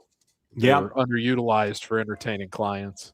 I know. It's hilarious because I always say, like, these aren't real fans at the sports. It's a bunch of corporations with tickets that they're trying to use to grease the wheels of some kind of deal that they're trying to put together. Well, did you see what Dana said about trying to sell people on buying tickets to this event this week, where he said, "Oh, I know this guy that owns a soccer team that's in town, and apparently all the hotels in town are sold out," which I have a hard time believing. But he was trying to position that crowd in terms of, if you've got that kind of money to burn and you need something to do in Vegas this weekend, this is where you want to be. But it's the last time you can see McGregor, it's going to cost you multiple thousands of dollars. And that is crazy that for a few $100s more than what I've paid to sit in the front row of the stands for multiple UFC events, that's getting you a nosebleed seat for this event. That is absolutely absurd. Yeah, it's a money grab, and that's what leads me to believe that and I mean, like, that's what I think. That's what I thought anyway. It's like Conor is not a real fighter at this point in his, you can't even call it a career. Yeah, it's like the kind. I don't know. We don't know each other very well, George, but I'm assuming that you're the kind of person that's never hung a weight off of your dick, took a picture of it, and sent it to some random hoe on Instagram. Am I correct in that? Not the tying a weight part. No. Yeah. No comment. I'm just kidding. But yeah, no, I can't say that I've done that before. Like these are the kind of things that, do you know how many drugs you have to be on to get to that sequence, right? Because there's a sequence that takes place before you see that pick. There's a sequence that precedes it. You're literally like looking at your phone and you're talking to this random hoe, right? And then you come to the conclusion on purpose, right? You come to this conclusion. Nobody's putting a gun to his head. You know what I'm saying? Like, Conor, you're going to do this and we're going to post this. Like he came to this conclusion on his own. It's like, all right, I have to take my pants off now. I'm going to position my phone in the right spot. Get me my dick weight. Some people would say and then that's somebody playing with a different kind of confidence, man. Yeah, I mean, but people that jump off of buildings and go splat on the ground, they're operating on a different level of confidence too, my friend. Yeah. You know what I'm saying? So like these decisions that we're making, like that not we're making, that Conor's making, Did you see that one event where he was doing the stand your base thing and he was calling Ilya Opturo and the pop and I'm Spanish, I'm in Marbella, let's have a fight at the bare knuckle stall. And I mean, like, he is partying in a way that back in the 90s in my fraternity house, if one of my fraternity brothers was partying that way, a few of us other guys who were complete degenerates, if they saw me partying like that, there would have been 6 guys from my house being like, hey, come here. We got to have a talk about Wheezy. And these would have been idiots, like who would have been really concerned about my behavior if I was acting when I was 21 years old. Yeah. Like Conor was just acting, that guy has a kid, doesn't he? He's got a few kids. I mean, he's a married man with a kid, and he is acting like the biggest dumbass in a fraternity house. Yeah, it's a different kind of confidence when you've achieved the kind of highs that guy has. Which I think that if he had not cleaned up his image, well, I shouldn't say cleaned up his image, but clearly one of the narratives going into this fight around McGregor is he is in a more mentally composed space than he's been in within the last 5 years. With that in mind, what kind of McGregor do they? It is the mystery of McGregor that they are trying to sell here, and I think it's kind of framed as like a one last score thing in terms of how much money can we maximize out of this event. Apparently, Dana said it is already the highest gate in UFC history, which I think is interesting. Arena looks like it's filling out decently, but I would be stunned if they sell out given what these ticket prices were like. But yeah, man, you want to know something really crazy? And I don't know if I talked about this when I did the recap show for 326 because I went with Adam Martin, and the guy that was sitting next to us because we're sitting front row of the stands. He had a bet on Curtis Blades to beat Hokit, and he was there with his girlfriend or his partner or whatever. And the guy was so mad when Blades lost that he left the arena with his girlfriend. So this guy paid for front row stand seats to this numbered event, and he skipped the co-main and the main event just because his bet lost.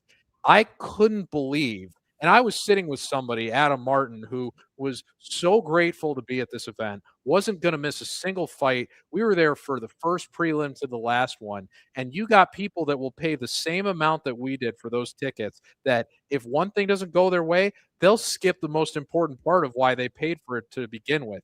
There are people out there that will burn money like that to go to these shows. And that is who they're trying to target to get to this event. And that explains why the tickets are priced the way that they are.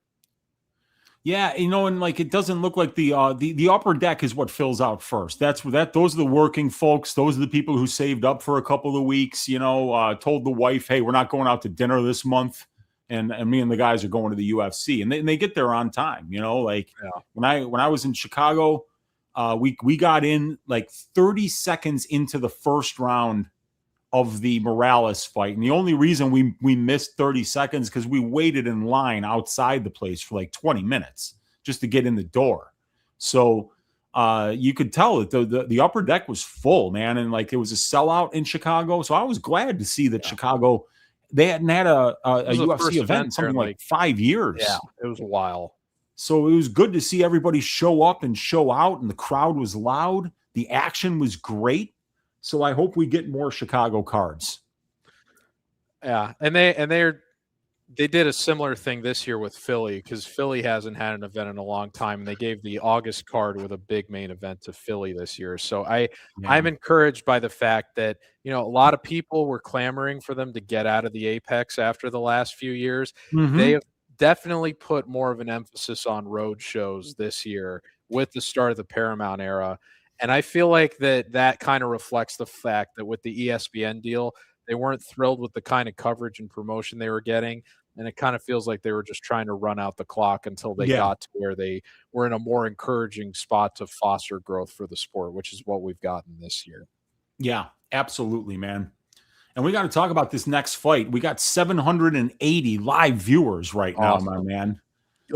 I don't know if you saw this, but there were a bunch of people in the comments that were freaking out about how that under half a round got graded because some places had it stopping at 229, some had it at 231, some had it at 230 as a push. So I'm curious.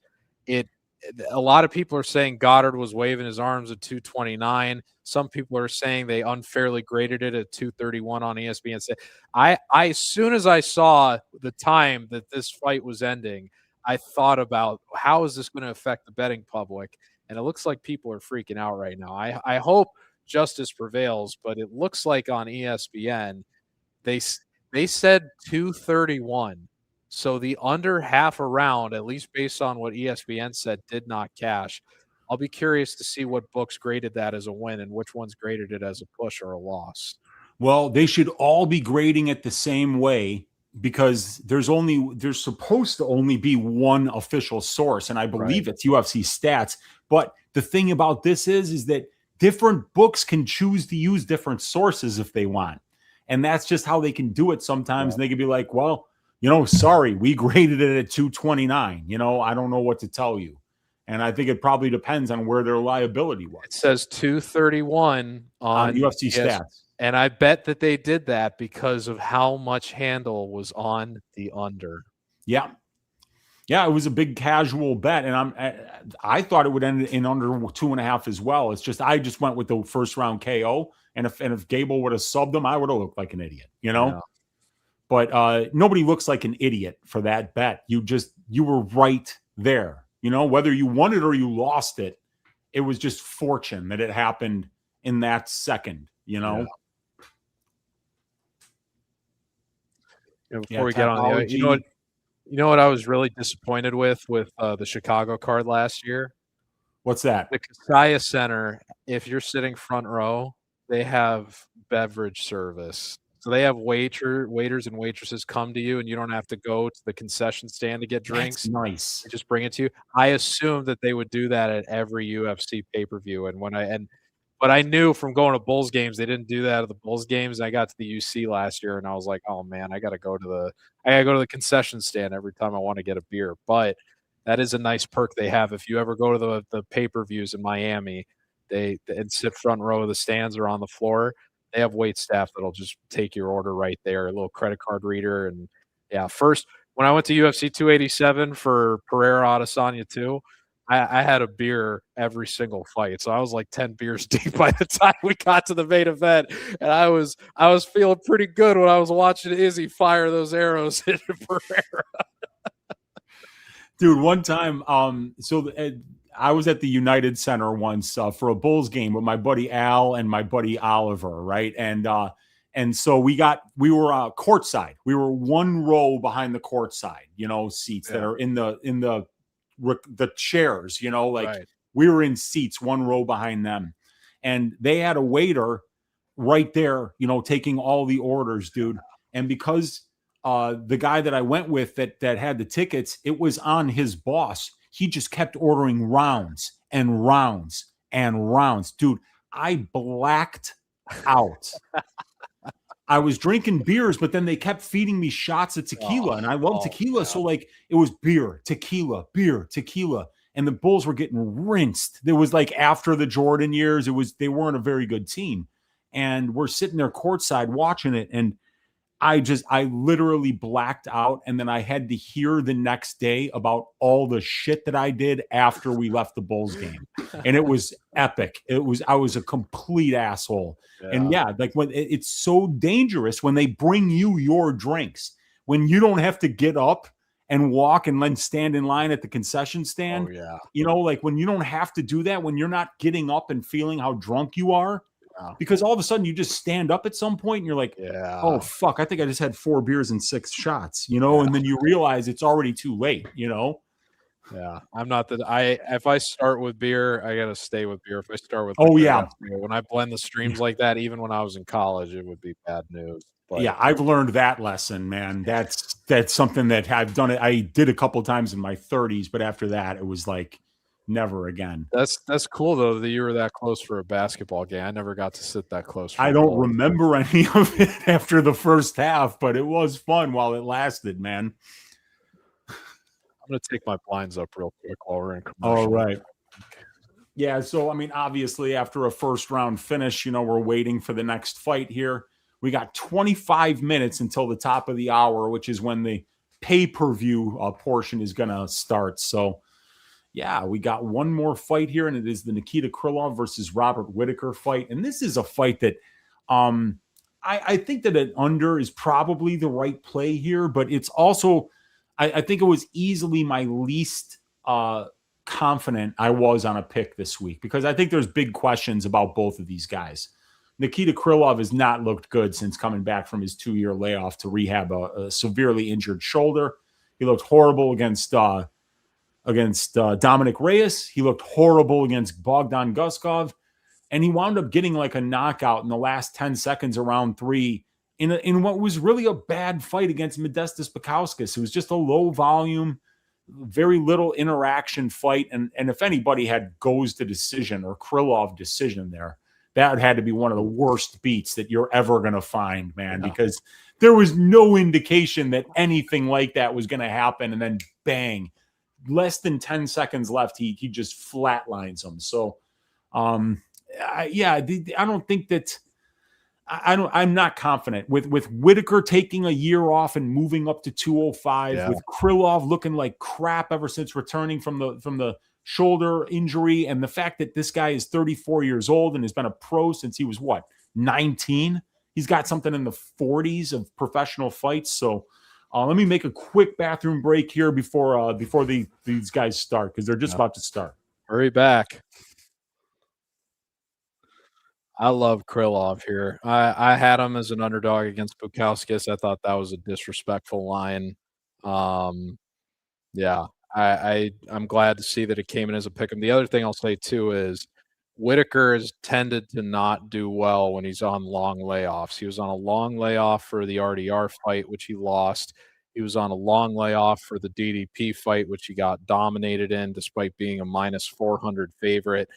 Krylov coming in on a shorter layoff because he had that performance against Bukauskas, welcoming Whittaker up to light heavyweight. I think this is a great spot for Krylov here as an underdog, but we'll see what happens. Whittaker definitely the cleaner striker between the two of them. I think that Nikita would be best served to try to get this to the ground, and I think he is probably the more well-rounded guy, but Whittaker is going to have moments to land good, damaging shots, and I could see him outpointing Krylov, but I like Krylov overall here, welcoming Robert Whittaker to light heavyweight, especially with Krylov being a former heavyweight when he started in the UFC, Whittaker being a welterweight when he started in the UFC. You have one guy that has moved down from the heaviest weight class versus a guy that has now moved 2 weight classes up to the second heaviest. So I expect the size to play a factor here, but Whittaker could definitely make this a cleaner fight, and that would serve him well.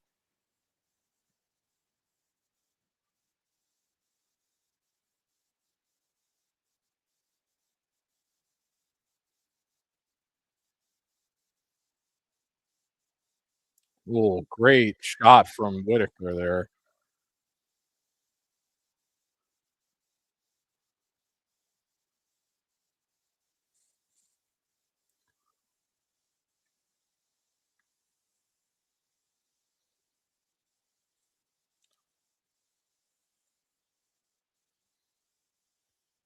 Oh, Wheezy, I think you're on mute.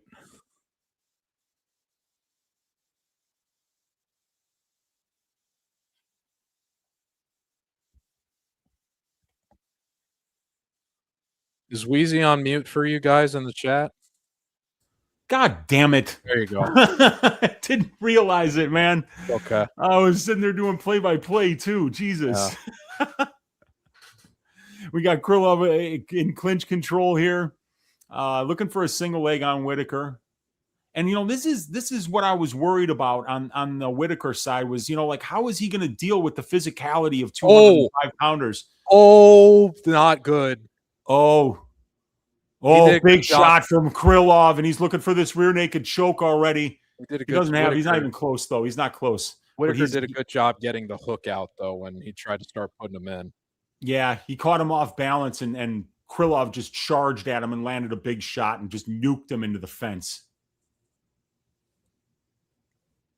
Let's see here. This is a big size difference here, and now Krylov is starting to wrestle. He's a former heavyweight fighting a former welterweight. Yeah, man. Yeah, and a former welterweight that always wanted to keep fights standing and not grind like this, you know? Exactly. So, yeah, Krylov fighting smart here. This is something I wasn't counting on. If he fought like this against Guskov, he would have dominated Guskov. I know, dude. That was infuriating to watch. I don't think I had a bet on Krylov there, but if I would have, I probably would have had my head in the oven.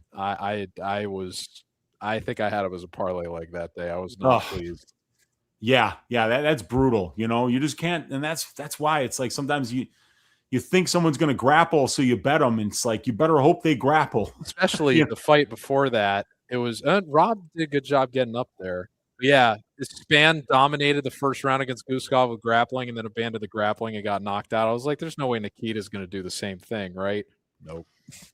Yeah, I know, right? It's just stupid, you know, because like that. I think I bet on Span versus Guskov, and he dominates him in the first round because he wrestles, and then he doesn't wrestle.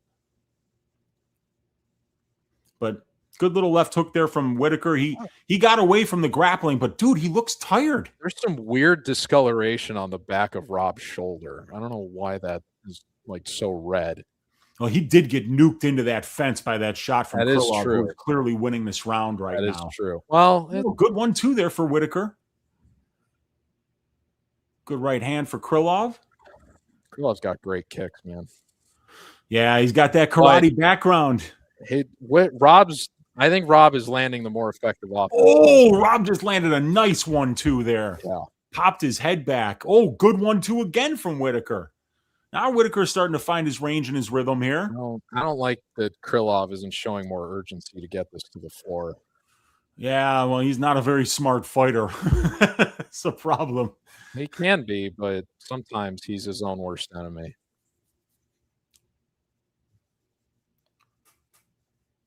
Oh, jeez.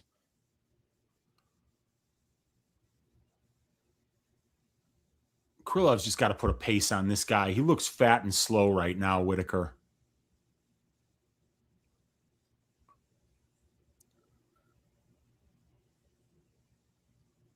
I do think faster than Krylov. You know, I do think there are people that just kind of assumed the longer this went, the more it was going to favor Rob. But Rob's cardio against RDR did not look good.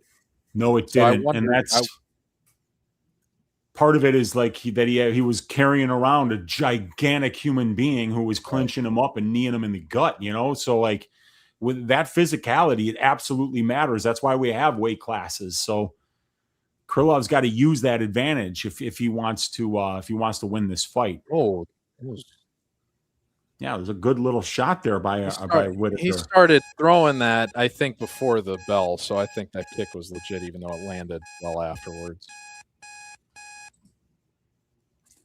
All right, I'd say Rob won that round just because he had the more effective offense on the feet.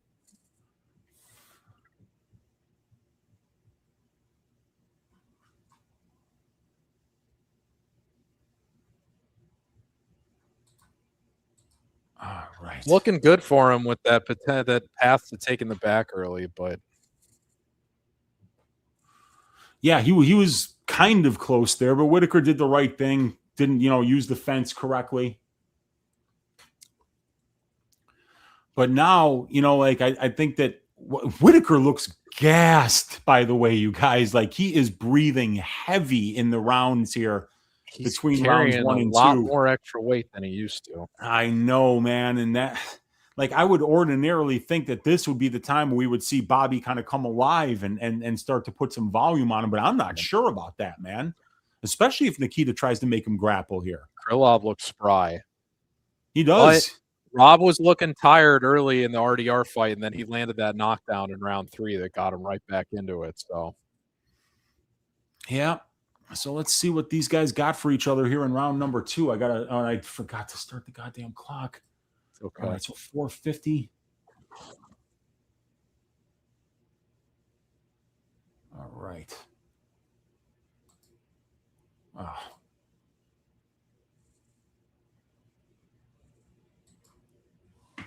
All right, there we go. Let's see here. We have Drew Brees on the UFC sidecast right now with Theo Vaughn. And Dean Thomas. So at least you got Dean Thomas in there. Why is Drew Brees on the call? I don't know. Not He must even be an in New MMA Orleans. fan. Ooh, man, Krylov with a big overhand right that just missed there. Krylov on the pressure here. Rob looks like he's shaking out his leg or something. Yeah, the right leg.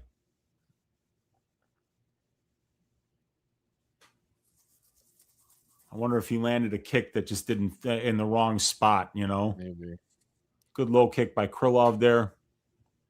Good jab by Robert. Takedown attempt for Krylov was that he didn't attempt to actually get the takedown. He used it to try to set up a big strike. Jab looked pretty crisp for Whittaker there. I think he's still That got sure pretty good did. speed. This fat man's got some speed. He is to shaking Krylov. that leg out though. He is not comfortable on that rear leg right now. Yeah, something's going on with that foot of that leg. The right one of Whittaker. Oh boy. Oh, big shots there from Whittaker. He's got Krylov backed up here. Yeah, Good shots by Whittaker. He's hurting him. Krylov's starting to move laterally, and Whittaker is on the pressure here. He's still shaking that leg out. Huh. Yeah, I don't think we'll be seeing him throw that leg anymore. I don't think the right leg is going to be throwing any kicks for Whittaker. And yeah, he's definitely favoring his right leg, and he keeps picking it up off the canvas. But Krylov is, oh boy, and they just kind of bumped heads there as they both came in at the same time. He's got to work into a clinch or something though. He can't. Big leg kick for Krylov lands. He had an opportunity there to take the back. Oh yeah, he did. Yeah, I in typical fucking Krylov fight IQ fashion, he just walks into some punches instead, and then gets leaving his chin way up in the air and getting caught up top like that. It's not. I mean, like a big 1-2 by Whittaker lands, and he hurts Krylov bad. But then Whittaker takes 2 deep breaths and kind of takes his foot off the gas. I don't know why. It's because of that leg, man. Yeah, and so like Krylov's got to start taking out the lead leg now. He's got to start because like this guy's clearly hurting in the legs, so you got to start going after that target. And if he hides it in the back, then you bust up the front leg. But Whittaker's just winning the striking exchanges here, and Krylov has not been able to find a grappling game here. And boy, another great fast right hand right down the middle for Whittaker lands. Good hook for Krylov lands. Krylov on a little bit of pressure here. 112 left in round number 2. Spinning back kick does not look good. Both guys miss on an exchange there. Ooh, Check that kick. right That was good. Good leg kick there for Krylov. Good shots from Whittaker.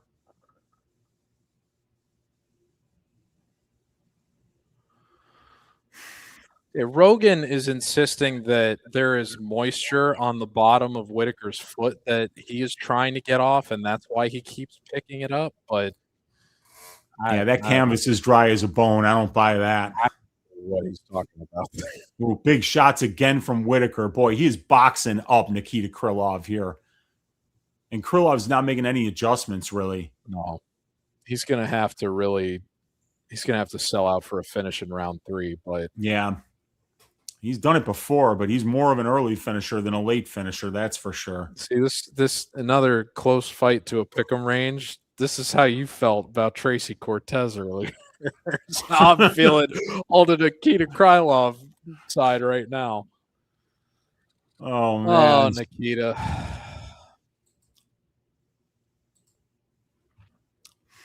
Yeah, Nikita looks terrible, you guys. He looks terrible, and that's why he was a plus 170 underdog early in the week. But he still had some chances to maybe even finish the fight early in the first round, So he's just not fighting very smart, and that's just something that we've already seen from him. So it's hard to back him. It was hard to back both of these guys. There's no way I was going to bet the money line on this fight. We got round 3 coming up here, and Whittaker is putting a pace on Krylov here, and he might even be able to find a third-round finish. I mean, it's just crazy that this is now 2 of his last 3 opponents that he has obliged them with the fight that would most suit them potentially winning. Just doesn't make any sense. He does it all the damn time. So why won't it show it for more than 10 seconds? Why is it putting a fucking clock on that? Doesn't make any sense.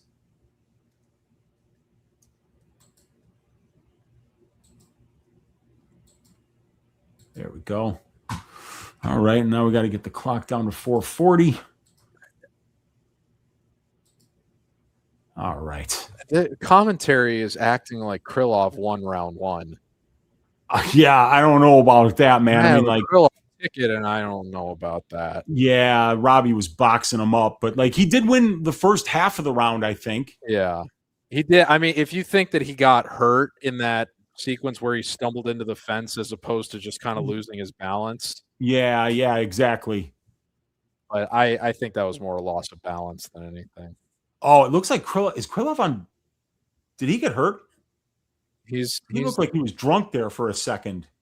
He looked like his legs would failed. Oh, big shot by Whittaker. Oh my God. It's over. It's over. It's over. Robert Whittaker, 3rd round knockout. He quit. Krylov got hit so hard that he turned around and he said, "No mas." He asking for an eye poke? No. I mean, he might be asking for it, but that was not an eye poke. That was unusual.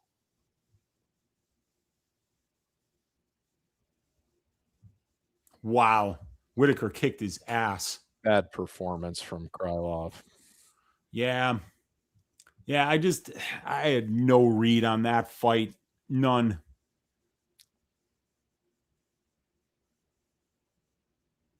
Great. It was a great start for both guys, but I think Krylov got his jaw broken there, dude. Like he was going like this. He was getting hit so many. Before the fight was even over. Yeah. Oh yeah, I think he broke his jaw, dude. Oh, jeez, Krylov's gonna be out for a while. I think that's a broken jaw, dude. Yeah. Oh.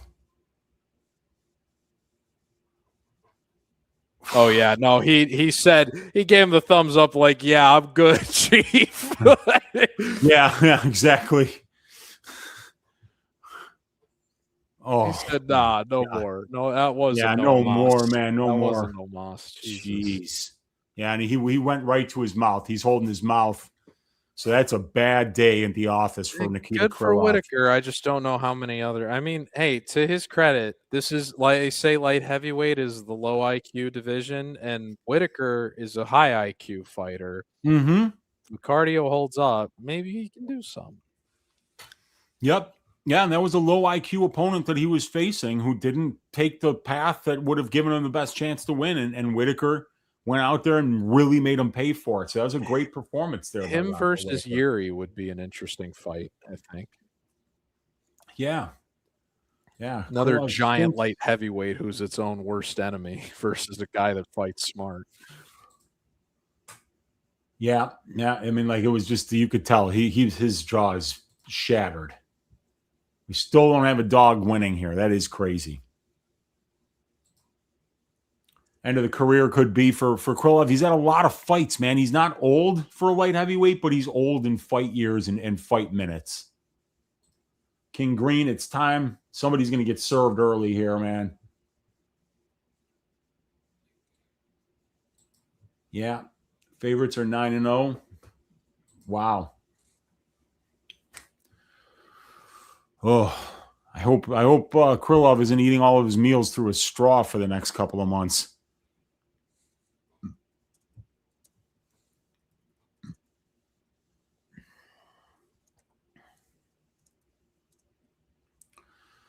All right, so we got a fight that's going to last for about 30 seconds coming up next. Terrence McKinney versus King Green. And if you want to support the show, you got to support our sponsor and you got to support yourself, because why wouldn't you want $50 in free entries when you get your first $5 wager on Underdog? Great place to play over-under props, greater than, less than, significant strikes, takedowns, fight time, all that. So this is going to be, and fantasy score. And there's been a lot. If you're back in favorites today, you're doing very good, as favorites are 9-0 with 5 fights left to go. And we got close to a pick'em fight here that Terrence McKinney was the favorite almost all week, but the line now has flipped to King Green as a slight favorite here. And is that still the case here, George? What do we got? I would think so. Yeah, minus 119 for King Green, minus 101 for Terrence McKinney. Yeah. So I don't have to feel, again, I'm 0 for 2 on underdogs, but I also hit 2+ money unders. So I can say that I'm 2 for 4 so far on plus positions, but I would hope that we get an underdog on this main card somewhere. Ideally, it'll be Batista, but we'll see how it shakes out. Yeah. As long as it's not Conor McGregor, man, that's or Royval or Patty. Yeah. I'd love it to. I'd love to see those last. Well, I mean, for me, it's just it's got to be Max and Benoit to finish the card. You know, like if those two guys win, it'll give me a decent day.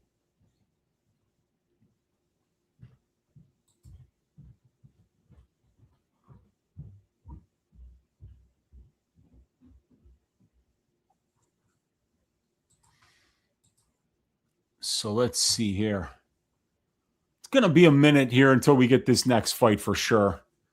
They're at the desk right now. You got Dom Cruz, Chris Weidman, Mike Bisping, and Brandon Fitzgerald there. Brendan. Let me grab another beer. I'll be right back. Yeah, do it, dude. Yeah, because I think they know that they got to delay this one by about 15 minutes because it's a Terrence McKinney fight. He's never ever been over 7.5 minutes in the UFC. 13 consecutive fights have finished under 1.5 rounds.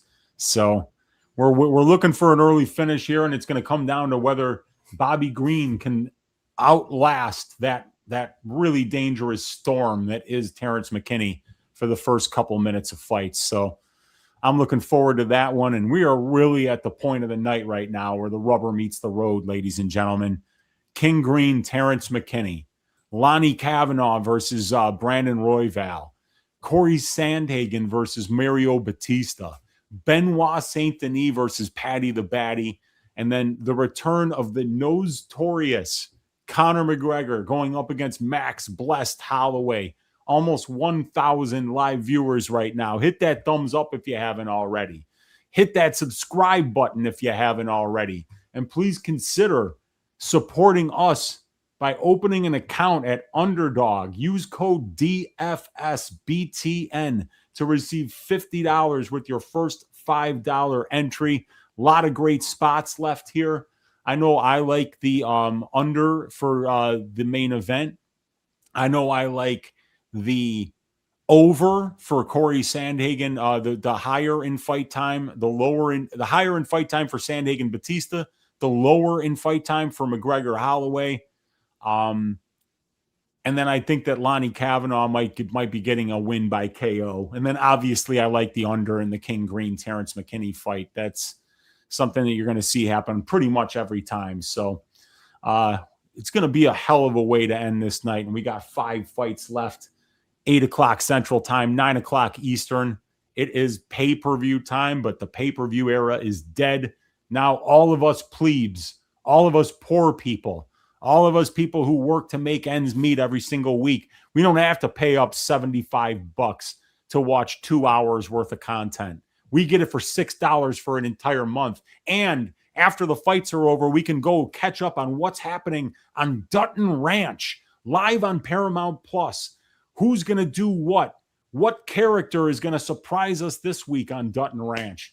You're going to have to tune in to find out, because I sure as hell can't tell you because I've never watched it. But, you know, I spend too much time watching fights. So I don't know what's going on with Dutton Ranch. But I do know that if you use code DFSBTN when you open up an account on Underdog, that first $5 entry that you make, you're going to get $50 in bonus funds. And who wouldn't want that, MMA Racks? You'd have to be a real sick individual, wouldn't you? Yeah, who doesn't like free money? I mean, come on, right? Who are we kidding here? This is everybody loves free money. I love tuning into Paramount Plus for only $6 a month, or maybe it was $7. I don't know whatever it was. These people are the best. All right, 9 o'clock. The main card has finally arrived. The return of Mystic Mac is imminent. Yeah, and I'm going to have to get out the whiskey a little bit early here, because this is where the rubber meets the road for me. This is where we can turn a night that hasn't gotten off to the great start. But if we get a Terrence McKinney round 1 win here, and we get a Lonnie Kavanaugh KO in the fight after that, I'm right back to plus money. We are solid bets coming up. We're in total alignment the rest of the way. Let's get an under. Let's get a Lonnie Kavanaugh KO. Get a Batista. I would like inside the distance, but for the sake of you doing well, I'll settle for a decision. I just want to see the underdog win in that case. And then if we get that Loney win, I'll just need BSD to hit my 3-leg, and I'll have a nice evening, whatever happens from there. And then we could just both enjoy the main event, I think, if we get everything that we want otherwise on the main card. So here's to will hopefully be a fruitful main card for both of us. Absolutely. So I'm going to go get something to toast with here. So I'll be right back, my man. Go for it, man. Let's go. Thank you all in the chat for tuning in. Really appreciate it, as we're close to 4.5 hours here now.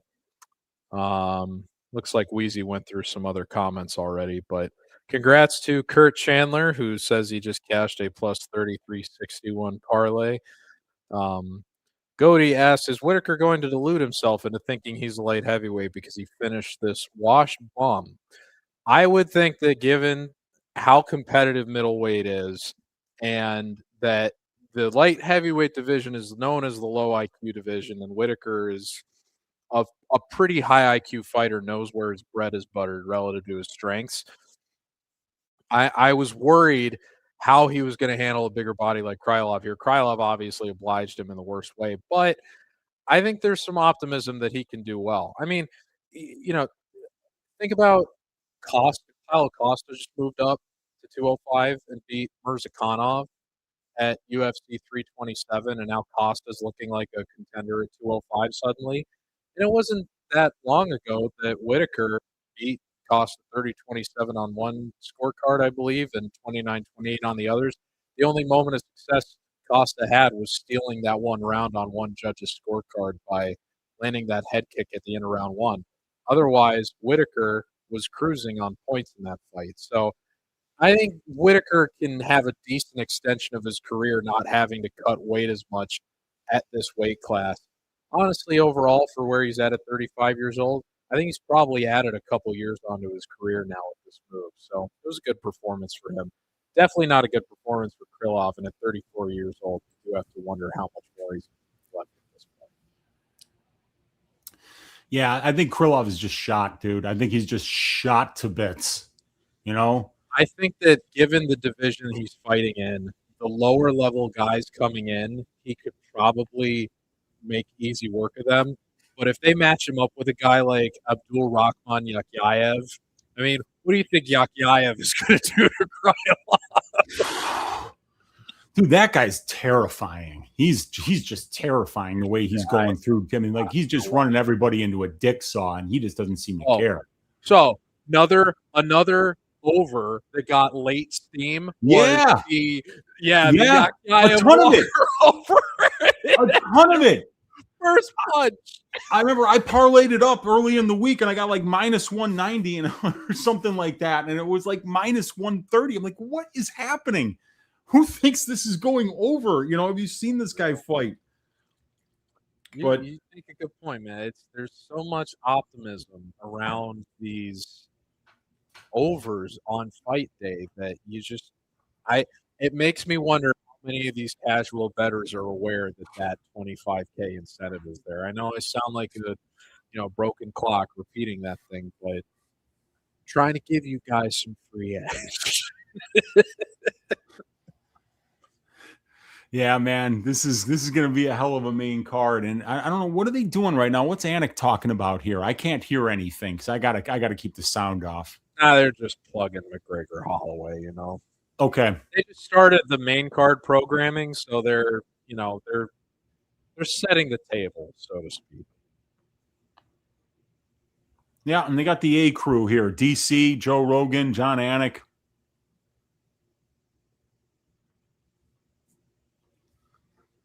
I will say, Sanko was doing it felt like she was doing a bigger handful of events last year.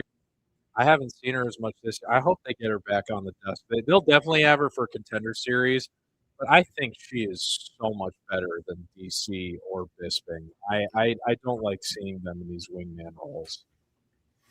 You know, as somebody who's absolutely shitting the bed as producer here, it makes me that much more in awe of what she does on Contender Series. Because do you remember when she was doing the commentary and interviewing the fighters and then coming back, like she's going back and forth, doing an interview, calling a fight, doing face, man. She is a very, very talented individual. I wish that they would make her more of a presence on the commentary because she really is that good. No, she's done a fantastic job. But, I got to say, ever since I've been watching this sport, I think the UFC has done a great job of getting really good announcers. I mean, like even Joe Rogan these days, when it's clear that this isn't his priority anymore, you can tell the difference between like somebody like you or me that does this for a living, that's writing these columns and, writing up fights and watching every single fight and making a prediction on every fight. You can tell when somebody's only knows like 10% of the roster, and that they're researching for just that fight. DC didn't know about the eyelash thing in the Cortez fight. Yeah, dude, that's crazy to me. That's crazy to me. But then again, it's like I think that people like us might be in this at a deeper level than some people that even make 20 times as much money doing it as we do. What happens for some people to make it to the top of their profession, man, is they just get complacent. So and that's another thing that impresses me about saying it would be easier for her to coast with the position she's in. And you can tell that she's all in. She knows her stuff, and she's great. I love the phrase that she used in terms of when somebody is going to try to shoot a takedown, and then you would counter with like a knee or like an uppercut that like Derek Lewis hit on Curtis Blades. And she calls that advertising the price of admission. I love that phrase, and that's a credit to her. She does such a great job. But Contender Series, part of the reason it's the best show on Tuesday night television is because they've consistently got her on the call. I wish she would be more of a part of the UFC shows. Yeah, I think she does a phenomenal job. Sean Bitter has the correct take about all of it in the comments. Sanko does great, well-spoken, and does her homework. If you don't like her, it's likely just because she's a female. Yeah, and I mean, like it is part of it is doing your job correctly. And Laura is the one that is going to be the most informed. Like John Anik is going to know his shit. You know that Laura Sanko is going to know her shit. And when you watch her on Contender Series, you could tell that she's doing the tape on all of these fighters, and then, really not just watching their fights, but also critiquing them, finding out where they're good, where they're weak, what their game plans should be. These are things that she's very good at.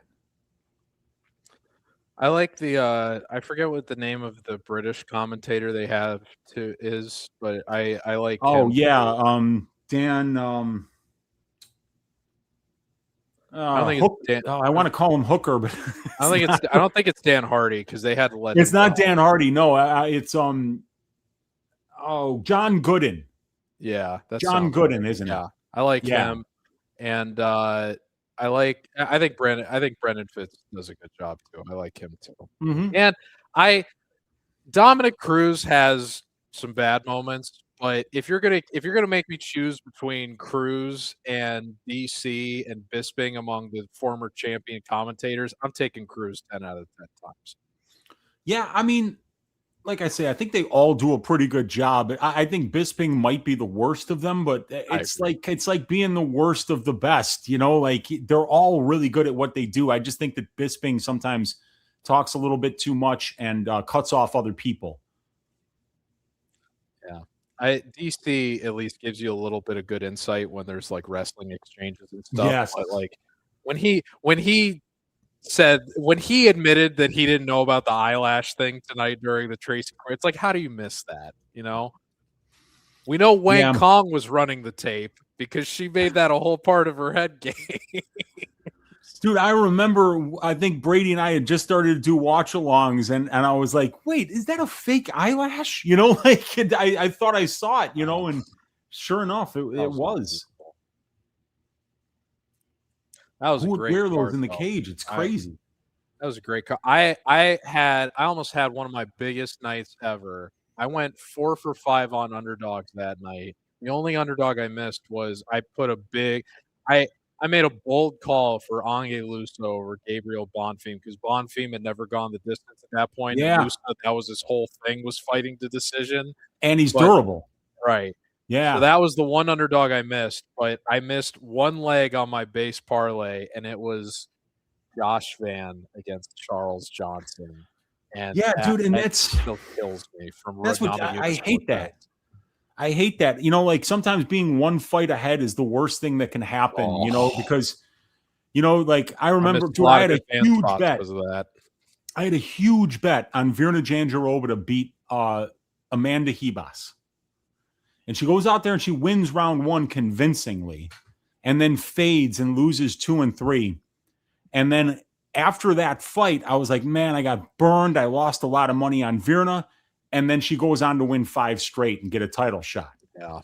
And because of me losing that much money on her and realizing she does slow down late in fights and that she's going to be lost if she can't get her grappling game going, I wound up missing out on so much money. If she had just pushed through in round 2 and found a takedown and won that round, I would have cashed that bet. And then I would have been on her in the subsequent fights as well. So like, that's what's happened with me my whole career with Charles Johnson is I'm one fight behind. Like I'm backing him when he's going to look like shit. And then after backing him when he looks like shit, I think he's going to lose the next fight. And then he goes out there and he beats Lonnie Kavanaugh. He goes out there and he beats Josh Van. But he basically tries to lose to Zhalgas Zhumagulov. He loses to Tamarov. He scared me off the Almabayev spot, and that ended up being a great bet for anybody that got Almabayev in 200. Yeah, right? He clowned on him, Almabayev. Yeah.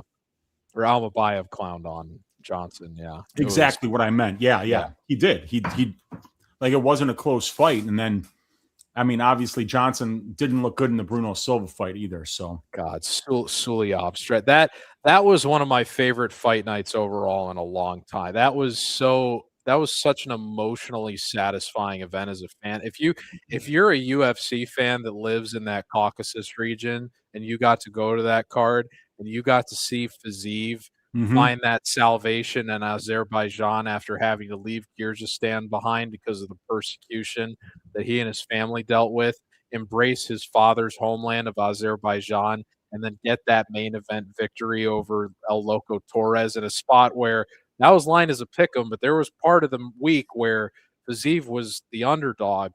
I can't imagine if you're a fan from that region how that and you got to see a Suliov stretch from Albabayev. Yeah, that was one of my favorite fights. I think that was probably the best fight night of the year so far. And it's good to see that people are showing up in that part of the world and that amazing arena that they have in Baku. It's filled up and the place they is fought going that nuts. one in the gymnastics gym. They didn't do Crystal Palace like they did last year because of all the people that left before Hill Roundtree. Oh, no way. I didn't realize that. I thought it was the Baku. I'll DM you the post that I made about because I pointed it out the Monday before the fight, and I was like, because some people were wondering, it's a smaller arena. The capacity max is 10,000. Are they going to put the smaller cage in there? I don't think they did it, but I thought it was interesting remembering that all the fans that left after the Fiziev Bahamondes fight, because Roundtree Hill was basically in an empty arena, but credit to those fans. That was a terrible fight. So if you left, you made the right call. No, so true. I mean, God, Jamal Hill, what, I mean, that's another guy. Jamal Hill is kind of like Dominic Cruz in that Hill's fight against Glover Teixeira was one of the best performances ever. And then since that fight, he has never even come close to looking like that version of himself. Just like Dominic Cruz, just like Cody Garbrandt never regained that excellence that he found in the Dominic Cruz fight. Yeah. Here we are 15 minutes after the hour, and these guys aren't even walking out yet. Yeah, no, this is crazy. For the amount of filler that we needed before, Bobby Green's in a full sweat already. Yeah. Yeah. He knows, dude. He's got to be, the second they say fight, he's got to be ready to go, man. McKinney looks dry. Hey, you know what? This is savvy by Bobby to be in a full sweat already, because if you think that McKinney's going to ragdoll you and you're already moist, it's going to be harder to get that submission, and he's definitely going to have, even if he goes into that in a full sweat, he's still going to have better cardio than McKinney. So yeah, it makes me a little nervous about the under. I'm going to be honest. Don't be nervous. There's certain things that you should never be nervous about. One, that our politicians will always let us down. We always know that. And number two, the Terrence McKinney fights are going under. No matter how many reasons you come up with pre-flop as to why this one might be the one, it's going to end the same way it always does. Just the same way with every election. Tears, broken promises, broken dreams. And that's what you are going to have if you bet the over 1.5 in a Terrence McKinney fight. There's no locks in this game, man. That's all I got to say. No, you are absolutely correct about that, but you're absolutely wrong at the same time. Because death, taxes, and McKinney unders, baby. I understand. Yes. Death, taxes, McKinney unders, the three things that are going to wear on you, So but if anybody was going to spoil the party for everybody, it would be Bobby King Green. So Love Snatch says that we're going the distance here. Right now, I believe if you back that with your money, listen to this. If you bet $100 MMA Racks on fight to go to decision for the Terrence McKinney King Green fight, you will lose $100. That's exactly what's going to happen. It's not going the distance. But if it did, I believe you could probably get plus 800. It would be a big cash if you add that contrarian read and it went to full 15. to your point, though, like, I graded McKinney to win just because, I mean, like, you can even see it in the photos that we've got up on the screen here. The guy is so physically impressive for lightweight that you understand why those first 2.5 minutes he can run through just about anybody that is in his division. It's what happens after those 2.5 minutes we get worried about. But I like in most cases where I feel good enough about this guy in pick'em range, I would just go with the guy that I have graded to win, which would be McKinney. But the unders have been so much more reliable, even though they're way more juiced. And McKinney is so fragile after those first 2.5 minutes. I just feel comfortable going with what I believe to be the more established trend than capture what is going to be more value if it plays out the way I think it does. But I just think that this is a great opportunity to hedge on a fighter that we know short circuits if he doesn't get his way in the first 2.5 minutes. So Terrence McKinney is walking out to the octagon indoors, and he's wearing sunglasses, ladies and gentlemen.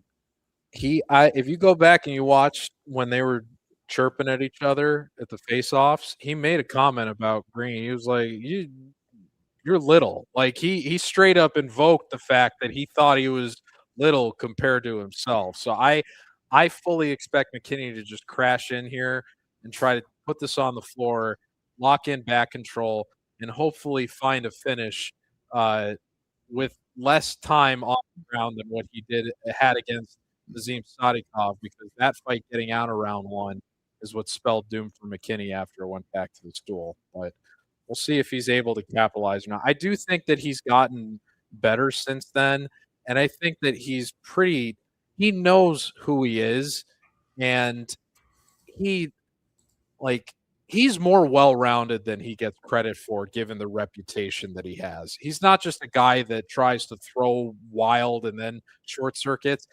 He will have opportunity to finish the fight wherever it goes. It's just that there's such limitation on the window for success that he has. That's what makes you a little bit nervous about just backing his money line blindly. Yeah, but then, I bet the first round pop at plus 107 when McKinney was minus 140. And, that's not a big difference. That's still basically saying that, 5 out of 6 times this guy wins by finish and once by decision. Or, actually just outside of round one even. But it's just, I watched this guy fight so many times, and it's if you don't know what Terrence McKinney is by now, you're never going to figure it out. Because he's shown us who he is. He is a kill or be killed fighter, and he is extremely aggressive, and he is extremely not durable. This guy's got a glass chin. So neither of these guys are durable. And this is the other thing too, is that Green isn't either. Yeah. It's crazy to me that this price seems to be forgiving Green for the unnecessary attrition that he took against Jalen Turner. That is going to be haunting him the rest of his career now at age 39 years old. And McKinney is exactly the type of fighter that would take advantage of something like that. We got our guy, the GOAT, who just got done quartering Gable Steveson. John Jones saying that he once had an 8-leg parlay, an octopus, if you will. Good to see the GOAT in here. I think 8 is my personal best. I got one leg. I almost hit an 11 leg once, but I felt one. That was at UFC London when that was Aspinall versus Volkov, and the only fight I missed was I had the over 1.5 in the. It was when Topuria fought.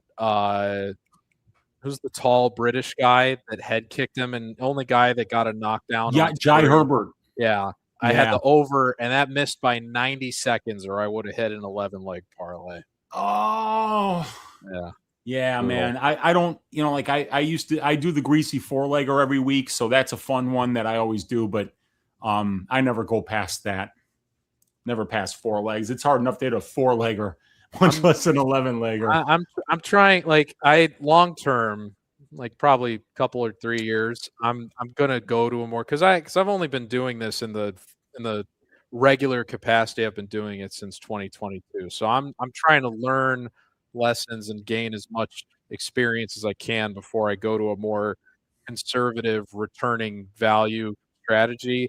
While I'm in this position, I'm determined to go against the narrative in across gambling that parlays long term are not a good strategy. In my opinion, if you are confident in your edge in the market, then you would be best suited to try to exploit that edge as hard as you can.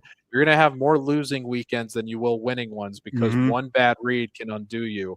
But those days where you are on it, you are going to profit in a way that nobody else can possibly generate a return on. And I'm committed to making that a reality. And if I don't, I'll go to a more conservative approach in 3 years. And I know that my reads are good. It's just a matter of how I'm deploying them from a betting perspective that is returning value more consistently. That's probably what I'll go to in about 3 years. But for now, I want to make it a thing that you can only do parlays. And if you know that if you know what you're watching, you can still make money on it.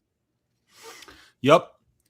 But let's see how this one turns out, man. Because parlays are fun, man. And like parlays, like that's the same. Like for instance, if you play DFS, right? I don't play it. I know it's a big thing for you guys. But if you did, you're trying to win with a model that you're going to get rinsed like probably 48 out of 52 weeks. Right. But those 4 weeks that you win are literally doubling the losses that you took over the 48 weeks. You're doubling that with your wins by being different than everybody else. And by, hitting those gigantic long shots, by taking, winning a tournament. So it's interesting. Sometimes being contrarian to the crowd is the way to actually make real money. Yeah. But these guys are just about to start. They already announced T-Rex, Bobby Green. In the custom shorts. In the custom bandana type shorts. Those look like bandana. It looks like a bandana, right? Yeah. He's got the, what they call it, anagram. He's got his anagram on the KG on the right leg. It looks like it's filling out pretty decently in there. Yeah, well, the big money people who can afford to pay $9,000 for a ticket didn't want to show up for, Zach Reese versus Ryan Gandra. I still wonder how much the market came down on a lot of those tickets, but all right, here we go. Start. Let's get another under, baby. It's the year of the unders. Let's get it. And we're off. Inside leg kick for Green. Oh. Terrence already on the pressure. Oh, boy. This is a crazy fight for Green. Terrence landed shots. Bobby Green with his hands down is such a bad idea, man. Oh, but he just kind of got a takedown here on Terrence. Terrence trying to chase submissions off his back. It was just clumsy. But Terrence has still got some gas in the tank. We're only 30 seconds in here. They said one of them's cut. Is it Green? Maybe. I don't see one on Terrence.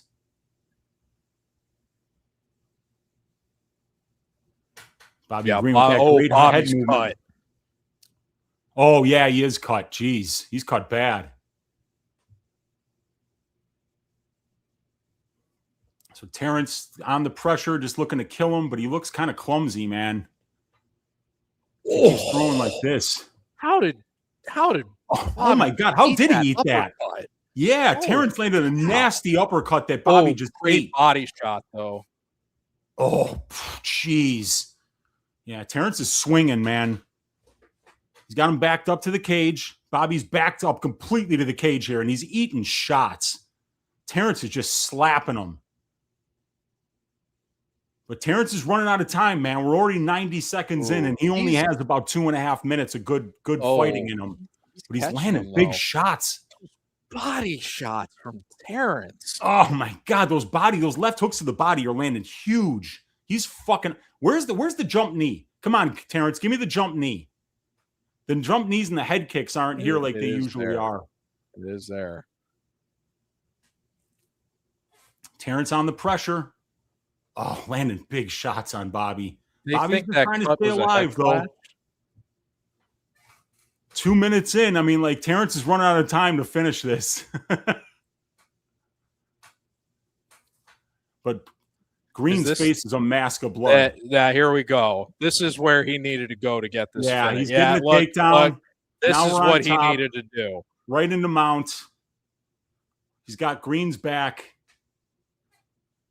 He's got Green in a really bad spot here. He's got height. He's basically got one hook going around the belly of Green. Green's talking to him.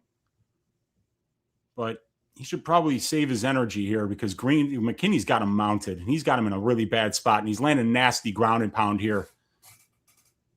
Green is not really intelligently defending himself because his right arm is trapped underneath him. Oh, boy. McKinney's going to finish this, I think. He's got him flattened out. Yeah, he's got him flattened out. He's landing big shots. Great. I thought he was going to lock that in. That was a great turnout. Oh, boy, yeah. Play. This is basically over. McKinney's just got to find the shots. He's got him flattened out. The ref is very close here.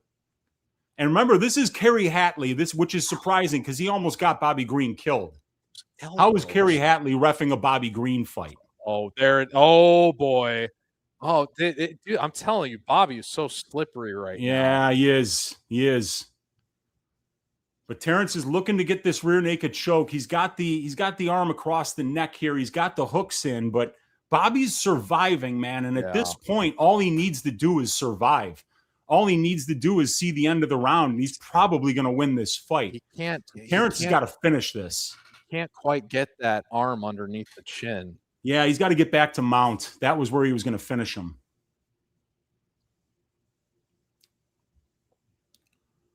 Bobby's going to win this fight, dude.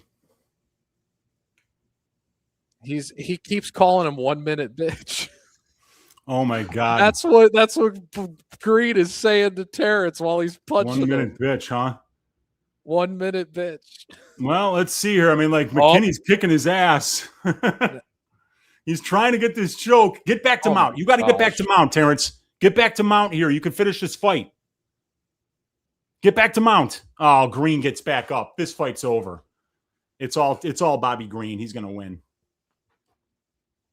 Oh, big uppercut from Terrence McKinney. Green eats it. Left hook from McKinney lands. Oh, my God. My parlay's dead because I needed a Terrence McKinney round 1 win, and he was very, very close to it. That might be it. Body shot for Bobby Green. Drops Terrence McKinney. The 1 minute bitch is about to get finished here. That's it. The under hits. And he calls it with 1 second left in the round. Body shot from Green. Complete. It is so crazy how McKinney can be destroying anybody. And the minute, as soon as the adversity flips, it's over. It's over. It's unbelievable. Yeah. I've never seen anything like it. Yeah. McKinney just fucked my parlay there. I had McKinney round 1. He had him basically finished from mount, and then he tried to go for the rear naked choke, and he had him. I thought that was for sure going over if that got to round 2, because you knew that Bobby was going to be totally content to just pressure cook him after that. I'm so glad that Terrence said, nah, let's have this end round 1 for the people if I'm not going to win.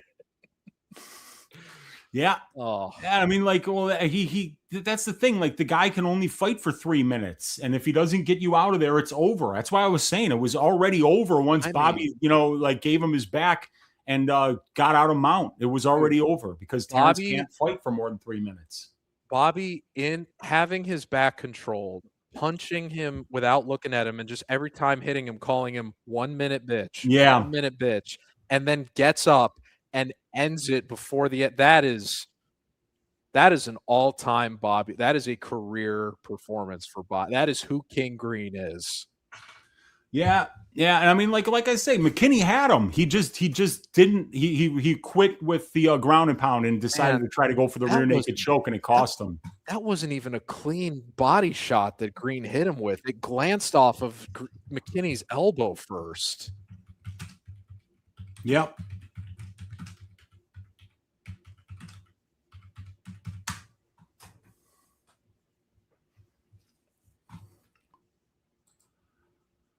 Wow. I mean, that's the thing, though. Even when he loses, he usually is winning the fight. He's usually dominating. Yep. But it's just that's the fighter that he is. That's why the unders are great bets. Yeah. And and if that fight started round 2, it would have been over in 20 seconds. Yeah. All right. Well. Whew. When you're losing money, Stag whiskey. It takes the pain away, and it's delicious, ladies and gentlemen. Let me tell you something. You want to talk about smooth and spicy? We're talking Stag whiskey. Lose bets, win bets. It doesn't matter. When you're drinking Stag, you're a winner. Cheers, Wheezy. George, let's fucking go, baby. Let's go. It's a pleasure hanging out here with you, my friend. Absolutely, man. And these are great fights, dude. That was an awesome fight. Card. And we're only one fight into the main card, you guys. So this is going to be a fun one. This is going to be a great card. I can't wait, man.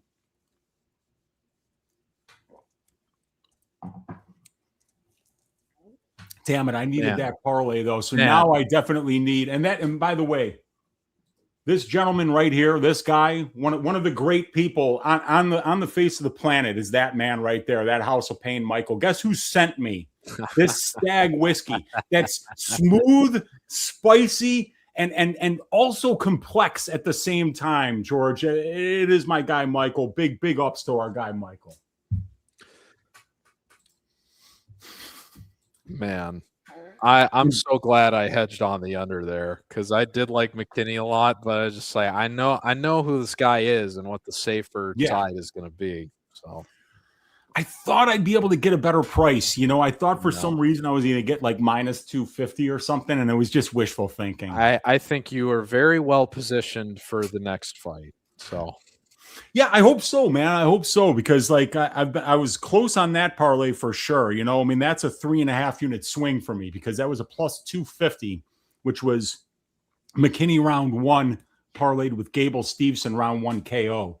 So that's a 3.5 unit swing. So that fucking hurts. But this would be a 3.5 unit swing too. I mean, if I hit this, it's 2.5 units up or 2.4 units up, and if I lose, it's 1 unit down.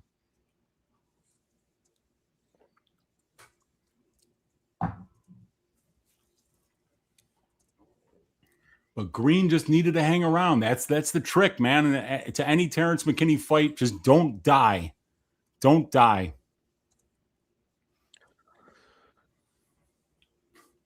I feel bad for McKinney because he still hasn't gotten a performance of the night bonus.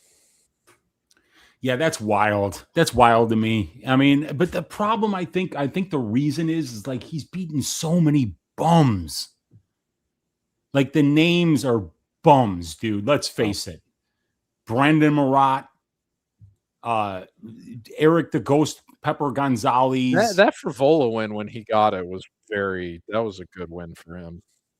Yeah, round 1 Green, Philly Joe. That's what it was. It was basically Terrence McKinney for about 4.5 minutes, and then when he realized Bobby wasn't going away, Green finished the fight. The Perez Ziam win has aged well for him, but I mean, otherwise his best win is probably Kyle Nelson in his last fight. Yep. We got my guy Benjamin Sandman in the room with the $2 dono, saying over half a round and fight ends in TKO plus 110 winner for me. Nice work, dude. That's savvy. I like that. Yeah, man. I like that a lot too. I mean, you hit both of them, so well done, man. I knew Green would win round 1, easy 60K. Did he dominate? No, he should have been finished. He dominated the last 10 seconds. If you won $60,000, Philly Joe, and you didn't watch that fight, thank God you didn't. You might have had a goddamn heart attack when you saw how badly Green was getting his ass whooped early there. How do you put 60 large down and then not watch the fight? You know what? It's a baller move. He's from Philly. He's from fucking Philly. These guys, they boo Santa Claus in Philly. Like they'll put AstroTurf that's absolutely horrible on their football team and injure everybody that comes to town. They're horrible people. They'll have $60,000 on a fight, not even watch it. And then they wake up and find out that even though their guy got dominated for 4 minutes and 30 seconds, that they found a finish in the last 30 seconds. So stand up, Philly Joe. Big win, brother. Good job, man. Good job. Buy a ticket to UFC 330 in Philly. Philly Joe just woke up. He just woke up. That's why he missed it. So, wait, Charles is wearing Liberace's shirt? I didn't see that. Liberace is one of my top 5 best dressed of all time. Did you know that, MMA Racks? Who's Liberace? Seriously, dude? No. Oh, dude, extremely homosexual piano player from the 60s, 70s, and 80s who dressed to the nines, and he had this piano that was super ornate and like it had tassels hanging from it. It had rhinestones on it. And he was an amazingly talented and very gay piano player. Not that there's anything wrong with that. Not that there's anything wrong with that. Yeah. He did wind up dying of AIDS, I believe, when he was much older. But Liberace, Liberace. Yeah. Just an old school star. If you ever watched I'm a 1993 baby, so you gotta give me a little grace, Yeah. See, my grandma used to make my brother and I watch the Lawrence Welk show when we would go stay over at her place when my parents wanted to get rid of us for a night, and my grandma would sit down and make us watch Lawrence Welk, which was like this show that was music for 140-year-old people, and you would have found Liberace on there just absolutely tearing shit up. So yeah, Liberace. Just an absolute cultural force of the 20th century. Hey, thank you to KL Pronoun for the praise for both of us. Really appreciate it. KO Pronoun. KL Pronoun is what his name is. No lie there. New guys, funny as fucking. If Uncle Weezy are always great. Appreciate you, my man. We see his biggest fan, says my guy Dizzy Spider. I'm a huge Liberace fan. I mean, if you love the piano, that man was talented as hell. School of Monks, says my guy Loska Toast. Gaethje's twin brother got the raw end. I didn't even realize Gaethje was a twin. I didn't either. Legit? I didn't either. That is a true throwback. Yes. I mean, whether you're talking about Lawrence Welk or whether you're talking, and see, guys, look, MMA Racks and I, we can't help it, man. We like if every fight ends in 60 seconds, we got to start talking about Liberace. We got to start going off on some tangents at some point, Yeah. Night ruined. Oh, I used to watch that as well. Because I know that dude is my age, You're a man of the people. So. You sympathize with their pain. And my guy, Freedom Guy, he's my age too. So that's why he thinks it's hilarious that you don't know who Liberace is. I'm not alone. Yeah, because you're a young man, It's not your fault. And my guy, Tonio, is saying that the hair looks great. Dude, what do you think, George? I got my hair cut. The flow is immaculate tonight, right? I have to say. Right? Look at that. I mean, there's some gray. Obviously, we got some gray over here at the temples and shit. But yeah, man, a gay man cuts my hair. And look, if you think that you're just going to look this good by accident, I'm here to tell you that that's not how it goes, my friend. You got to have talented people in the hair and makeup department in order to get a head of hair like this. I go to a Honduran barber down here in Miami, and they give me a nice crispy fade every month. So nice, dude. You gotta trust. You gotta trust some professionals with your hair, but definitely a bigger deal. I know you're not getting fades. You've got to maintain those lustrous locks. So it's good that you've picked out the kind of talent that you did for that. I do what? I mean, that's bullshit, right? Get out of here. It's bullshit. Get dude. Out of here. Dude, I'm 52 years old. People would kill for a forehead and a head of hair like this. Dizzy Spider, you get the hell out of here. Who are you crapping? 7 degrees of Liberace, says my guy, Freedom Guy. And then, let me see here. He's saying Liberace could burn the piano up. He was very, very talented. Not too many people could pull up playing Thelonious Monk and then turn around like classical. Yeah, that's for sure. I will tell you, and you'll appreciate this as a Chicagoan. I worked 4 summers at Ravinia. Okay. Liberace was never on. We had Tony Bennett, great Sure. piano. That was back when he was doing his big collabs with Lady Gaga, although she wasn't there. But he was like in his 80s at that point. He played a couple shows there. I got to see Aretha Franklin there the year before she died. That was probably the highest profile artist that I ever saw there. But I got to see a lot of great shows for free there because I worked 2 summers in high school, and then pretty much throughout summers in college I was there too. So a lot of throwback music acts I've seen at Ravinia Festival. Not Liberace though. I hadn't heard that one before, I'll be honest. Yeah, man. Well, I mean, like, so my parents owned a restaurant in Park Ridge, Illinois, that mostly served old people, my man. You know, there was an aged crowd in there, and it was a family restaurant, so they knew our entire family. Like I grew up just like working that room as a kid, and even when I worked there, you know, everyone wanted to talk to the kids of the parents that were running the place, and you know, so like one of the things that I remember from working there was my dad always played the light rock station, you know, which is like yacht rock. It's like crap rock, wuss rock, you know, like Christopher Cross and Michael McDonald. And I know words to songs that no people should know the words to, you know, like people my age, you know, like even that music was old for us, you know, but I just remember constantly being around that group of people at my dad's restaurant. You know, that was who he was serving, you know. You're a cultured individual. That's why you know these things. Yeah. And Aretha Franklin, Jesus Christ, she was the phenomenal. She died a year after I saw her there. I couldn't believe I was that fortunate to get to. She was like probably 78 or something, and she sounded just as good as she was when she was in her prime. That one of the most purely talented vocalists this country has ever seen, and I was very grateful to say that I got to see one of her performances before she passed.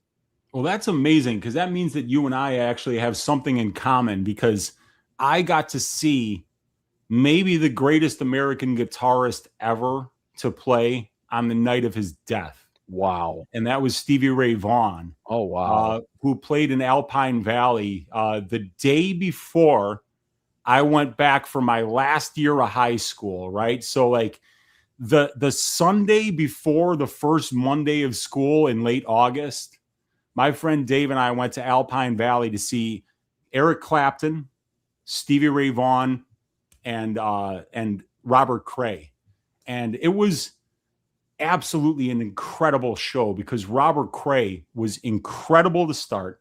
Then Stevie Ray Vaughan blew both Clapton and Cray off the stage, and he was incredible. He was recently clean. He had kicked the cocaine habit. Yeah. And looked absolutely amazing up there. Then Eric Clapton came on and played a 2-hour set. Then for the encore, Clapton comes out, starts playing Sweet Home Chicago. Oh, wow. And then, you know, he does a solo. Then Stevie Ray Vaughan comes out. He does a solo. Then Robert Cray comes out. He does a solo. And then it turns out every great guitar player was flown out to Chicago that night to solo on Sweet Home Chicago, which lasted 1 hour. Oh, my gosh. They did a 1-hour version of Sweet Home Chicago.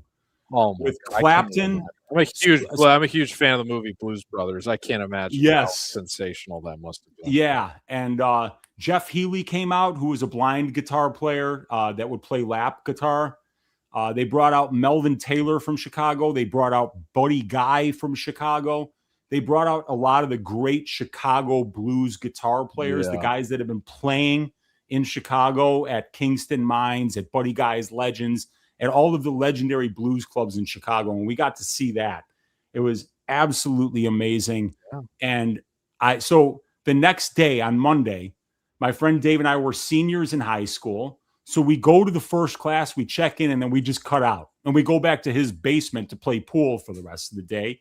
We tell his mom, it's senior year. They don't take, we don't have to be in school today, which we did. And then she comes downstairs. She goes, Stevie Ray Vaughan is dead. And we were both like, you get out of here. We saw him last night. He's not dead. And turns out that he was. That's unbelievable. Yeah. That's crazy. Yeah, my absolutely dad crazy. saw one of Leonard Skinner's last shows, or maybe their last show before the plane crash happened. Fuck yeah! Right before that plane crash, that's another plane that crashed. Yeah, so many of them did. Richie Valens' plane crashed. Crazy how dangerous air travel used to be, especially when you're a rock star, man. Yeah, I completely missed that entire era where it was still very much in the public conscious, like and a regular thing, but it was way more dangerous than it is now. So. Yeah, man, that's for sure, dude. My gosh. It was you and I, right? Yeah. That was you and I when you didn't believe me. You didn't believe me when I told you at first. And I said I gotta cash out of my bet, you know. It was a great read. That's probably the best read I've ever had as a capper. Oh, you know what? No, second best read. Pat Sabatini was fighting somebody. I don't remember who, but Pat Sabatini came out to Black Sabbath, and Pat Sabatini's opponent came out to AC/DC. Yeah. And I went out on Twitter and I'm like, AC/DC, bunch of bitches. Pat Sabatini's going to absolutely maul this dude. And it was like immediate first round submission. Yeah. You know what it was? I think it was the Jonathan Pierce fight. I was going to say it was probably JSP. I think Pierce came out to AC/DC, and I'm like, and Pierce is my favorite fighter at the time. And I go, he's going to fucking lose. I was on Sabatini as an underdog that night, but I wasn't privy to the Sabbath AC/DC. I've always liked AC/DC, so I'm not. Oh God, to say about him. You get out of here. I'm sorry. Okay, but Black Sabbath is like that. Black Sabbath is my favorite. Oh, they're both great. Yeah, they're both great. I mean, they're in terms of just what they've produced music-wise for the world, they're both great. But for me, one of them sucks badly, and that's AC/DC. But I will say, but that's just my opinion, and it doesn't mean anything because AC/DC's been doing it for decades in front of hundreds of thousands of people. So nobody gives a shit what I think. When Del and Elena, in terms of Bilal walkouts, when JDM walked out to TNT before Bilal, I was on the Bilal side, and when I heard that TNT music hit for JDM, I was like, I don't think this is gonna go the way I thought it was gonna go. That was a gnarly walkout, and I was optimistic to hear about how that would do when he did it in Australia. Then he walked out against Cortez, and we all know what happened after that. So the walkout isn't the end all be all, but when you're walking out to splish splash. Oh dear God, you just can't do that, man. You just can't. We got Raw Dog making the walk right now. Lots of people saying T-Rex should have had a stoppage. He could have had it, but you got to hand it to Bobby Green. Because every time Terrence took his back and started to rear naked choke him, he was rotating out of that, showing good submission defense, and just doing what he needed. He knew he needed to do, which was just stay alive. You just have to stay alive. 2 minutes and 30 seconds. If you've done that against Terrence McKinney, he has a 100% loss rate at the UFC level. It's I forgot what I was going to say. But you were going to say that the Final Countdown by Europe is the greatest rock song of all time? Oh, no. You pointed something out that was very interesting during the fight, which is that Kerry Hadley was the ref when Jalen Turner was putting it on King Green. And Kerry Hadley let it go here, too. But this time it was to King Green's benefit because he ended up getting the win because of it. Yeah. But that is wild. Like, how myopic is that? To put Kerry Hadley in the same page with Bobby Green when he nearly got him killed. Yeah, that's crazy. You guys have been asking where the you guys have been saying on Stat Diggers there's an APB on Kerry Hadley since that fight happened. Oh my God. Oh man. I'm gonna grab another beer right before this fight starts. You do it, man. You Hopefully do it. We got a lot of work to do still. Yeah, we need this. I need this Kavanaugh KO. I got to get on the board here because I'm getting fucking rinsed. But we're almost there, you guys. Both guys are in the cage here. 53 minutes after the hour, and we're only starting the second fight. So you got to believe that this is on purpose a little bit. right? Even though we knew that the first fight was going to end quickly, we've gone 53 minutes with there only being 4 minutes of fights. So this is definitely a spot where you got to believe that we're going to get a little bit less commercials from here on out. I sure hope so. I mean, this has been a crazy amount of ads for a main. Like, we've had one fight in the first hour. That's insane. That is insane, you know, because we're, like I said, we're 54 minutes after the hour and we've had 4 minutes of action. One fight in the first hour and it ended in the first round. That doesn't make any sense. Yeah. So all right, man. While Bruce is announcing here, I got to hit the can again. Be right back, dude. Thank you once again, everybody in the stream, or in the chat rather, for joining us. We are 5 hours into this now. Again, it's crazy that we basically just spent an hour on a Terrence McKinney, Bobby Green fight, but we got 4 more really exciting fights tonight, and I'm grateful that you would all join us. So thank you very much. I know that was a lot of concert talk, but hopefully that was more entertaining for you than any of the commercials you were sitting through if you don't have that Paramount Plus subscription. So if I could highlight your comments, I would, but I'll leave that up to Mr. Wheezy.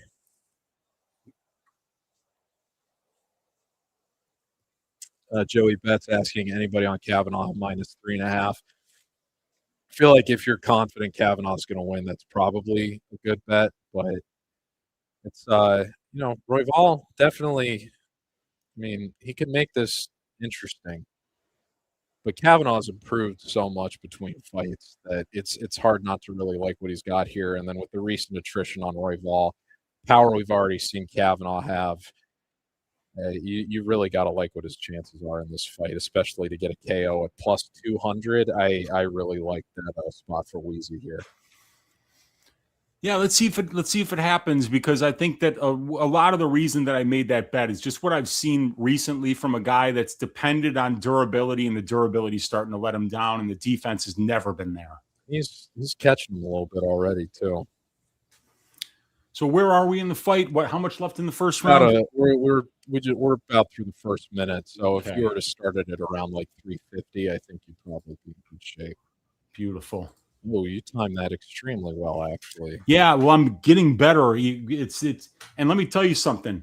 If you want to get better at life, Stag whiskey, ladies and gentlemen, smooth, spicy, and performance enhancing. That alcohol dulls your senses. Good head kick there by Royval. Got blocked by Kavanaugh, but it looked like it landed. So we're about 1.5 minutes into round 1 here. Royval on a little bit of pressure, staying in Lonnie's face. But Lonnie's not backing up, though. Like, he's not afraid that he's coming forward. He's looking to time something here. But it's Royval who's doing all the work right now. He's throwing all the offense. Kavanaugh had some good success in the first minute, but okay. Royval's definitely managing the distance better right now.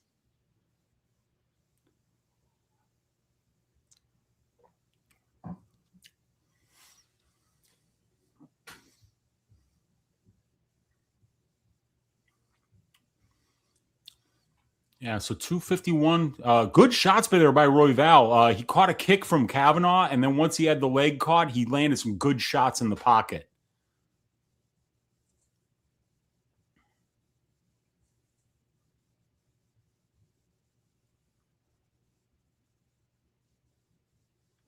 So Royval is fighting southpaw right now, and it looks like that's slowing down the output of Kavanaugh just a little bit. Because Royval's a switch stance fighter. He's gonna switch. He's gonna give you a lot of different looks. But the fact that he's fighting exclusively southpaw seems to be slowing down Kavanaugh just a little bit. Man, Royval's looking good right now. He's popping his jab. It's landing. Good straight right to the chest there, but a good jab returns from Royval. Kavanaugh's having more trouble closing distance than I anticipated. Yeah, and I think that, all right, so now he just switched to southpaw, and let's see if he starts throwing some leg kicks. Well, he just landed a nice little left hand there on Royval. for a guy in Royval who's so bad defensively, I'm kind of surprised how, Kavanagh looks reluctant to pull the trigger here. Yeah, he's pawing at his nose, too. Yeah. Oh, wow. Royval just attempted a takedown. I mean, like, he never wrestles. He never wrestles, and he gets a takedown on Lonnie, and he's in side control here. Wow. Not going the way we expected. Not yet. No, it is not going the way we expected. But this is MMA. It's an unpredictable sport sometimes, even though all the favorites are winning. But right now, Royval is the first underdog. This would be an obnoxious first underdog to win, to say the least. Yeah. But I mean, like, we've never seen Royval wrestle. I mean, like, I have the stats. Like, this guy never wrestles, and he went out there and got a takedown. And he's looking great here. I mean, like, Royval's a really good grappler. It's just that he usually uses it after his opponents take him down. He starts, like, looking to get submission attempts, and he's keeping the right foot, both feet, really, of Kavanagh off the canvas so that he cannot get back to his feet. We'll say, even though he got that 5th round against Tyra, Royval typically hasn't been great late into fights. So this could end up coming down to who wins round 2. Yeah, well, Kavanagh gets back up, though. Now he's got clinch control here with 15 seconds left in the round. He did not have a great round at all. He's definitely going to need to make some adjustments. He finishes the round with a takedown, though. He lands a couple of good shots, but easily at the 10-9 for Brandon Royval. Not a good start. And I think Herzog... Marcus is in the room, by the way. And he's saying Bobby Green was an underdog versus Terrence. Well, actually, he finished as a favorite. Finished as a favorite, but the market got that one right. And, it's one of those fights that wound up being a pick'em for very good reason, because it's really hard to last 3 minutes with with Terrence McKinney, and Bobby Green almost didn't last those 3 minutes. But yeah, he got the job done. I'm really not seeing holes yet. There's still 2 rounds left in this fight, just like there were 2 rounds left in the fight after Lonnie Kavanagh kicked the shit out of Charles Johnson in round 1. So we'll see. I was on Moreno against Kavanagh, and Kavanagh absolutely dominated him in a way. Yeah, so I don't remember if I bet Moreno or not, but I think I bet him. That was a spot that on short notice at elevation, it felt like it was going to be Moreno. Kavanagh's got to be a lot more aggressive with his striking, though. He's got to retake the momentum. He's a more powerful guy. But Royval's using his length pretty well. Good straight shots, throwing the jab. And I forgot to get the goddamn clock going again. Oh. All right.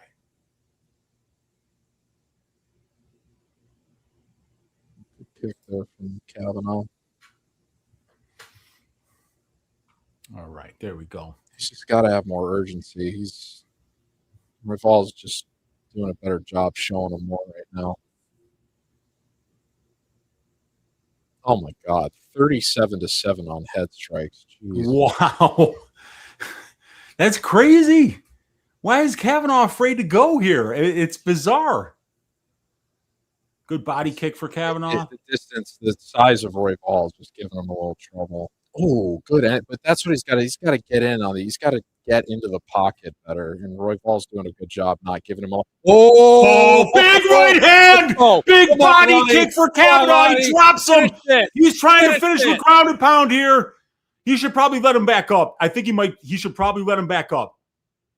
He's got him hurt bad. Oh, and now Royval's trying to lock up a Umaplata. Get back up, dude. Get back up and knock him out. He's hurt. Oh, you're right. He should let him back up. He should let him back up, dude. You don't want to grapple with Royval. Oh my God, he's settling in his guard here. This is a big mistake for Lonnie Kavanagh. Yeah. He's got Royval hurt bad. He's got to stand back up, dude. You don't want to grapple with this guy. He's very aggressive. But I wonder how much energy he just used going for the finish there.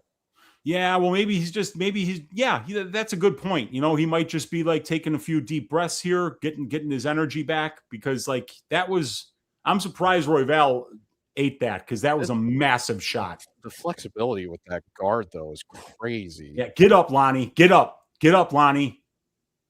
There you go. Whoa. All right, so they're back at distance, and now Lonnie's to the body shots for Lonnie. I wonder how much Royval recovered, though.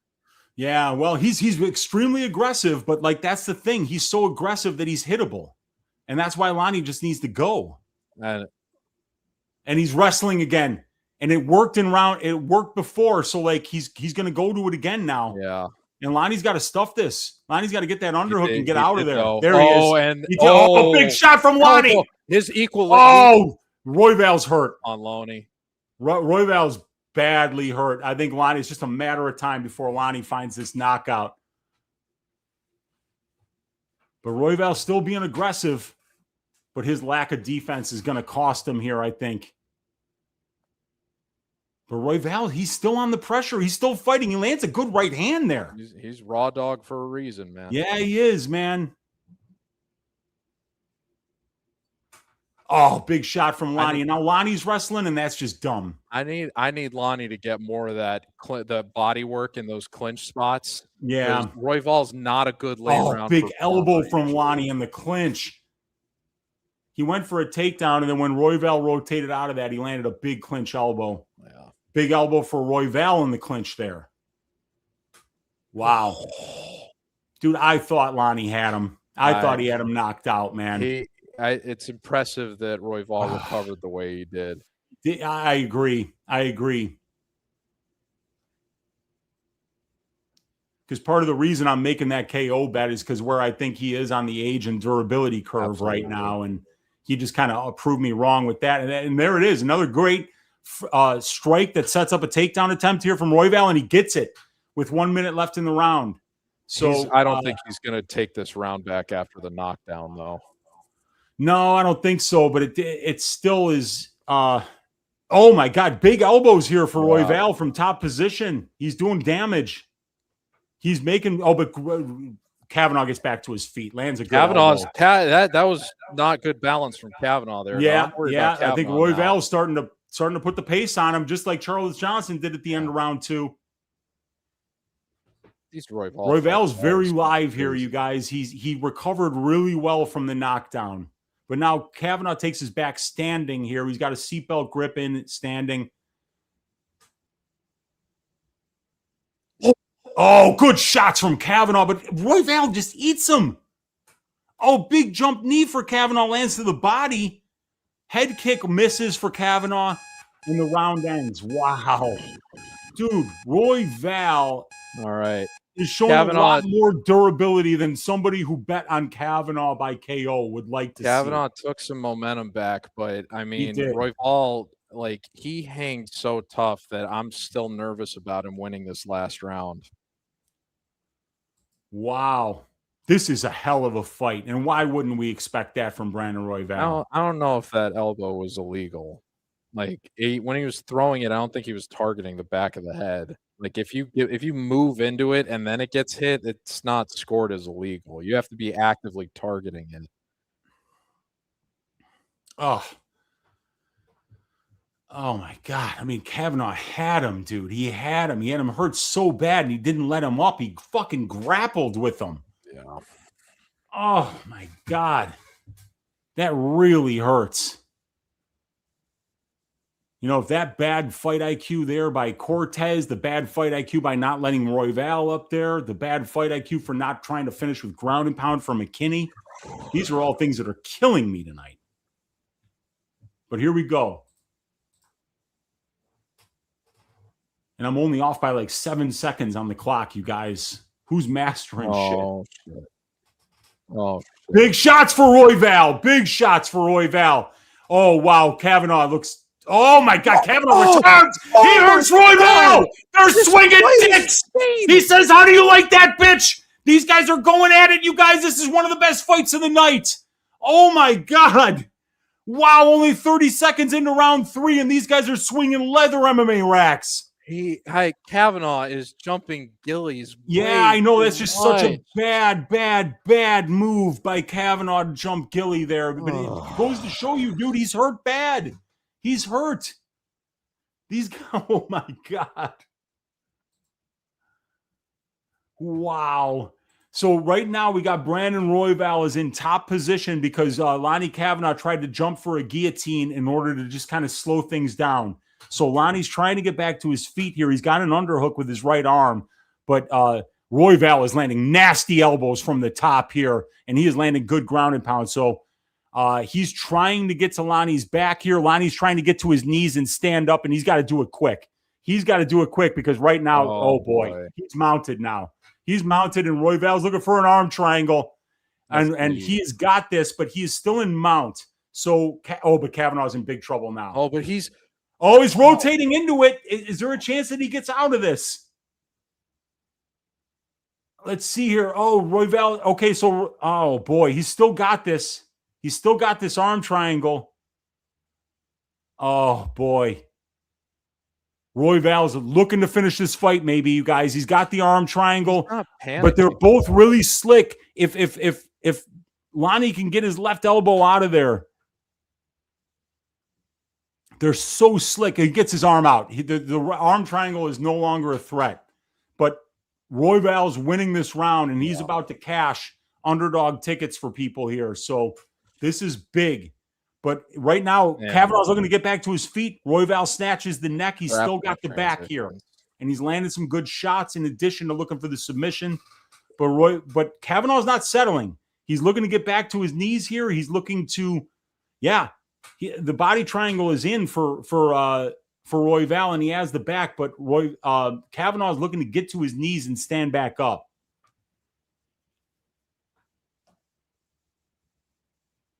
Dominant position here for Brandon Royval. He's got the back. He's starting to look for the rear naked choke, you guys. And Kavanaugh's in trouble.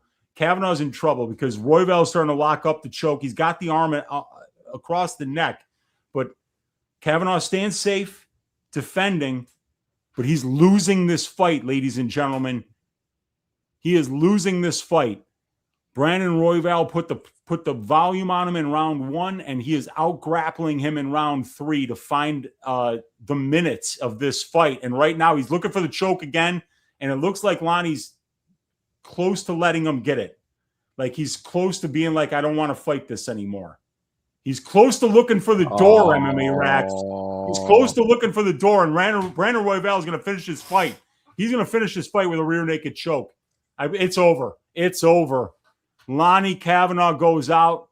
Brandon Royval chokes him out. He went out for for big like win for Raw Dog Royval. Phenomenal fight. Hey, I'm having a bad night gambling, but guess what? These fights have been incredible. This is what we look for as fans. If you had Kavanaugh by KO, you didn't make a bad bet. He was this close. He just showed a little bit of youthful exuberance trying to finish the fight on the ground. I can't believe that he jumped. The thing that makes that Gilly really bad is that he tried it in every round. Tried it in round 1, didn't take. Round 2 didn't take. He defended that takedown in round 3 well, and he's still like, I don't know why, like, it's such a meme that people embrace, like, oh, you got to do it because Dustin Poirier tells you to do it. Well, how many times did it actually work for Poirier? Like, it's, man. Yep. It's like when Joe Anderson Brito fought Sabatini, and it was like, it's obvious where you're going to have your most success, but he just kept jumping Gilly and putting the fight where it was not going to suit him. Oh my gosh, man! That's frustrating. That was something that also that was the reason I bet on Sabatini in that fight, was because I saw that Brito spend way too much time in grappling positions where he wasn't going to be as good as Pat. So I'm glad I cashed that bet because I need that, even though it was a year ago, because I'm getting rinsed tonight, Rax. I'm getting rinsed. That was my second P leg tonight. Royval, the attrition trajectory relative to the power we've already seen from Kavanaugh was not good. But agreed. And he was so close, man. He was there. He had it. Man, that's the sport we bet on. You know, I've had a few of those Zig versus Zig results now with both of these guys. So to get this one wrong too is obnoxious. But it is what it is. Just an amazing fight, though. Those guys put on a fucking show. That'll probably be fight of the night, barring some crazy Holloway McGregor war. Yeah, but I mean, it certainly could be Pimblett Saint-Denis. And it could be fucking Batista. These last 3 fights are incredible. If there's a night to get rinsed, it's tonight, you know, because, like, these fights have been really fun. I'm enjoying these fights. Tons of finishes. Oh, I hate that. Yep.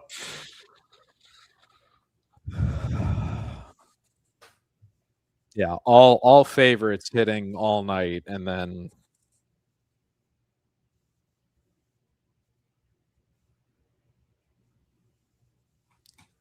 well, you know, just makes you appreciate how good Josh Van is. Yeah, man.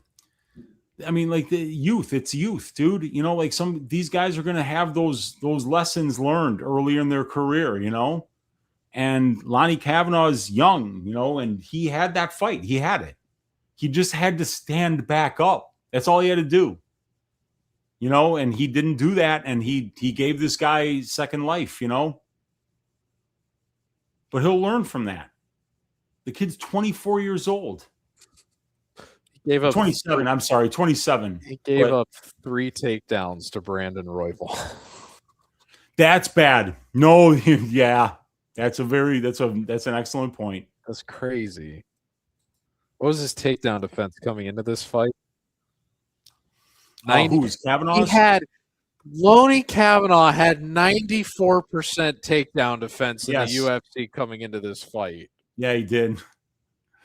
0.23 takedowns allowed on 3.95 attempts. 94.1% takedown defense. Wow. And by the way, you want to know how many takedowns per 15 minutes Brandon Royval averages? 0.65 going into this fight. You're wrong. No, I'm kidding. No, that's actually you're absolutely right. Yeah, because I got the numbers in front of me. Right. You know, I did too. Yeah, 0.65. Yep. Yeah, that wasn't for memory. Oh, there was only one other fight I think in the UFC where Royval has landed 3 takedowns, and it was the Tetsuro Taira fight where there were all those crazy reversals and stuff. That was a 5-rounder too. That was an amazing, yeah. I mean, like, it's just such a great fight. You know, what a great fight. But you know, if you're a stats based if you start your first layer of analysis with stats like we do, that's extremely frustrating to beat. Well, you know, that's the thing, though, too. You know, it's the minutes against the moments, because obviously Royval is a guy that's just constant offense. It's just waves and waves and waves of offense. And when you fight like that, you're going to have a 43% distance striking defense. So when you see them getting knocked out, you know, when you see them getting hurt by big shots, it's something you have to chase. And at the end of the day, you know, I lost my KO bet. You lost your what? Did you have KO or money line? Well, no, I had money line. He was my second leg tonight. But this is the kind of sport where we realize that it's played on the razor's edge. You know, you're gonna have some bounces that go your way, and you're gonna have some bounces that don't go your way, and that's just how it goes. Yeah, but I've had a lot of should have zigged when I zagged moments this year, and this is just another one. So. Yep, but it was an amazing fight from a fan perspective. Those guys put on an absolute show, and now we get Sandhagen, Bautista, Saint-Denis, Pimblett, and then the main event, the return of the Notorious, who has done more cocaine in the last 5 years than Conor McGregor. He's setting records, ladies and gentlemen.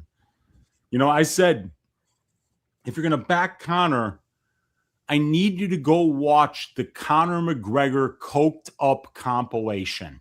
Now, if you type that into YouTube, right? Conor McGregor coked up compilation. Yeah.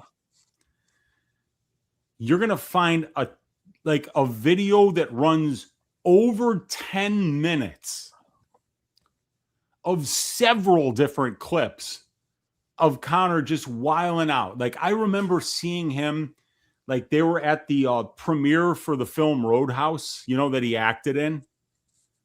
And they had him for an interview before the show. And, like, there was this one guy in my house, I'm in my fraternity house, that whenever we could actually scrape together enough money as college kids to get cocaine, which was maybe twice a year, the one guy in my house, who I'm not going to say his name, you could just, like, the second you would walk up to him, you'd be like, oh, dude, you're doing cocaine, because you could just see his jaw, like chewing an invisible piece of gum. This guy was not nearly as visible of a cocaine user as Conor McGregor was. Yeah. Like, I couldn't believe it. Like, when I was watching him on The Ultimate Fighter, I was like, this guy is clearly partying. His walkout for the third Poirier fight, I mean, he's literally like, he's so dilated, it's crazy. So, yeah, those last 5 years were rough, but I think he's in a better place, at least right now, going into this. But I don't know if you saw, he cut his hair since the face-offs yesterday. He's rocking a mohawk now. I don't know if I've ever seen him with that. Huh. Interesting. So, well, like, the way my night is going, I wouldn't be surprised if Conor got a win at this point, but Tonio, no, you got to understand, like, I never really did it, like, because people have problems on this drug because they do it 2-3 times in a week and then it becomes a habit. Yeah. We were the kind of people that we couldn't afford it. Like, even when I worked on the floor of the Chicago Stock Exchange with cokeheads, I still couldn't afford it really like they could. So it's like, leave it for them. But we had good times when we did do it, but it was because we did it as weekend warriors and, like, literally like 3 times a year type of stuff. So, yeah, I mean, like, you really should. It's a bad thing. It's a bad life decision. Cocaine is a hell of a drug. And that is a quote from who, MMA Rax? Rick James. The great Rick James. Yeah. Maybe the greatest soul singer of all time, of our generation, was Rick James. I mean, like, he was a legend. And he made a lot of bad decisions. Why? Here's a great little trivia question that we were talking about music earlier, and we're talking about it again now, I guess, because it's another break between fights. But do you know who Rick James used to be in a band with back in Canada in the late 1960s? I'm a 93 baby, man. You got to be fair to me with these questions. Neil Young. You've heard of Neil Young. Yeah, of course. Yes. Neil Young and Rick James were in a band called the Mina Birds back in the late 60s. Yes. They're both Canadian. Neil Young is from Canada, and so is Rick James. Interesting. I didn't know that. Well, I'm a lot older than you. So, but yeah, I do kind of regret. It's not good for you folks. Like, this is not a show that is promoting the use of cocaine. All right. It just isn't. Yeah. The OG Conor haircut. I thought once you did it, then you can't stop, or is that a myth? Well, it's very addictive. You shouldn't do it at all, I saw enough degenerate behavior when I was a college student that I said I don't ever need that in my life. So I've abstained, and yeah, even though I live in Miami, it's never something that would interest me relative to the damage I've seen it do to other lives. So no, dude, don't bother. Don't fucking bother. Trust me, you're not missing anything. You're really not missing anything. Yeah. All right, we got Yitro. This is now. a really sharp MMA bettor here, my guy Yitro. And he's saying Canada, some of the best music ever. And I agree with him. I mean, like Canada has got some amazing musical artists in all, like for instance, even if you like yacht rock, right? When I grew up listening to the yacht rock at my dad's restaurant, one of the greats of yacht rock was Chuck Mangione. He had one of the greatest like yacht rock singles of all time, and it was an instrumental, like horn piece. And Canada, stand up, like even like hip hop. Some of my favorite Canadian hip hop artists, Chaos and Shad from Canada. Broken Social Scene, one of the great indie rock bands from Canada. Definitely. Oh, Wolf Parade, one of my favorite bands. Arcade Fire, another Canadian band. Yeah. So yeah, Canada has got some amazing, amazing musical artists. Yeah, dude. Unfortunately, like a lot of the stories that I have are based on me being a fucking idiot, So I don't know how much I want to. We're talking to degenerate gamblers here, so I feel safe. Like I feel like I'm in my safe space when I tell the college stories. But like, really, you shouldn't do what I'm doing. that's an like that right there. Those are words to live by. My guy Remdog, he knows. Like, because if you never pay for it, you'll never have a coke habit. Unless you were hanging out with like Conor, right? Maybe if you're hanging out with Conor, you could do enough coke that it would be a problem and never pay for it. Favorite British band? So for me, it would have to be Oasis, because I remember in 1992, how old were you, George? 0? Yeah, I was still a year away. So 1992, there was an album that came out called Definitely Maybe by the band Oasis in Manchester of the United Kingdom. And Manchester had this amazing rock scene. Like there were a lot of amazing music scene, I should just say. Like you had bands like Joy Division. You had bands like the Happy Mondays, that had this amazing British sound that was coming to the United States. And I remember hearing it and being like, these guys are incredible. Like the Happy Mondays were this super fun band that like you'd watch them play, and they had a dude on stage with them that just danced. He didn't play any instruments. He didn't sing. He didn't add anything, but he would just sit there and dance. And they would give this guy a bunch of cocaine and he would dance, and like Happy Mondays, all these great British bands. So there were so many of them. And one of them that I really liked was Oasis. I thought they were game changers, but there were so many great British bands. There's too many to name. Swollen Members. Oh, yeah, I remember Swollen Members. Immaculate, Stand Up. I remember them. They're fucking great, dude. Canada, stand up unless your name is Jamie Siraj. Back the fuck down. And I agree with that. The Misadventures of Your Uncle Weezy. Fine Gentlemen. Around what time do you start talking about fights? I used a channel for different channel for Jazz Classics, Oasis, and Justin Bieber. You can feel free to fuck off, actually, if you don't like it. Ed Da Vinci, whoever the fuck you are. I mean, would you rather watch commercials and walkouts? Like we're waiting for the fights to start. Yeah, we're waiting for the fights to start. Hey guys, what's your most degenerate gambling story that I'll answer this after. Nice. And Hagen.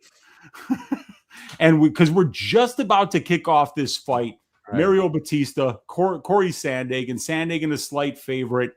2 top-notch bantamweights about to square off here. I hope we see less ghillie jumps than the last fight. That's the thing, man. If Kavanaugh got sparked in some crazy exchange, I could live with that. But him giving that away because he jumped Gilly in all 3 rounds against a guy that is experienced of a grappler as Royval,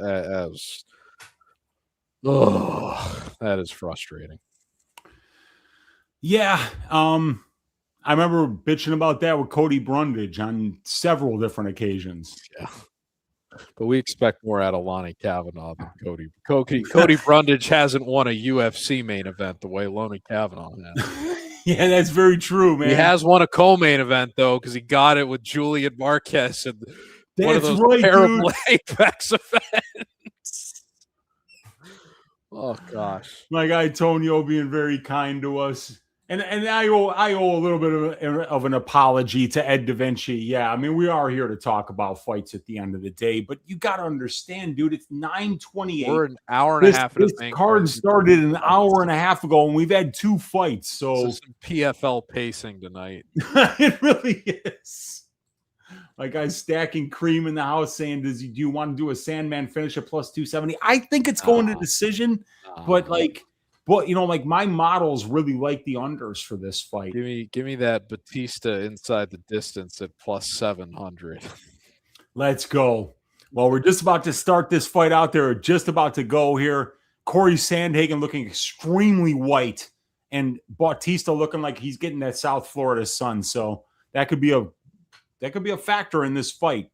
But they both train out of Colorado, don't they? Yeah, Sandhagen's at that new gym that he Tiger or something that he started with a bunch of other I think it was, not sure what former gym they were at, but there are a bunch of big UFC names that kind of came together and put that gym. Batista, I think he's at MMA Lab. Ooh, big left hook for Sandhagen lands, and it rocks Batista. He ate it.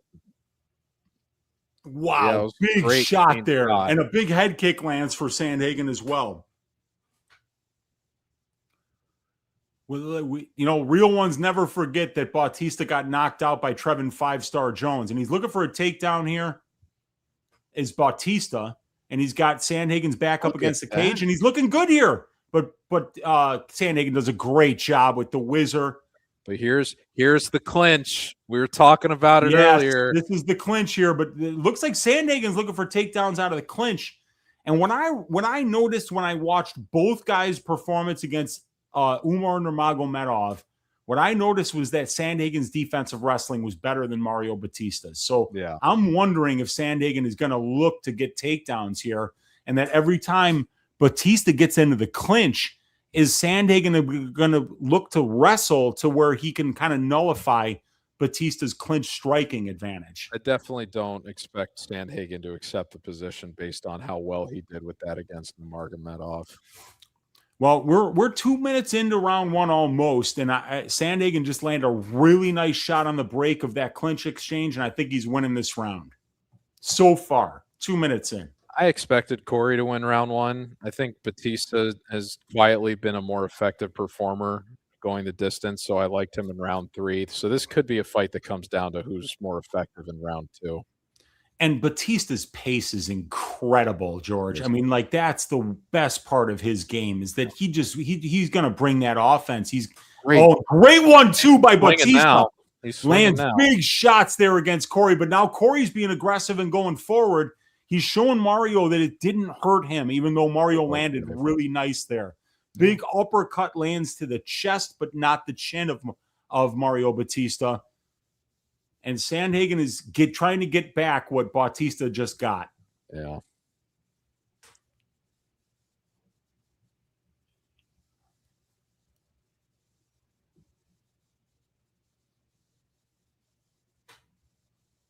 That's crazy how big Corey is for the weight class. Both of these guys are huge. Like, Bautista is usually the big one at bantamweight, you know? But these guys are this is such a high level fight that we're getting here in this fight. Absolutely. And it's close, just like you would expect it to be. Yeah.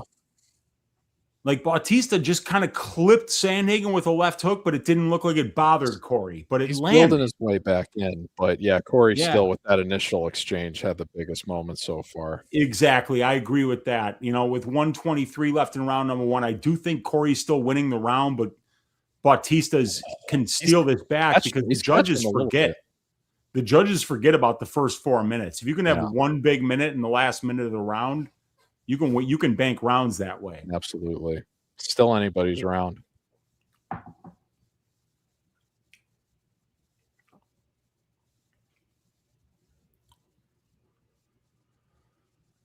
So Sandhagen doing a good job with distance right now. Oh, and that was really nice. Sandhagen like ducked under a shot from Bautista and got in on a takedown attempt, and it looked like he had it, but Bautista just stuffed it. He showed amazing hips there, Bautista. Yeah. And now Sandhagen, now these guys are clinched up in the center of the cage. Big left hook from Bautista lands. These guys are both doing such a good job of taking what the takedown from Bautista. Really good job. He gets right to side control, but Sandhagen standing right back up. Bautista looking to get to the back here. He's looking for a Sulayev stretch. Bautista's looking for a Sulayev stretch on Sandhagen, which is interesting because that was what set up the rear naked choke finish for Aljamain Sterling. Oh my God, he's got his legs stretched out. Bautista's looking for his sub. 5 seconds left in the round. Sandhagen knows he's fine. He's okay. He's okay. Wow, that was close. It was really close. Bautista. Hey, did he steal that round with the way he ended it with the submission? I think he did. Yeah, I think he did, man, because like I say, it doesn't matter what we think. The judges forget about the first 4 minutes. All the Sandhagen fans are going to say he won that round, but the way Bautista ended that, I think Bautista's got a good shot. Tonio does not like Sandhagen's tattoos. He said that Sandhagen's walking weird back to the corner after that. I wonder how much that hyperextension hurt his leg. Yeah. Yeah, Corey's, They're saying in the comments he got up. I missed that because we were they're saying his leg is shot. So let's see, man. Sandhagen walking weird. That knee bar was deep, man. 700? Can we get Batista IDD 700? It could be. Could be, man. Wow. Amazing stuff so far in this fight. Didn't he beat Figgy with some kind of leg injury, TKO? Right? Yeah, he did. He beat Figgy because of a knee injury. Oh, and now Batista's hitting him with the roundtree kicks, the oblique kicks. Yeah, man. You got to be dirty, dude. Oh, that's how it works. I love it. All right. So round 2, here we go. 30 seconds in. These guys are still in each other's faces. This is going to be an amazing fight. So let's see what Sandhagen's leg looks like, because which one was it that got caught in the hole? Left leg. He said left leg. So that's his lead leg. That's his lead leg. He says 210 live. But, it's interesting because Sandhagen is a switch stance fighter, and he's fighting an orthodox, which means that the left leg is probably not fucked up. Otherwise, he'd be fighting southpaw. Yeah, he might have had a little bit of a dead leg with how the round ended. But, yeah. I mean, it wasn't good. It wasn't a good visual. No, it wasn't. It wasn't. I mean, like, Bautista had him in trouble there, and there's a very good case that he's up 1-0 here. Yeah. But Sandhagen is staying in his face, and he's outworking Bautista right now. And that's what's so awesome about this being a 3-round fight, because I don't expect either of these guys to take their foot off the gas at any point in this fight. No, not at all. These are guys that have been known for their pace and their pressure and their volume, and they're both able to do it easily for 15 minutes at this level, no matter what pace their opponent is pushing. So, and we're seeing a phenomenal fight, you guys, so far. I will tell you, 3:20 left in round number 1, and both guys are in round number 2, and both guys are having a success here. I will tell you, though, one of the reasons I like Batista here was because Sandhagen, and this is a big part of this is a testament to the strength of schedule he has, but he's quietly not been as effective of a fighter in the final round as Batista has. So if he's got 1 round and Batista ends up getting 3, then it would stand to reason he's going to get a 29-28 if it plays out the way that they've traditionally fought round 3. Well, yeah, I guess we'll find out about that, but yes, I agree with you because Batista's pace has always been the best part of his game, in my opinion. I wish he'd go to more clinch work here, but I wonder if he got a sense of how strong Corey is in there. Yeah, I think Mario's better there, but he's also been better against a much lower level of competition. I think I'm not sure if it's Corey that I have ranked number 1 in the bantamweight division in strength of schedule, but there's somebody that I have on this card that's ranked number 1 in strength of schedule in a very difficult division. And it's either Corey or it's Max. I forget who. I think Batista got cut a little bit there on his right side. He does have a cut over his right eye right now, so a little bit of blood is spilling, and this is a close round so far, so that could be the difference. But Batista in here on a single leg, but Sandhagen is not showing any kind of – he's not worried about it. No. Batista this is where I want Batista to live, though. Well, yeah. I mean, if you're on that money line for Bautista, you want him to be in the clinch because he's been phenomenal there. He just let him out. He did. So 127 left in round number 2. This is anybody's round. Yeah. I can't tell if Corey's cut or if he's just wearing Batista's blood. Yeah, it could be one or the other because these guys are staying in each other's faces and throwing a ton of volume here. Yeah. I think that's just Batista's blood. Oh, no. So Bautista just said he got poked, but he didn't. It was a punch from Sandhagen, but Sandhagen took his foot off the gas in what was a huge mistake. Maybe it was a glove scrape. Yeah, it could have been one of those, but it was legal. Yeah. Now Bautista's looking for a takedown. Sandhagen gets underhooks on the left side. Good knee. And gets clinch control here. This is another round 1 was 30-30 in significant strikes. Round 2 is Sandhagen 26-20. It's a close round. It's a dude, don't go off of that for who's winning the round because it's 50-50. It's probably Sandhagen, but and Bautista in on a takedown here. He almost gets it, but Sandhagen gets out of there. And they're back at distance striking range with 12 seconds left in the round. Bautista putting on a little bit of pressure. Man. I mean, Sandhagen is tough, dude, for how bad his leg looked. Man. Corey built himself back in. I think it's 1-1 going into 3. I think so too. And round 1 was still close too, so who knows what's round going on. Round 1 was here. Close, but the way that it ended, I think you'd have a hard time saying Sandhagen won that round. Especially with my history of what I know from the judges and that, they're stoners. They only remember the last minute of the round. But I'll be right back, Rax. All right, you gotta be a professional. I take a piss. Fight. I got you. Yeah, you got to be a professional. I got to take a piss. We'll try. All right, folks. Yeah, it seems like most people think it's 1-1. I think it's funny. They're saying Batista's tired. I have a hard time believing that. This is going to be a crazy final round.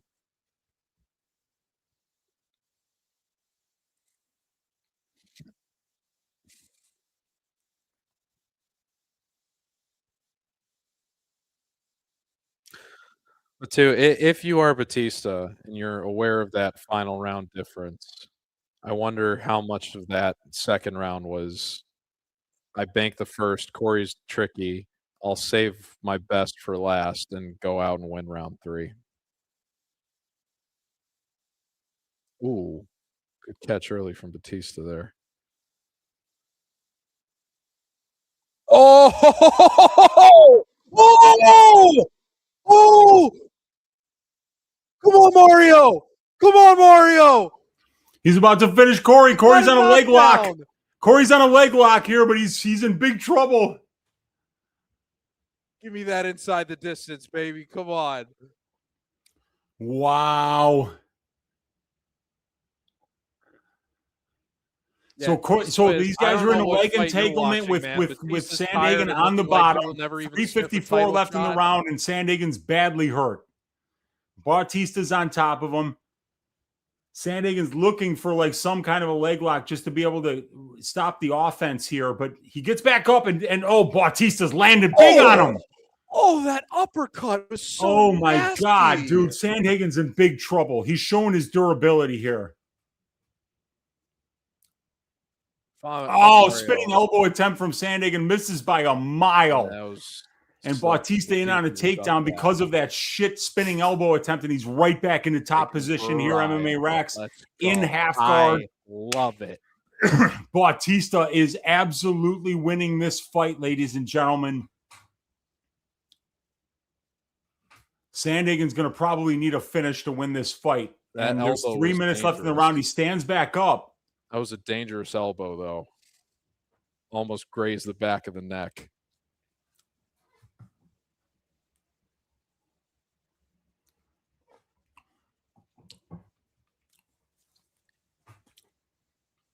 All right, so they're back in the middle of the cage here. 2:43 left in round number 3. Both of my parlays hit one leg out of 2. That's just brutal. It was only like 15% of my total action, and it's not like any of the other fucking bets have hit so far. But if I'm Bautista, I know Corey hasn't really hit you with anything dangerous on the feet, but close distance, clinch, back takes, keep this dirty, grimy. Do not let this get in space where Corey's going to have his best chance to potentially steal it back.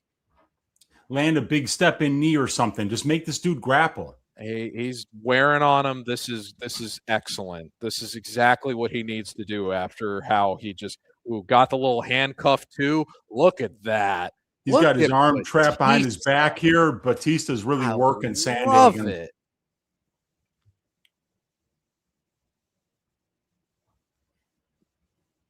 And he's not risking position with trying to get the hooks in and then losing it. He's just staying and wearing on him because Batista is so smart, man. He's done a great job of winning minutes and then eventually finding finishes in fights where his pace breaks people. His pace was never going to break Sandhagen, but he got close to it, which is crazy. Because Bautista's been as close to finishing Sandhagen as Peter Yan has, or Merab in that, as Merab has, as any of these other elite fighters have here. This is wow. I mean, what a performance by Mario Bautista here, because this is a 29-28. This is easily a 29-28 in whatever world you're looking at here. Now the Corey fans are going to insist he won round 1, but come on. Well, yeah, but he didn't though. And it's not because he didn't. It's just because he lost the last minute of round 1. And these judges have very short attention spans. Yep.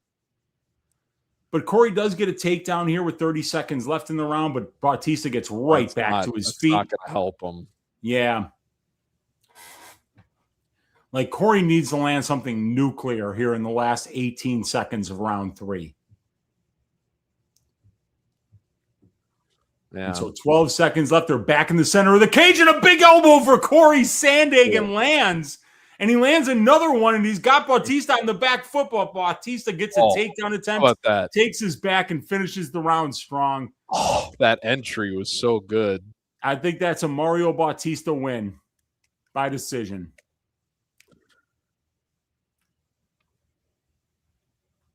I say, man, that final round, Bautista, he's had that more grit. More consistent. So we got Dustin in the room saying 29-28 Sandhagen. We got Flat Earth Gapler saying 29-28. But Mario is cooking is something that I agree with a little bit more. Sandhagen Cope. Get out of here. Cope and seethe. So this might be right from the cilantro guy. I mean, I don't know. If you're a judge and you watch Sandhagen get up with that stanky leg, I don't know how you score that round. Yeah. Yeah, but, he did win most of the round. And round 2 was Corey's. Round 2 was definitely Corey's. Yeah, round 2 was Corey's round. So, we'll see, man. This is the craziest fight of the night. They said Sandhagen was plus 2,000 live. Oh boy, dude! If Corey gets this nod, people are gonna fucking freak out, dude. Yeah, man, that's not good, dude. If he gets this win, because People are going to be pissed Let me off. tell you, if it's a split for Batista, the same people that threw a fit over the Aldo decision are going to be crying murder over this one. Yeah. No, you got that right, dude. All right, let's see what they say. All right, so here we go. Coming up to this decision. 29-28 Batista. Evidently, there's a Zuffa boxing bout between two people I've never heard of, but here we go. What are we going to get? 29-28, it looks like on all three. Mario Bautista, decision victory. Battle born, nephew. There's that underdog call we needed, baby. And I put it in my column this week. If you read it, you got it actually last week when I wrote it up on I think it was Wednesday or Thursday. Mario Bautista gets it done. Let's go. Biggest win of his career. So they must have, I think it was unanimous 29-28. So they must have had Bautista rounds 1 and 3 and Sandhagen round 2. That's what I'm guessing. Cope and seethe, Sandhagen fans. I don't want to hear it. It's Super Mario all day, every day. No, he did. He did win the first 4 minutes of round 1, but that's, I mean, like, nobody said that this sport was fair. He absolutely was winning on the minutes, and he had, like, well, Batista built himself back into it, but the bigger thing for Sandhagen, I think, was that first initial exchange where he definitely stunned. He didn't really wobble him, but he definitely stunned him. And then after that, it got close, but Sandhagen still had the bigger moment of damage. But then that last minute, I mean, he almost had him in the Suliov stretch, and then he got up. When you get up, the judges are seeing that, and you're stanky legging it back to the corner the way that he did. Yeah. And we didn't even see that at first. It was the comments that pointed out to us. Then we saw the replay. There's no way you see that as a judge that you're scoring that for Sandhagen. Yeah, man. Good. I mean, that was a hell of a performance. And, and if you're Mario Bautista and you just got to win on a pay-per-view main card versus Corey Sandhagen, he's there, man. He's there. He's ready. It's going to be nothing but big fights here on out for Mario Bautista. He earned it. Dude, Tucker Carlson's in the crowd. They said the guy before. Is that Vince Vaughn? Is Tucker Carlson sitting next to Vince Vaughn? Vince Vaughn is there sitting next to Mel Gibson. But the bigger thing is that guy they showed before Tucker Carlson that they said was Jalen Williams of the Oklahoma City Thunder. That was not Jalen Williams. And the commentary even said it. They're like, that's not Jalen Williams. Oh, man. That's hilarious. By the way, MMA Racks, did you know that right now we have 3,000 live viewers? Oh, my goodness. 3,103 live viewers. Thank you all for tuning in. It is a pleasure to be here with you all, especially you, Wheezy. And we've been doing this for 6 hours, and we got 2 more fights left. 6 hours of hard work, and we're just getting started, ladies and gentlemen, because, I mean, it's Benoit Saint-Denis versus Paddy Pimblett, and it's Max Holloway versus Conor McGregor. I mean, these are amazing fights. These are big MMA names, and these are the kind of reasons that we all show up to watch this sport. So I'm really excited to see how these last 2 fights play out. Absolutely. My guy Stacking Cream saying pipe that like button, and I definitely agree with that. Tucker and Vince, yeah, that's crazy, man. Sandhagen never gonna get a belt. No, I mean, like not everybody gets the belt, dude. Problem is, you can be a great fighter and never get the belt. I mean, like, that's the one of the things that when you're in the bantamweight division, when you're in the lightweight division, when you're in the welterweight division, you could be an elite fighter and never sniff the belt because there's always going to be somebody better than you. Bantamweight is the deepest division in the UFC. I don't know if it's the best overall, but it's certainly the deepest. And the guy that just took the belt off of Merab, I don't see a lot of people beating Peter Yan now that he has overcome that hurdle. I mean, that guy is what a phenomenal talent to watch. Like, for him to be as good as he is in the deepest division in the UFC, that guy is a problem. The only thing that can stop him is himself when he, illegally knees Aljamain Sterling. And that was the downfall of his career. If that never happened, who knows what Peter Yan's career would have looked like. But think about, you make that kind of mistake and you fall from grace like that, and for him to rally and put himself back in the position where he's now a champion again, there are not a lot of people that have that kind of resolve to overcome that kind of adversity over a long term. For him to do that with the kind of skill that we know he already has, I think it could be a little bit before anybody beats Peter Yan legitimately. That was what a performance he had last year to end the UFC calendar. That was absolutely phenomenal. And I've always said, that, if Siberia can't kill you, like seriously, that's where the dude is from, If you're like 18 years old in Siberia, you can kick 99% of the rest of the world's ass. Just because you've lived through shit that most people just take for granted, waking up every morning. Those guys are living in a hellish reality that is incredibly cold. Anybody that's ever seen Rocky IV knows how horrible it is in Russia. That's how the entirety of Russia is exactly like that. It's cold. It's unforgiving, and you don't fucking live there unless you're fucking tough, So that's why Russians own MMA. Because if you make it to 21, you're kicking the shit out of 99% of the rest of the world's population.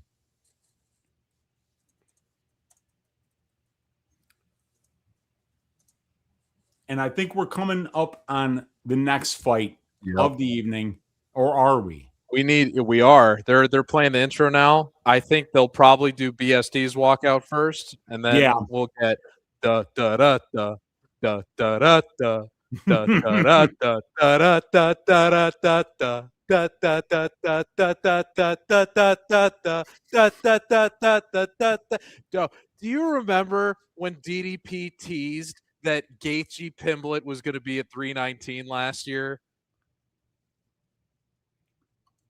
319. Who teased that? So there was an interview. They got Dricus when he was going to defend his title against Khamzat at 319. Yeah. And I think it was maybe a month or something before, he said that they were trying to book Gaethje Pimblett as the co-main for that card. We ended up getting Lerone Murphy and Pico, which was great. Yeah. But I thought I was going to get to see Pimblett's walkout live, and I would have melted, man. That would have been crazy, especially with the way that fight played out at 324 earlier this year. I thought we were going to get Pimblett Gaethje in Chicago. I would have lost my mind. Yeah, so that was something that would have been awesome, and I remember that. I remember Dricus saying that and being like, "Holy shit, dude! They're coming back to Chicago and they're bringing it." Because if you give him Dricus and Khamzat and then Patty in that kind of a high level fight, that would have been amazing. But it was still an amazing card because they got Carlos Prates on the card. Oh yeah! Oh my god. Bro, I want to answer your friend you were talking to earlier that you said was the sharp from Canada that asked what's your most degen gambling story. I do want to get to that. Oh yes, please. I will. But it's funny, for 319, I went with my brother. I had to go to the bathroom. You remember I told you a story about how I ran into Brady in the bathroom, but I didn't want to say hi to him just because it's weird to introduce yourself to somebody in the bathroom. In Chicago? Right, yeah. No, that sucks, dude. You were able to meet me too. Well, no, but we were in the bathroom. I don't think you were there with him, but I wouldn't have been. Yeah, I know. I didn't realize Brady's 6'3", so I was like, I don't know if that's actually him, so I don't want to say hi or not. But I was coming out of the bathroom, and Neil protests already started. And I was like, okay, I don't want to be cutting in front of people or whatever. So I'll just watch from the bird's eye view up here in the tunnel. And then I'll go back to my seat in the front row. So the fight's going on, Protest is doing whatever. I'm getting ready to go down.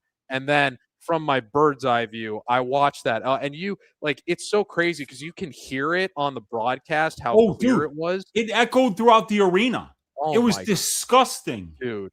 And the other thing too, and you can appreciate this because you've been to Bulls games. Those United Center staff, they don't react to anything that happens in terms of the sports that going on. When that knockout happened, every single United center staff member was like slack jawed. Yeah, it was crazy. And then I got back to my seat and I saw my brother. It's like kind of sucks. I didn't get to see that spinning back elbow in this seat, right? And then what happens the very next fight? I know. Yeah.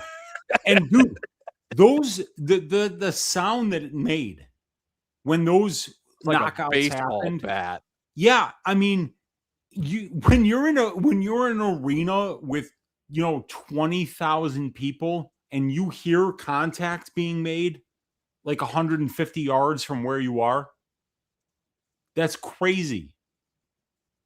These guys are, it was just a year ago that Brandon Royval was wearing a neurological helmet, and he performed incredibly well tonight.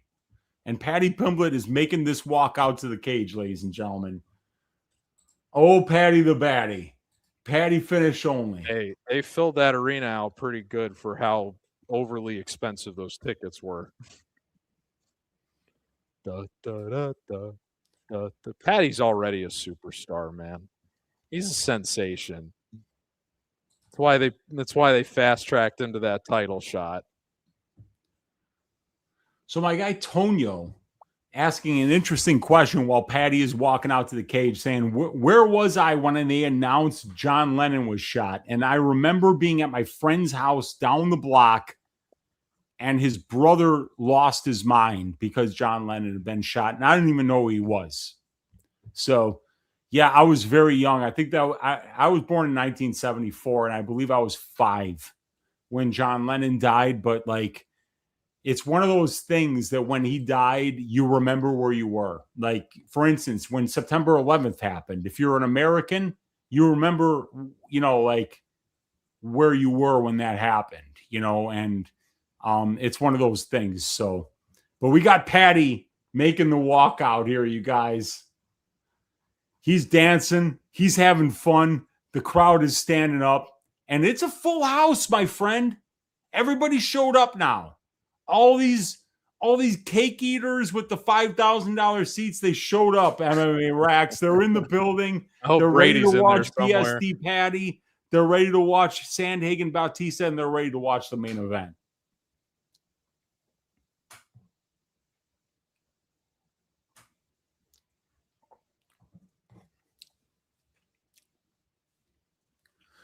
But I just find it interesting that Paddy's walking first. I agree. I fully expected BSD to make the walk first, and then man. Who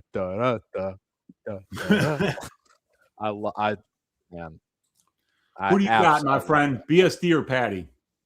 We're both on BSD. We're both on BSD. Steven knows what we want, but it's a fight. It's a fight. And BSD can be a little sloppy.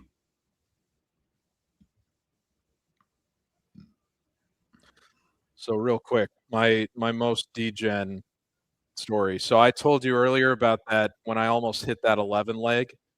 I still made good money on that card.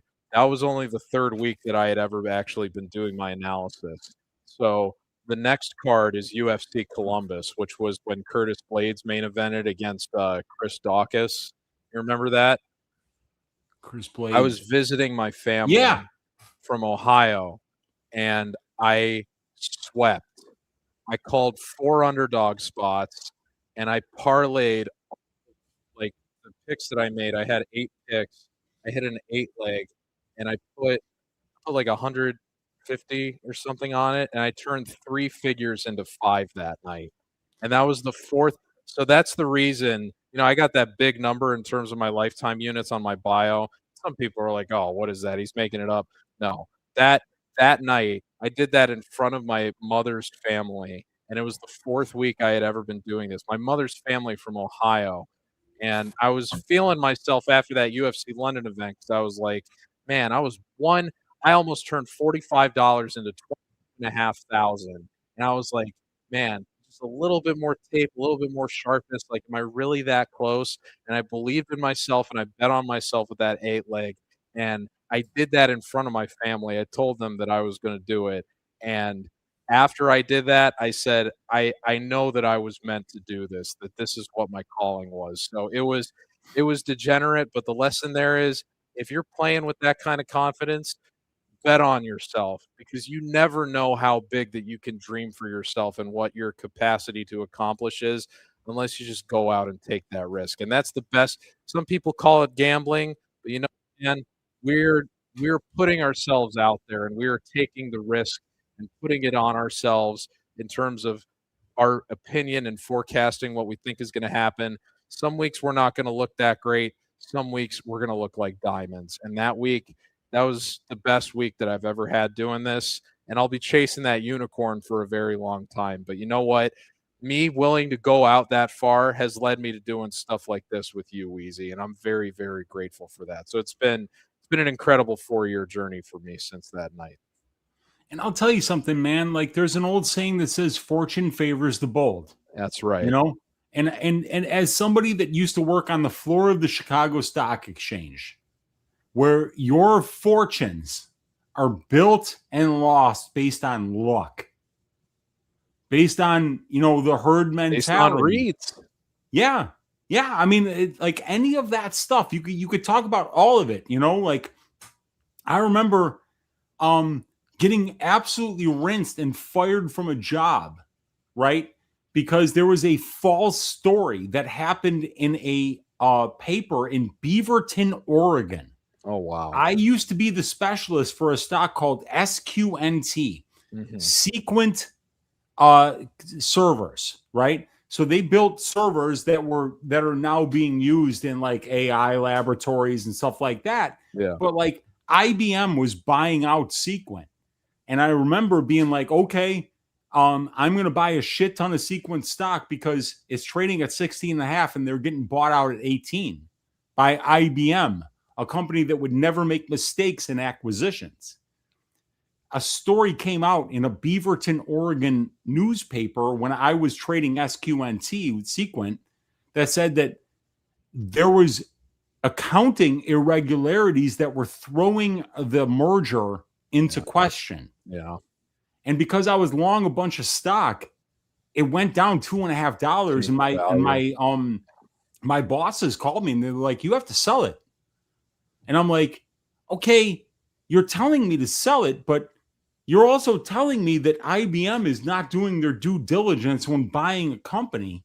And I believe that they are doing their due diligence. So why do you think that this sell-off is coming? Shouldn't we be buying more? And they said, our risk tolerance is not as big as yours. So I sold the stock and I was out of a job a week later. They lost $30,000. Yeah. I moved on to my next job where I made a ton of money. And that stock closed at 20, $3 above where I bought it at 17. So it's one of those things, man. Like you're going to sometimes get caught in the wrong spot, but you have to make good decisions. I didn't realize that you had this trading background with you, Wheezy. I see now where you've owned your analytical skill set with investments and have now translated that into predicting MMA outcomes. That's really cool. I've noticed more than quite a few people have done that, but I didn't realize that was your background. That's pretty awesome. Yeah, man, because so my dad, who is somebody who came from Greece when he was 17 years old and came to this country and owned a restaurant and built like a future for our family through good investments in the stock market. Like I used to sit there and my dad would give me the business page of the newspaper when I was like 8 years old. And he'd be like, here are my stocks telling me how I'm doing. Yeah. And so, like, I learned all that stuff from him, you know, so it was really cool. My family's really similar. We had to do this inquiry project, we called it, in the North Shore of Chicago in 6th grade. And I chose to do investments because I knew or like stocks, because I knew my family was going to make me look into that anyway. And my one recommendation I made for the whole class, and all the parents bought it. This was in 2006. I told them, buy tech stocks, and if you're going to buy a tech stock, buy Apple. And that was a year before the iPhone came out. Dude, there's an old joke on The Simpsons where like Homer goes into a record store and he like tries to buy some old records, and they're like, "Oh, go to the oldies section." And then he makes a joke about Apple computers, and they're like, "Apple? I've never heard of that." You know, like, and it just goes to show you the difference between what Apple computers. When I was down there on the floor of the stock exchange in the early 90s trading, or no, I'm sorry, this would have been in the late 90s, early 2000s. Yeah. Apple was a joke. That was trading at $6 a share. Yeah. So, yeah, it went way up from there. But here we go, you guys. Benoit Saint-Denis versus Paddy Pimblett. So does that mean that Paddy's only plus 105? It says he's plus 110 now. Plus 110? Okay. Yeah. Now Weezy talking friggin' Apple, yeah, dude. No, but no, wait. Unk should be in NYC working at the stock exchange, but here. You know? Man, Paddy he's a unit, man. I mean, it's crazy. I wonder how long he's going to be able to keep this, yo-yoing with the weight going between fights. But yeah, I mean, Saint-Denis finishing him here. Even though I expect it to happen, it would be impressive. But what an awesome co-main event for International Fight Week. Dude, I mean, like, you had Benoit Saint-Denis is one of the best assets in the entire UFC. They got to use this guy for what he is. Somebody that puts on amazing fights every time he steps into the octagon. Well, they could do it with Gone now too, but I imagine they probably want to give him some kind of title shot with a numbered event in France. You know what I mean? Mm-hmm. Yeah. This is a good hedge. Whoever comes out of this the winner is going to be very well positioned. So, dude, Sophie Cunningham's a ring girl. Damn. Did you see that, dude? That's never. I did. Oh my God! Walking out there barefoot. Holy and everything. Shit. In Florida, and she's from Indiana. God bless her. Hey, you got to look up the foot rating, the wiki feet rating for Sophie Cunningham next week on Stat Diggers. All right, these guys are going at it, you guys. The fight has already started. Benoit in on a takedown already. Man. And Paddy's on a guillotine, and he gets the guillotine. Oh, my gosh. And he's on top position here against Benoit, and he's now on a Darce choke. Oh, my gosh. This is not a good spot for Benoit off the bat. Gosh, Paddy is looking for a submission. And Benoit is just, he's just staying safe here. He's waiting for. I wonder how safe it is, though. I wonder how safe this is. Well, it's not looking great. It's not looking great. That is for sure, because Paddy's in on a serious submission attack here. And it's over. Benoit's already out. The flexibility of Paddy is insane. Okay. Paddy submits Benoit Saint-Denis immediately. That makes me feel better about Lonnie not going through, but my God. Wow. Holy cow. Wow. That wasn't even close, dude. Paddy finished him in like 10 seconds. Wow. And I had Benoit Saint-Denis by decision. What might have been the worst bet ever. Holy cow. The flexibility he has for his size is insane. Dude, I don't even know what happened there. Like, that's kind of pathetic. Like, Luigi Vendramini did better than that. That is unbelievable. Jordan Levitt did better than that. It's unbelievable. Jared Gordon did better than that. Michael Chandler did better than that. That's disgusting. Listen, man. That's incredible. I mean, for the sake of elevating the profile of the sport, I mean, Patty's star potential is just more than what BSD had. Look at how flexible he is in chasing this. Yeah, that was phenomenal. It was a great submission attempt by Patty. The squeeze. Oh my God. And like big ups on Mark Goddard for like getting that arm out because Benoit was out. And like he could have wound up being out for 10 or 15 seconds if Mark Goddard didn't know what the fuck he was doing there. That just makes me mad as somebody that had Patty against Gaethje, that it's like you didn't make more of an effort to get that fight to the ground than you did. Like, I know that was all set up from BSD entry, but oh my gosh.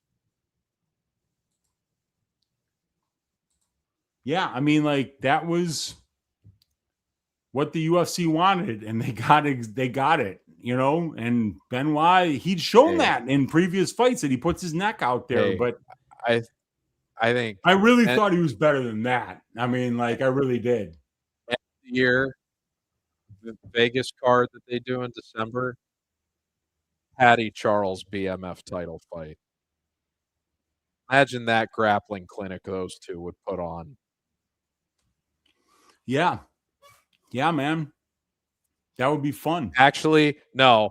I forget everything I just said. Marcus knows. Patty wins. It is Patty Topuria time. That is the fight to make. There's no question. No question. Patty Topuria has to happen. With all of the multi-year beef those guys had and the result we just got, you book that immediately. Immediately. I don't care where it is. Just make sure it happens. Dude, that's a big win. Like literally, like Patty's never beaten anybody with a pulse. No. He didn't even beat Jared Gordon. So like that win for him against Benoit Saint-Denis, who's actually a real fighter that isn't fucking washed. I mean, it's like it's by a mile the best win that fucking Patty Pimblett's sorry ass has ever had in his career. I mean, and he's still a fraud. It was less than a minute. Yeah, he's still a fraud in my opinion. Like this guy, you know, like the judges had to gift him a fight that he lost 30-27 against Jared Gordon. And then they gave him a washed Tony Ferguson, a washed Michael Chandler, and a washed Bobby Green. Man, that was absolutely phenomenal. I'm so happy. Even like I tip BSD in my column. Obviously, it doesn't work out. Whatever. Again, for the sake of elevating the sport, Patty winning is good. And, it is. Oh yeah. My gosh, to get a result like a gone in 60 seconds on BSD. Oh my gosh. Yep, amazing stuff. I mean, like Patty Pimblett. That finish, his legs are over his arms while he has locked in. That is crazy. No, he got the job done, man. I just did not see that happening. And like the one thing I did hear from people say that they were absolutely right about, they're like, even if Benoit Saint-Denis loses, he's not going to tap. You know, and of course he didn't, you know. I mean, Lumpy Adams, he lost to Jared Gordon. All 3 rounds. That happened. He has fucking happened. He has gotten preferential matchmaking all the way up to the Gaethje fight. There's no denying that. And I absolutely am getting rinsed tonight. And 24-4, and he's a fraud. Yeah, I think he kind of is. To be honest with you, I think he kind of is. Like, if he was good, they wouldn't have had to fix a fight for him against Jared Gordon. They wouldn't have had to match him up against Tony Ferguson. They wouldn't have had to match him up against a washed King Green. They wouldn't have had to match him up against a washed, who's the next guy? I'm sorry. Who's the next Wash opponent that Patty beat? Oh, Michael Chandler. Yeah.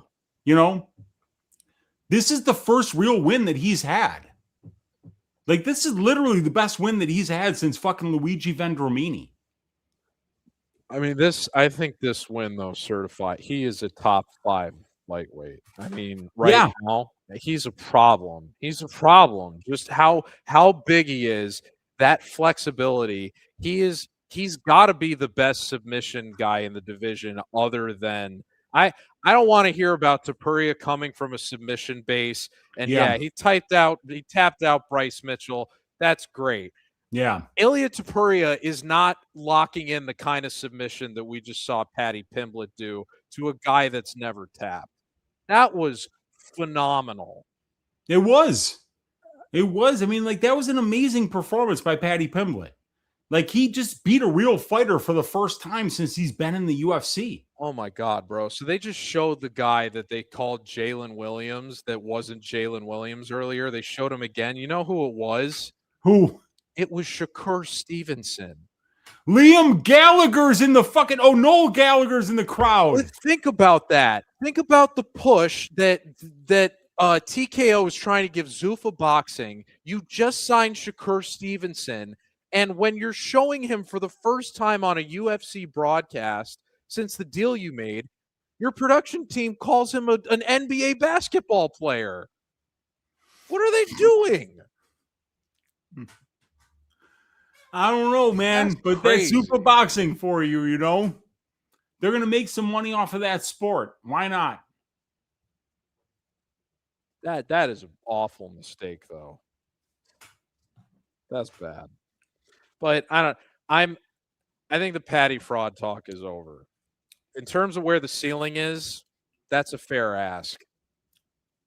But you got to make Topuria Paddy is, with the exception of Pereira Hokit, there's no greater grudge match you can make in the UFC right now. Like, you book that tomorrow. Agreed. 100%. There's no way you don't make that fight.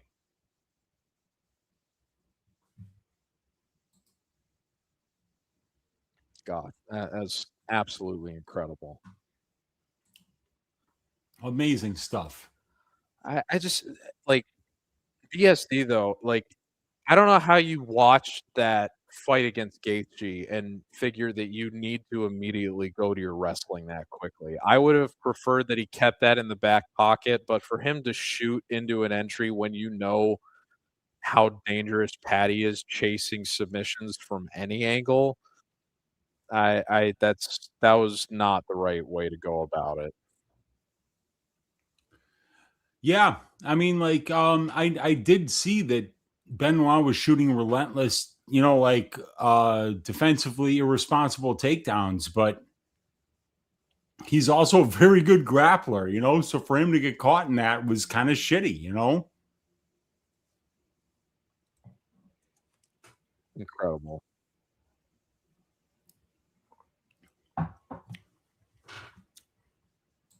But we got one fight left here, and it is Max Holloway versus Conor McGregor. Amazing fight. Amazing fight. Conor McGregor, one of the biggest stars to ever do it in the UFC. And Max Holloway is an actual star that has done it in the UFC for a very long time, when Conor hasn't.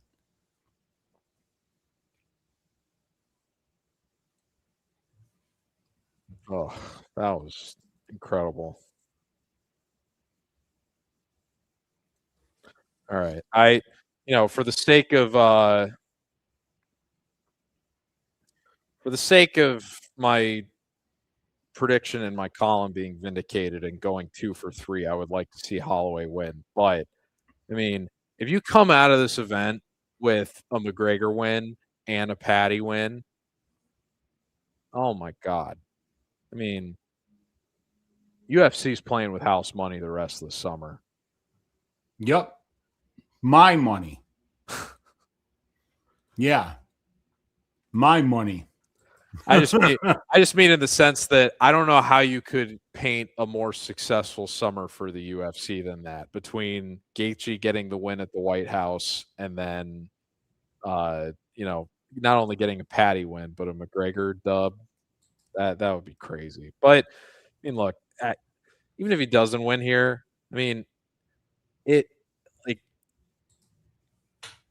I feel so bad for Max because he's in such a weird spot, and he is truly one of the most phenomenal talents the sport has ever had. But because he's kept taking these tough fights late in his career, I wonder if he's really going to be remembered for the level he achieved, as opposed to what the more recency bias is so real, and I would hate to see him devalued in terms of his legacy because he kept committing himself to fighting the highest level of opponents possible.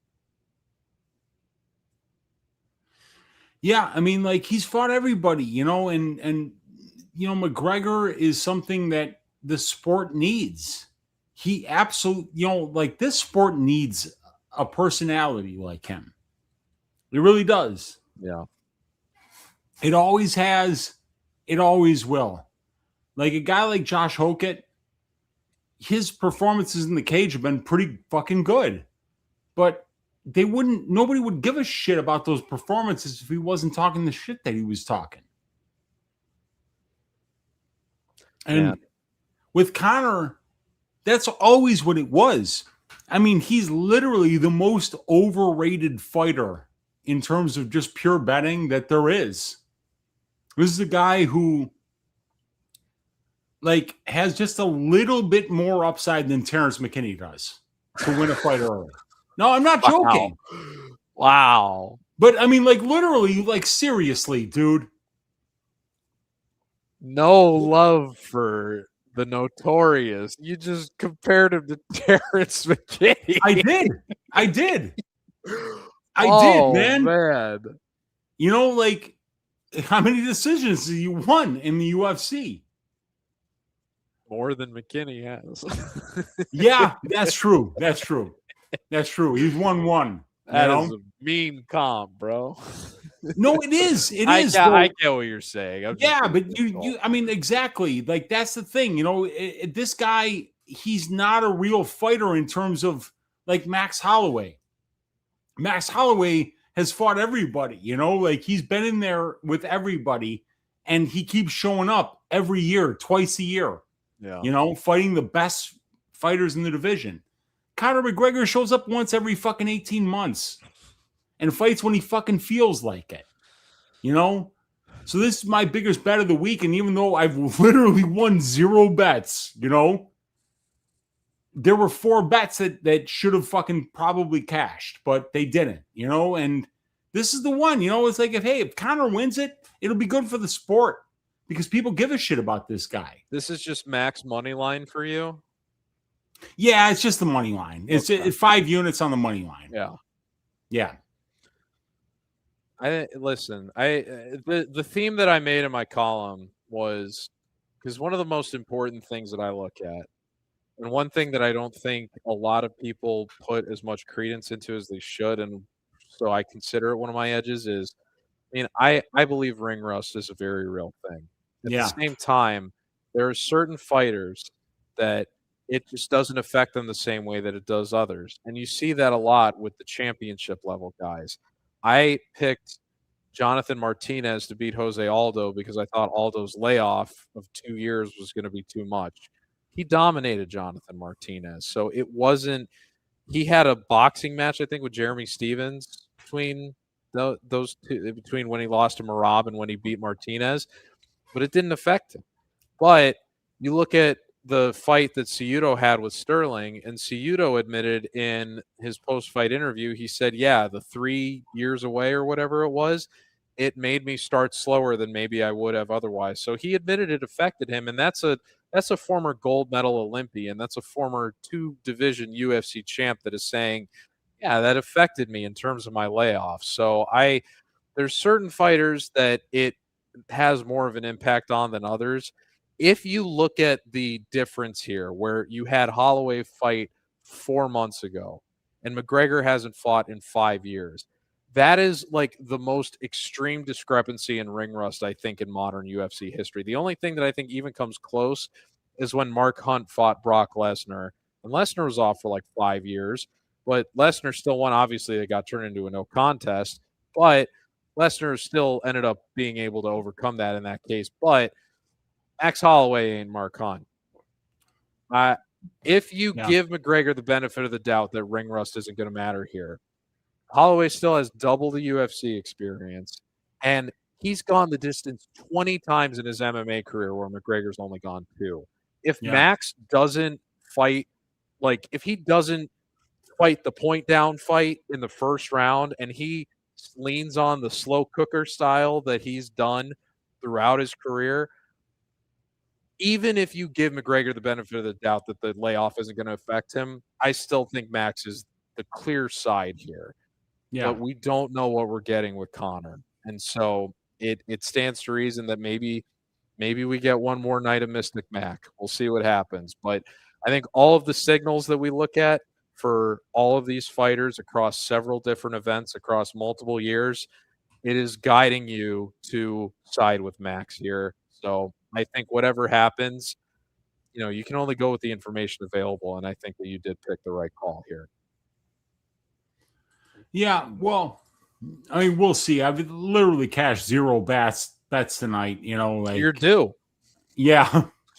So 5 units on Max will just prevent it from being a negative 13 unit night to a negative 7 unit night. But at the end of the day, it is what it is, I mean, Conor's a washed up coke addict. That's what he is. One of my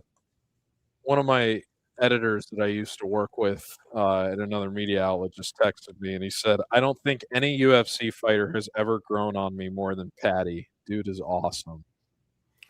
Yeah. Kind of dude, I don't mind that either, dude. I mean, he got a big win over a real fighter in Benoit Saint-Denis because, literally, that's the only real fighter he's been matched up against. The last time that happened, Jerry Gordon beat him 30-27, and the judges had to give him a 29-28. He's gotten a lot better since that fight, to his credit. But I mean, there was literally nowhere to go but up. Because he lost that fight 30-27 on all 3. I mean, it was a fixed fight. That's what it was. That fight. It's crazy that fight was the result it was, and then the fight immediately after it was that Ankalaev Blachowicz draw that nobody thought should have been a draw either. Yeah, that. Yeah, I remember that. 2 of the worst back-to-back nights for judging. I think that was UFC 282. That was rough. Yep. Oh, man. McGregor's walking out to Foggy Dew. By who? Who? This is by the Chief. This is, if you're Irish, this is the song that Sinead O'Connor sang him out to at UFC 189. Man. That's incredible. Because I remember that. I cry almost every time I hear this song because I'm Irish. Yeah, man, that's amazing because it's so powerful. I remember that walkout when Sinead sang Conor in. She died a couple of years ago. When was that? What fight was that? That was the 189 when he won the title the first time. Was it against? No, it was. So it wasn't against Chad. It was against. I think it was Chad. Oh, it was. Yeah. Because I remember that during the Chad Mendez fight, and I just remember being like, holy fucking shit, this is incredible what we're witnessing. Oh, now they're remixing it into Notorious by B.I.G. Yeah. Yep. All right. Piss time. I'll be right back, dude. Okay, when you come back, I'm going to get my last beer. Yeah. Well, you can't get it until I'm back, all right? I know. Thank you all for being here. We're probably going to hit 7 hours on this stream, which is crazy. Literally almost a third of the day, over a quarter of the day of this Saturday, we've dedicated to being your fight companion for UFC 329. So big shout out to Wheezy. Very grateful that him and Brady would have me fill in for Brady while he's in Vegas enjoying this. I don't know if he actually got in the building, but I know that he wanted to be there for International Fight Week, so I'm more than happy to fill in. It has been a lot of fun. I know we hit 3,000 concurrent at some point earlier. I don't know what it is now, but man, it's been fun with all you guys. Thanks for tuning in tonight. And yeah, I hope that for Wheezy's sake that we do get a Holloway win here, but McGregor, some interesting balance there. But yeah. I don't know. He's suddenly looking all of 37 to me in a way that I didn't really see earlier this week.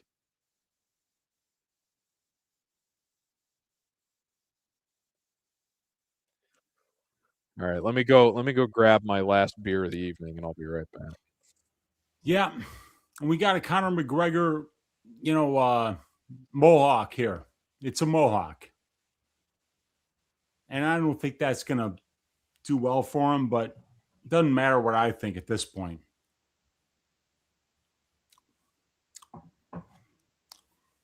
If Conor wins this fight, it's going to be wild because this guy has no business winning a fight in the year of 2026 against anybody with a pulse. But you just never know at this point.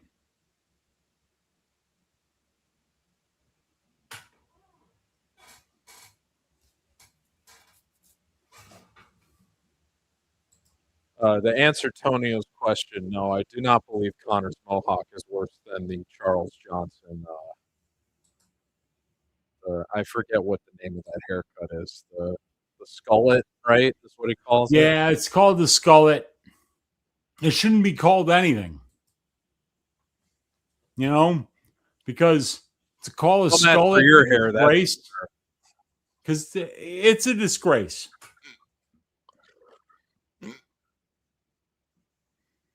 We're getting that strut.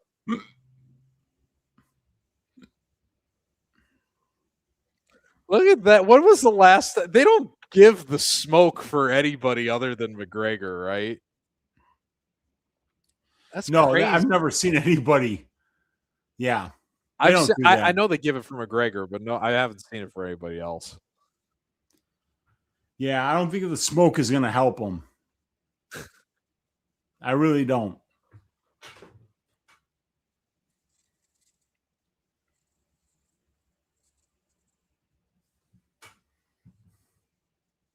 It wasn't until right now, like when he was getting his the usual cut man check and everything, but he's looking 37 to me right now. Yep. All right, I want nice slow cook performance from Max. Get this to round 4 and then do whatever you want. Yeah, I mean, as long as Max wins, I'm all right. But this has been a weird card. It's been an entertaining card at the very least. It's been a pleasure and an honor, Wheezy. I really appreciate you guys having me on here for this. No, it's been amazing, and like we've got like 4,300 live viewers, my friend. 4,300. So they're counting on us to tell us what's going on, and we're going to do that for you guys. Oh man, we got Mike Beltran in there with his entirely too long beard, officiating this main event. And yeah, Conor McGregor's got a fucking he's got a mohawk. And I don't think so. I'm not buying it.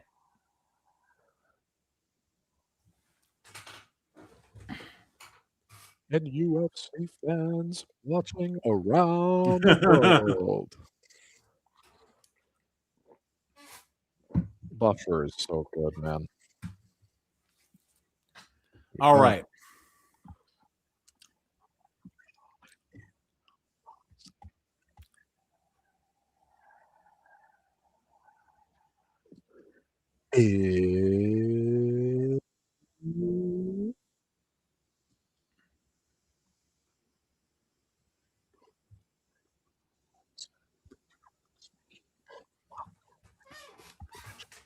This is amazing, you guys. This is Max Blessed Holloway going up against Conor McGregor.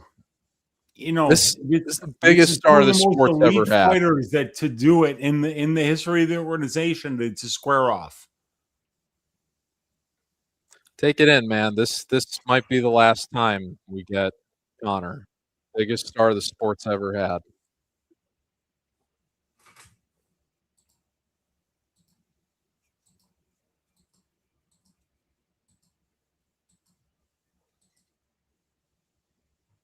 Fight starts round 4 is plus 130. So if you're legitimately worried about McGregor and you think Max is going to slow cook this the way he does almost every fight, I'd say a plus money. That's a good ticket. A lot of people think this ends inside of 3 rounds. We'll see what happens. Conor McGregor fucking kissing to the audience. I mean, like, this is amazing, you guys. We don't get to see this very often in this sport. And we got it. 4,416 live viewers. Conor McGregor versus Max Holloway. Who's going to win this fight, MMA Rax? Best is blessed, man. The best is blessed. And I agree with that, but we're going to find out, man. Whatever happens, I just hope we don't get another doctor stoppage. Doctor stoppage. None of that. Mike Beltran tells them to touch gloves. They do it, and they back up to their corners. Here we go. Here we go. They're about to come out and settle this shit. Max Holloway versus Conor McGregor. Let's find out. Let's find out who's going to fucking win this fight. Conor looks a little more nervous than I think I've ever seen him, if I'm being honest. I couldn't agree more.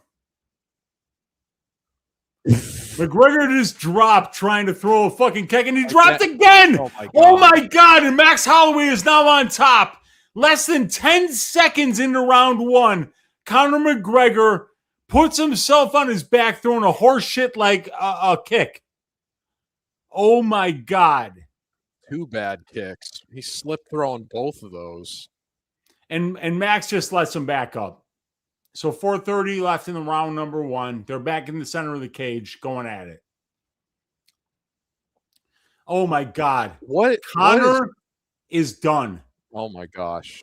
I mean, like, this guy, like, Max is actually telling the ref to stop the fight now with 4:15 left in round number 1. He's saying he's injured. Yeah. God, I cannot imagine if you paid for a ticket to this. And Max is just letting him back up. Max just let him back up even though he had him hurt. And he's saying to Conor right now, Conor's already done. It's already over. Guys, Conor didn't even fight. Conor did not even fight. He showed up, he faked an injury, and it's over. Hey, passion for Max, though, baby. You got it, Wheezy. You got it, Wheezy. 5-unit bet. Max Holloway money line. Who's the best in the money? Baby. Oh, man. Dude, Conor didn't even show up, you guys. This is all the goodwill that we got from that Patty result. This is very bad. It is what it is, man. Like, Conor just quit. God, I mean, like, you know, ladies and gentlemen, cocaine is a hell of a drug. You know what? You were 100% right. Because honestly, I thought that was. I remember when he made the walkout against Poirier, and I like he looked like that he had just railed an 8-ball, and you can't do all of that. I think that affects your like bone density. If you're like a regular like user of that too, like, dude, they're showing in slow motion right now, like the first exchange of the fight, and I think they're suggesting that Conor hurt himself there. Yeah, he like tweaked his knee trying to throw that. Was. But guys. Cocaine is not a performance enhancer. It's just not. Can you imagine if you paid $9,000 to sit on the floor for this?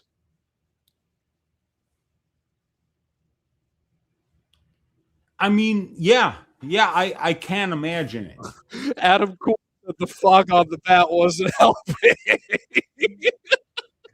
Jesus, man, that was horrible. That was a disgrace of the sport.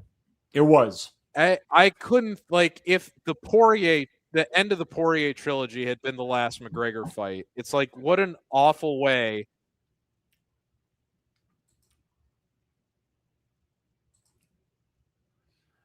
My guy says that the Cookie Monster said that he would not lay a glove on him, and he was right.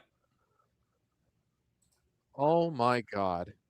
Rogan literally just said, "Can you imagine if you bet on this?" Well, if you bet on Max, you are sitting pretty right now. Yeah, I mean, it is what it is. You know, I mean, I got rinse on every other bet that I made tonight, you know, so it is what it is. But like the bets that I lost on, like there were several of them that could have come through and wound up making it a huge up night for me. You know, if like Terrence McKinney finds that finish, if McKinney or if Kavanaugh stands back up and lets him get back up and finishes the knockout, these are things that could have made it a winning night for me. I had a great prelims, and then things kind of fell apart on the main card. But DC just said this is worse than Aspinall gone, and like I feel like that's an understatement. This is for a star, for the biggest star in the sports history to have their career end with the. What did I literally say? I said, "Please, no doctor stoppage this time." And then this happens. No, I mean, it is what it is. I mean, like, we all knew what. Look, we all knew. This was. I didn't listen. I didn't have to have one bit of mixed martial arts knowledge to know that this is how this fight was going to turn out. Yeah, I didn't want to believe. They're showing right now that he was in the inspection zone. He was already on a bad leg, which I said he looks every bit of 37 to me right now, which, you know, in fairness, I'm 32, so I should probably phrase that differently. But in terms of a guy that has been through a lot and done a lot of what you have alluded to throughout the evening, he had been kind of showing that in terms of seeing him making the walk. But I didn't even consider. I wonder, is that the same leg that he screwed up against Poirier? I'm not sure, but like, it doesn't really matter, right? You know what I mean? Because 5 years ago, we knew that this guy was already fragile. We knew that he couldn't last 5 minutes in the cage with somebody, you know, because Poirier is just okay. So, you know, we knew.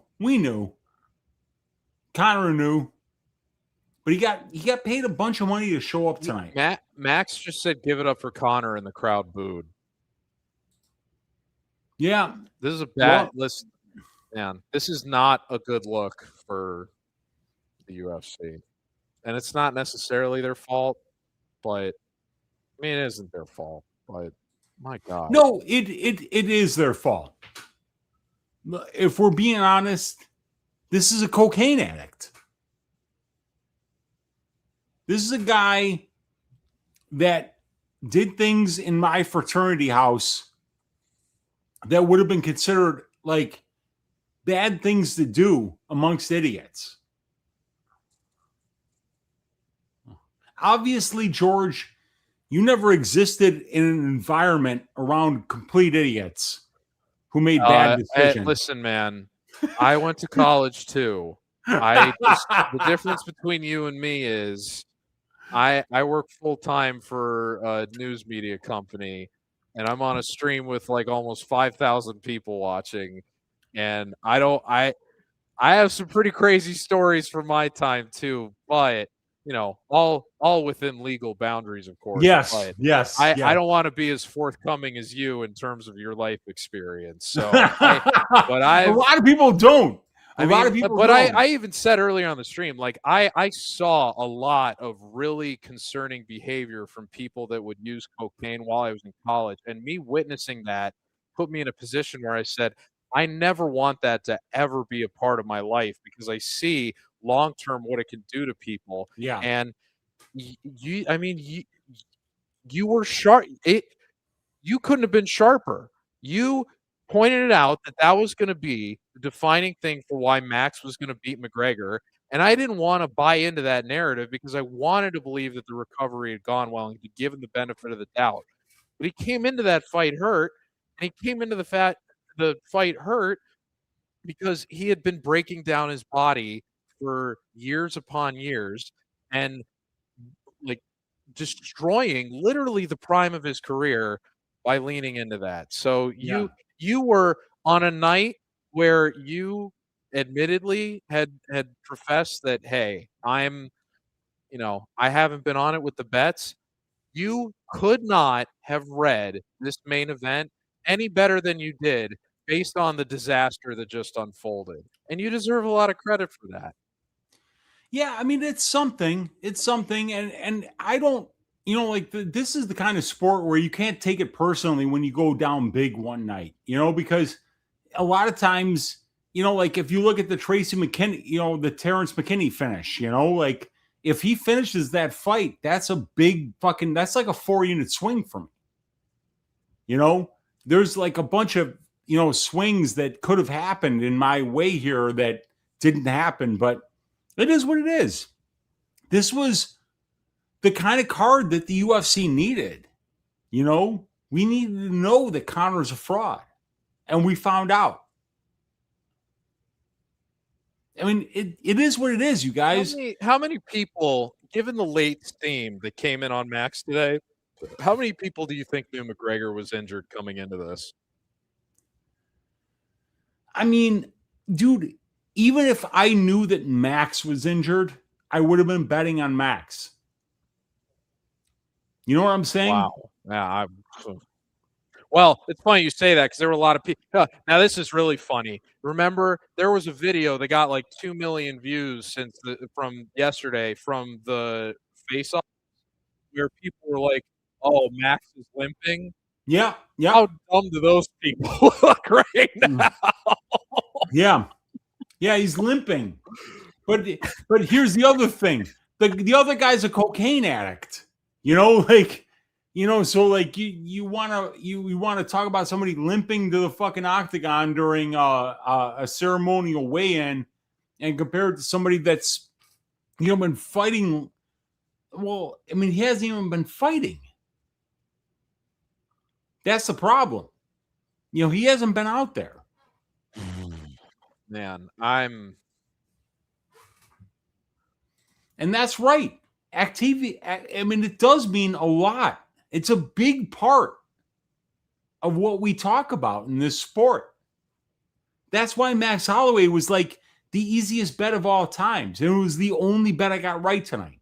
I cannot believe like the amount of money that they were charging for those tickets. Yeah. If you got suckered into paying that, oh my God, man. You better have been there for BSD versus Patty. Yeah, seriously. Or like Sandhagen versus Bautista, because if you weren't, you were very disappointed. This is, man, for all of the good momentum that they had, for this to be the result, man, that is, we're gonna need fight of the year between Makhachev and Gary to make up for what just happened. We're really gonna need an all-time war between those two. And I think they're capable of it, but that is really the only thing I think that is gonna wash the bad taste out of the mouths of everybody. That just I cannot even fathom how mad the people that paid premium money to be in that arena for Yeah. the potentially the last McGregor fight that bought into that. That is catastrophic. There's no better word to describe it than that. This is a promotional catastrophe. It's a shame. But is it? Yeah. Is it really? If you're I mean, okay, if well, we're hold on. talking about it honestly, MMA racks, like, I mean, like, and we've got 4,500 people here still live watching us, right? So the fights are over. We're analyzing what's happening here. Was it really that bad?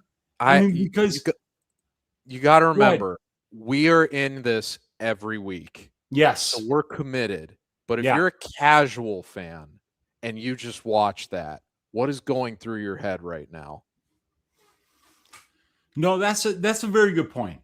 That's what I'm thinking of in terms of broadening the audience and the appeal of MMA in America and the world. What just happened is that if you're a casual fan and you dedicated your Saturday night to tuning in for this, and you were feeling great after that Patty result.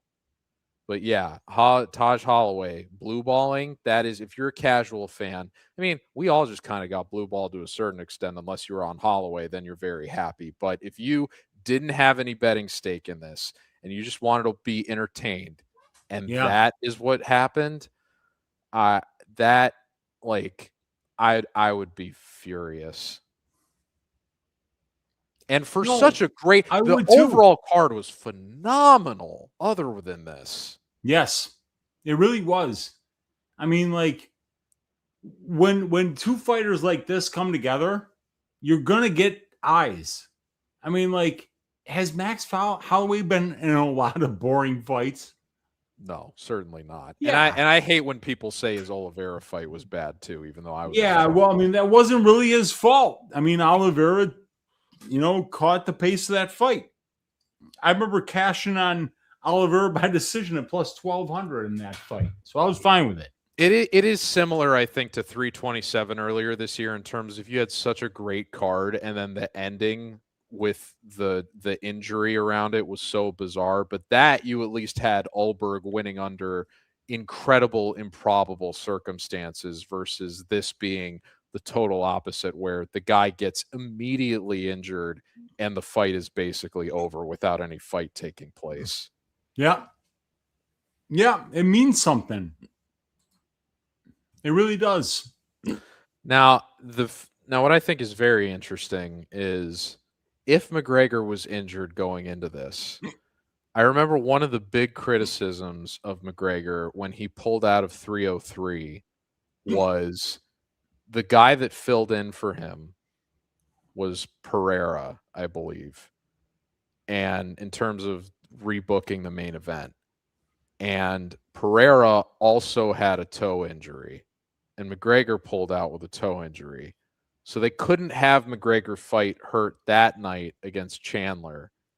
But he presumably went into this fight compromised against a higher level opponent. That's tough, man.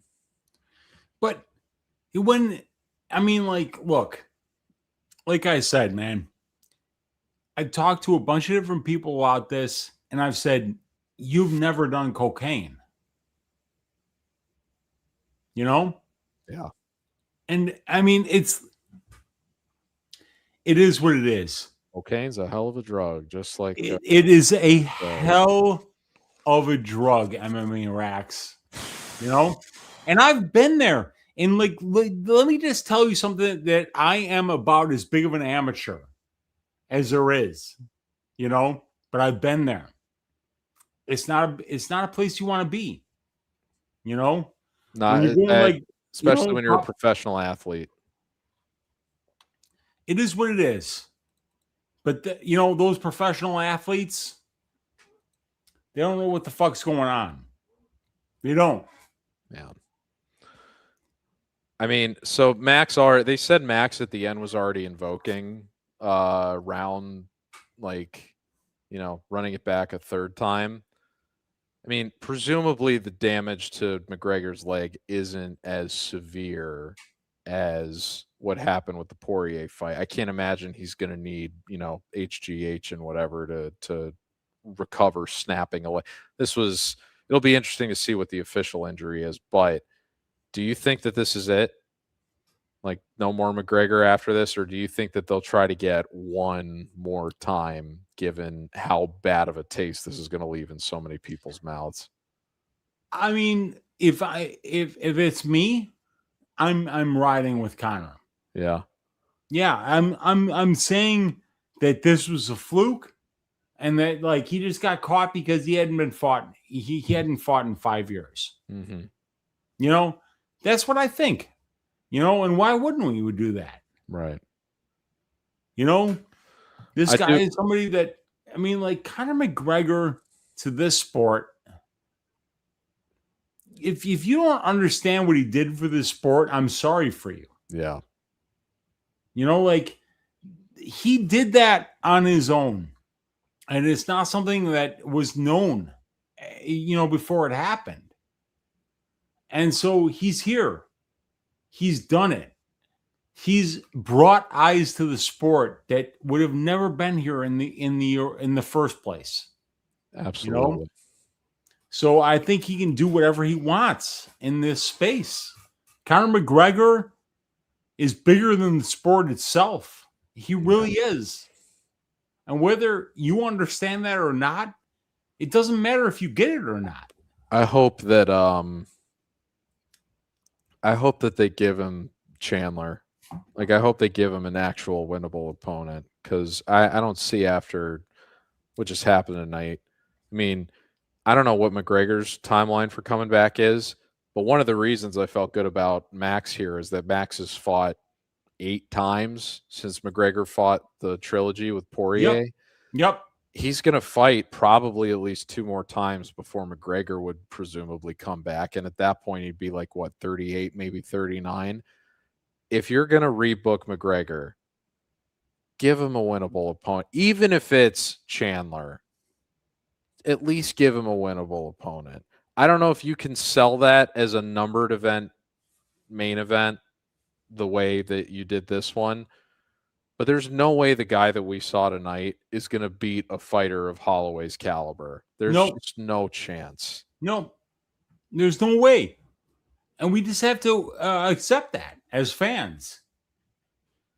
We got Brady coming in here saying, thanks for holding it down. Weird outcome, but needed a max finish. So, but apparently Brady had an enormous night. So, yeah, well, he did a lot better than I did tonight. But that's all right. It was a brutal night. Like this was a weird night. Yeah. It was a very entertaining card up until the end. Yep. And we can feel good about the silver lining of this card is we have to get Patty versus Topuria now. And that is the best grudge match other than Hokit Pereira that the UFC can make. I am so looking forward to that. There's no reason you need to give a fight to either of those guys that isn't that matchup. And people have been calling for that matchup for like 4 years at least. I'm so ready for it. Yeah, and I hope it comes, because I think it's a great spot for the person that's supposed to win. Yeah. Man, we went 7 hours on this. 4,518. I mean, like, that's crazy. It's a lot of live viewers. Yeah. Well, we knew McGregor was going to break. That's why I was looking forward to doing this opportunity with you guys. But my goodness, I mean, hey, it was a pleasure, up until that main event with all of you. So thank you very much for joining us. But yeah, Wheezy, always a pleasure, even with the circumstances of the main event. But yeah, I did have a great time. Main card did kind of go belly up for us, but I had a good time during those prelims. And honestly, in terms of a pure watching this from a fan perspective prior to the main event, what an awesome card this was for International Fight Week. Dude, it was amazing. Yeah. It was amazing, and like that's the point of it. It's like it doesn't matter what we do, it's a matter of what, like the fans see. And this was an amazing card for the fans, because a lot of fighters that you wouldn't think would be around, like were around during the imaginative ages of this fight. So great stuff. Great appointing for the avoiding performances of this fight to come out and get the job done. Yeah, for sure.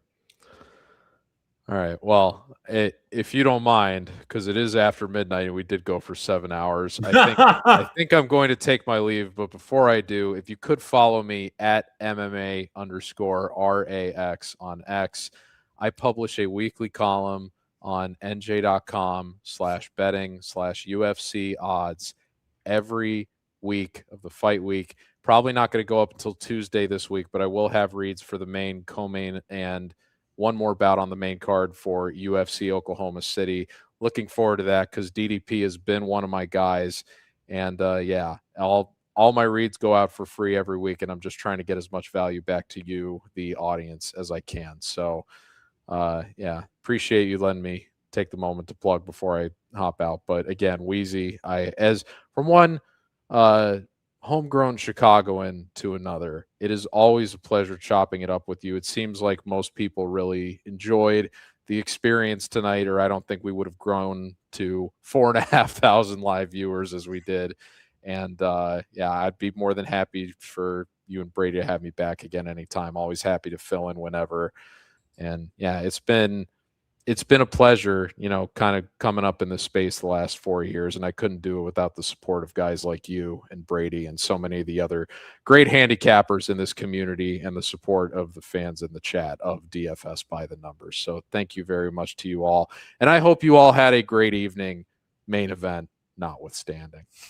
And I mean, like, it's just truly appreciative to see what MMA Rocks is doing here, because we didn't know who would win these fights, but here we are, and we all had our opinions about what would happen, but here we are. And Max got the job done again. 5,500 live viewers in the UFC. Wow. And yeah, man. Wow.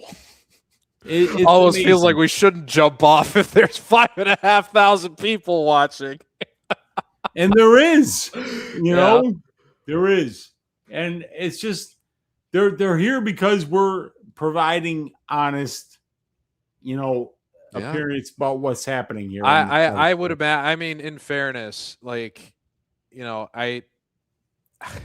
I feel like a lot of people that are blue-balled right now are looking for some commiseration in terms of what just happened.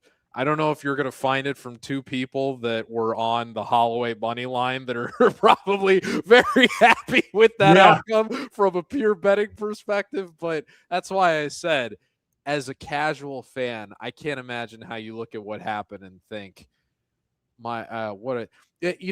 It's interesting. Like I didn't start watching all of the fight nights until 4 years ago, but I remember that one of the important moments in terms of the promotional development of this sport was when they had, I think it was one of the first UFC on Fox events, and they were anticipating a long main event, and it ended in like 60 seconds or something. But Fox had like a whole hour extra build after that, and it was just kind of a disaster in terms of, we got to fill all this time. We can't go to another show or whatever. Like, we way overbooked the amount of time we had for this. And that kind of ultimately led to Fox separating from the UFC.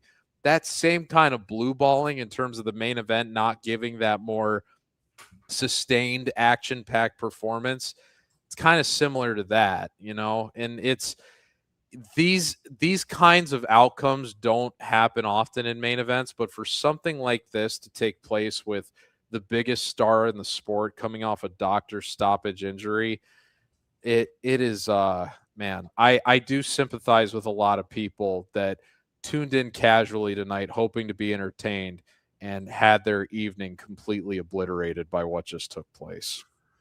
But that's that's what we do,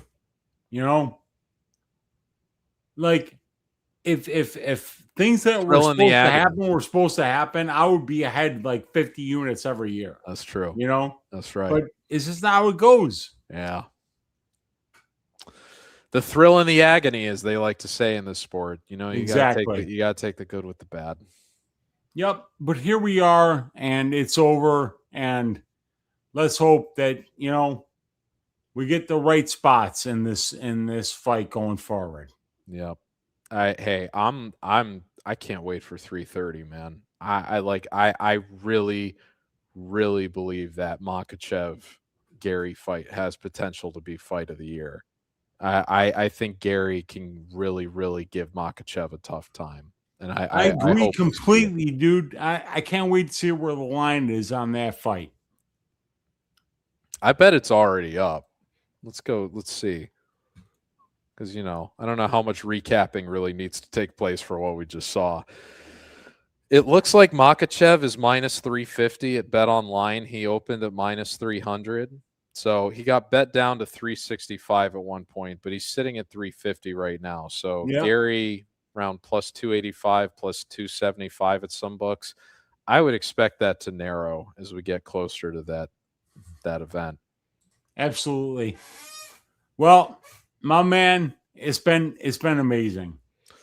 It has been a wonderful experience, and thank you very much, Wheezy, for having me. Thank you to Brady. I hope you enjoyed your time in Vegas for International Fight Week, and for the over 5,000 people that were tuning in concurrently, and for everybody in the chat. You know, it wouldn't be as fun putting out all these predictions if we didn't all have so many people willing to listen to what we have to say about it. So thank you very much for joining us for the ride. Thank you for making us your fight companion for the evening. It's been an honor. There's no way better to put it than that. So appreciate you, Rax, man. You were the man for doing this with us all night long. And yeah, guys, thank you for joining us with the point compression. And here we are, you guys. Take it easy. Take care. Have a good night. Have a great rest of your weekend. All right. Where are we going? Oh, my gosh. I think it still says it's live. Yeah, I know it is. And I really literally don't know how to subscribe it to the finish, but we're going to get there eventually.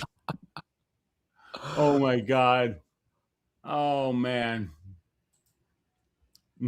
I'm back. Yeah, you're still there. We're going to figure this out. I don't know how. The piping was successful, and I don't know what the milking was, but I bet the milking also cashed earlier. Let's go. So let's go. We'll figure this out, man. All right, dude. We're gonna bounce out right now, and we're gonna get rid of it later. Everybody, take care. All right, take care, folks.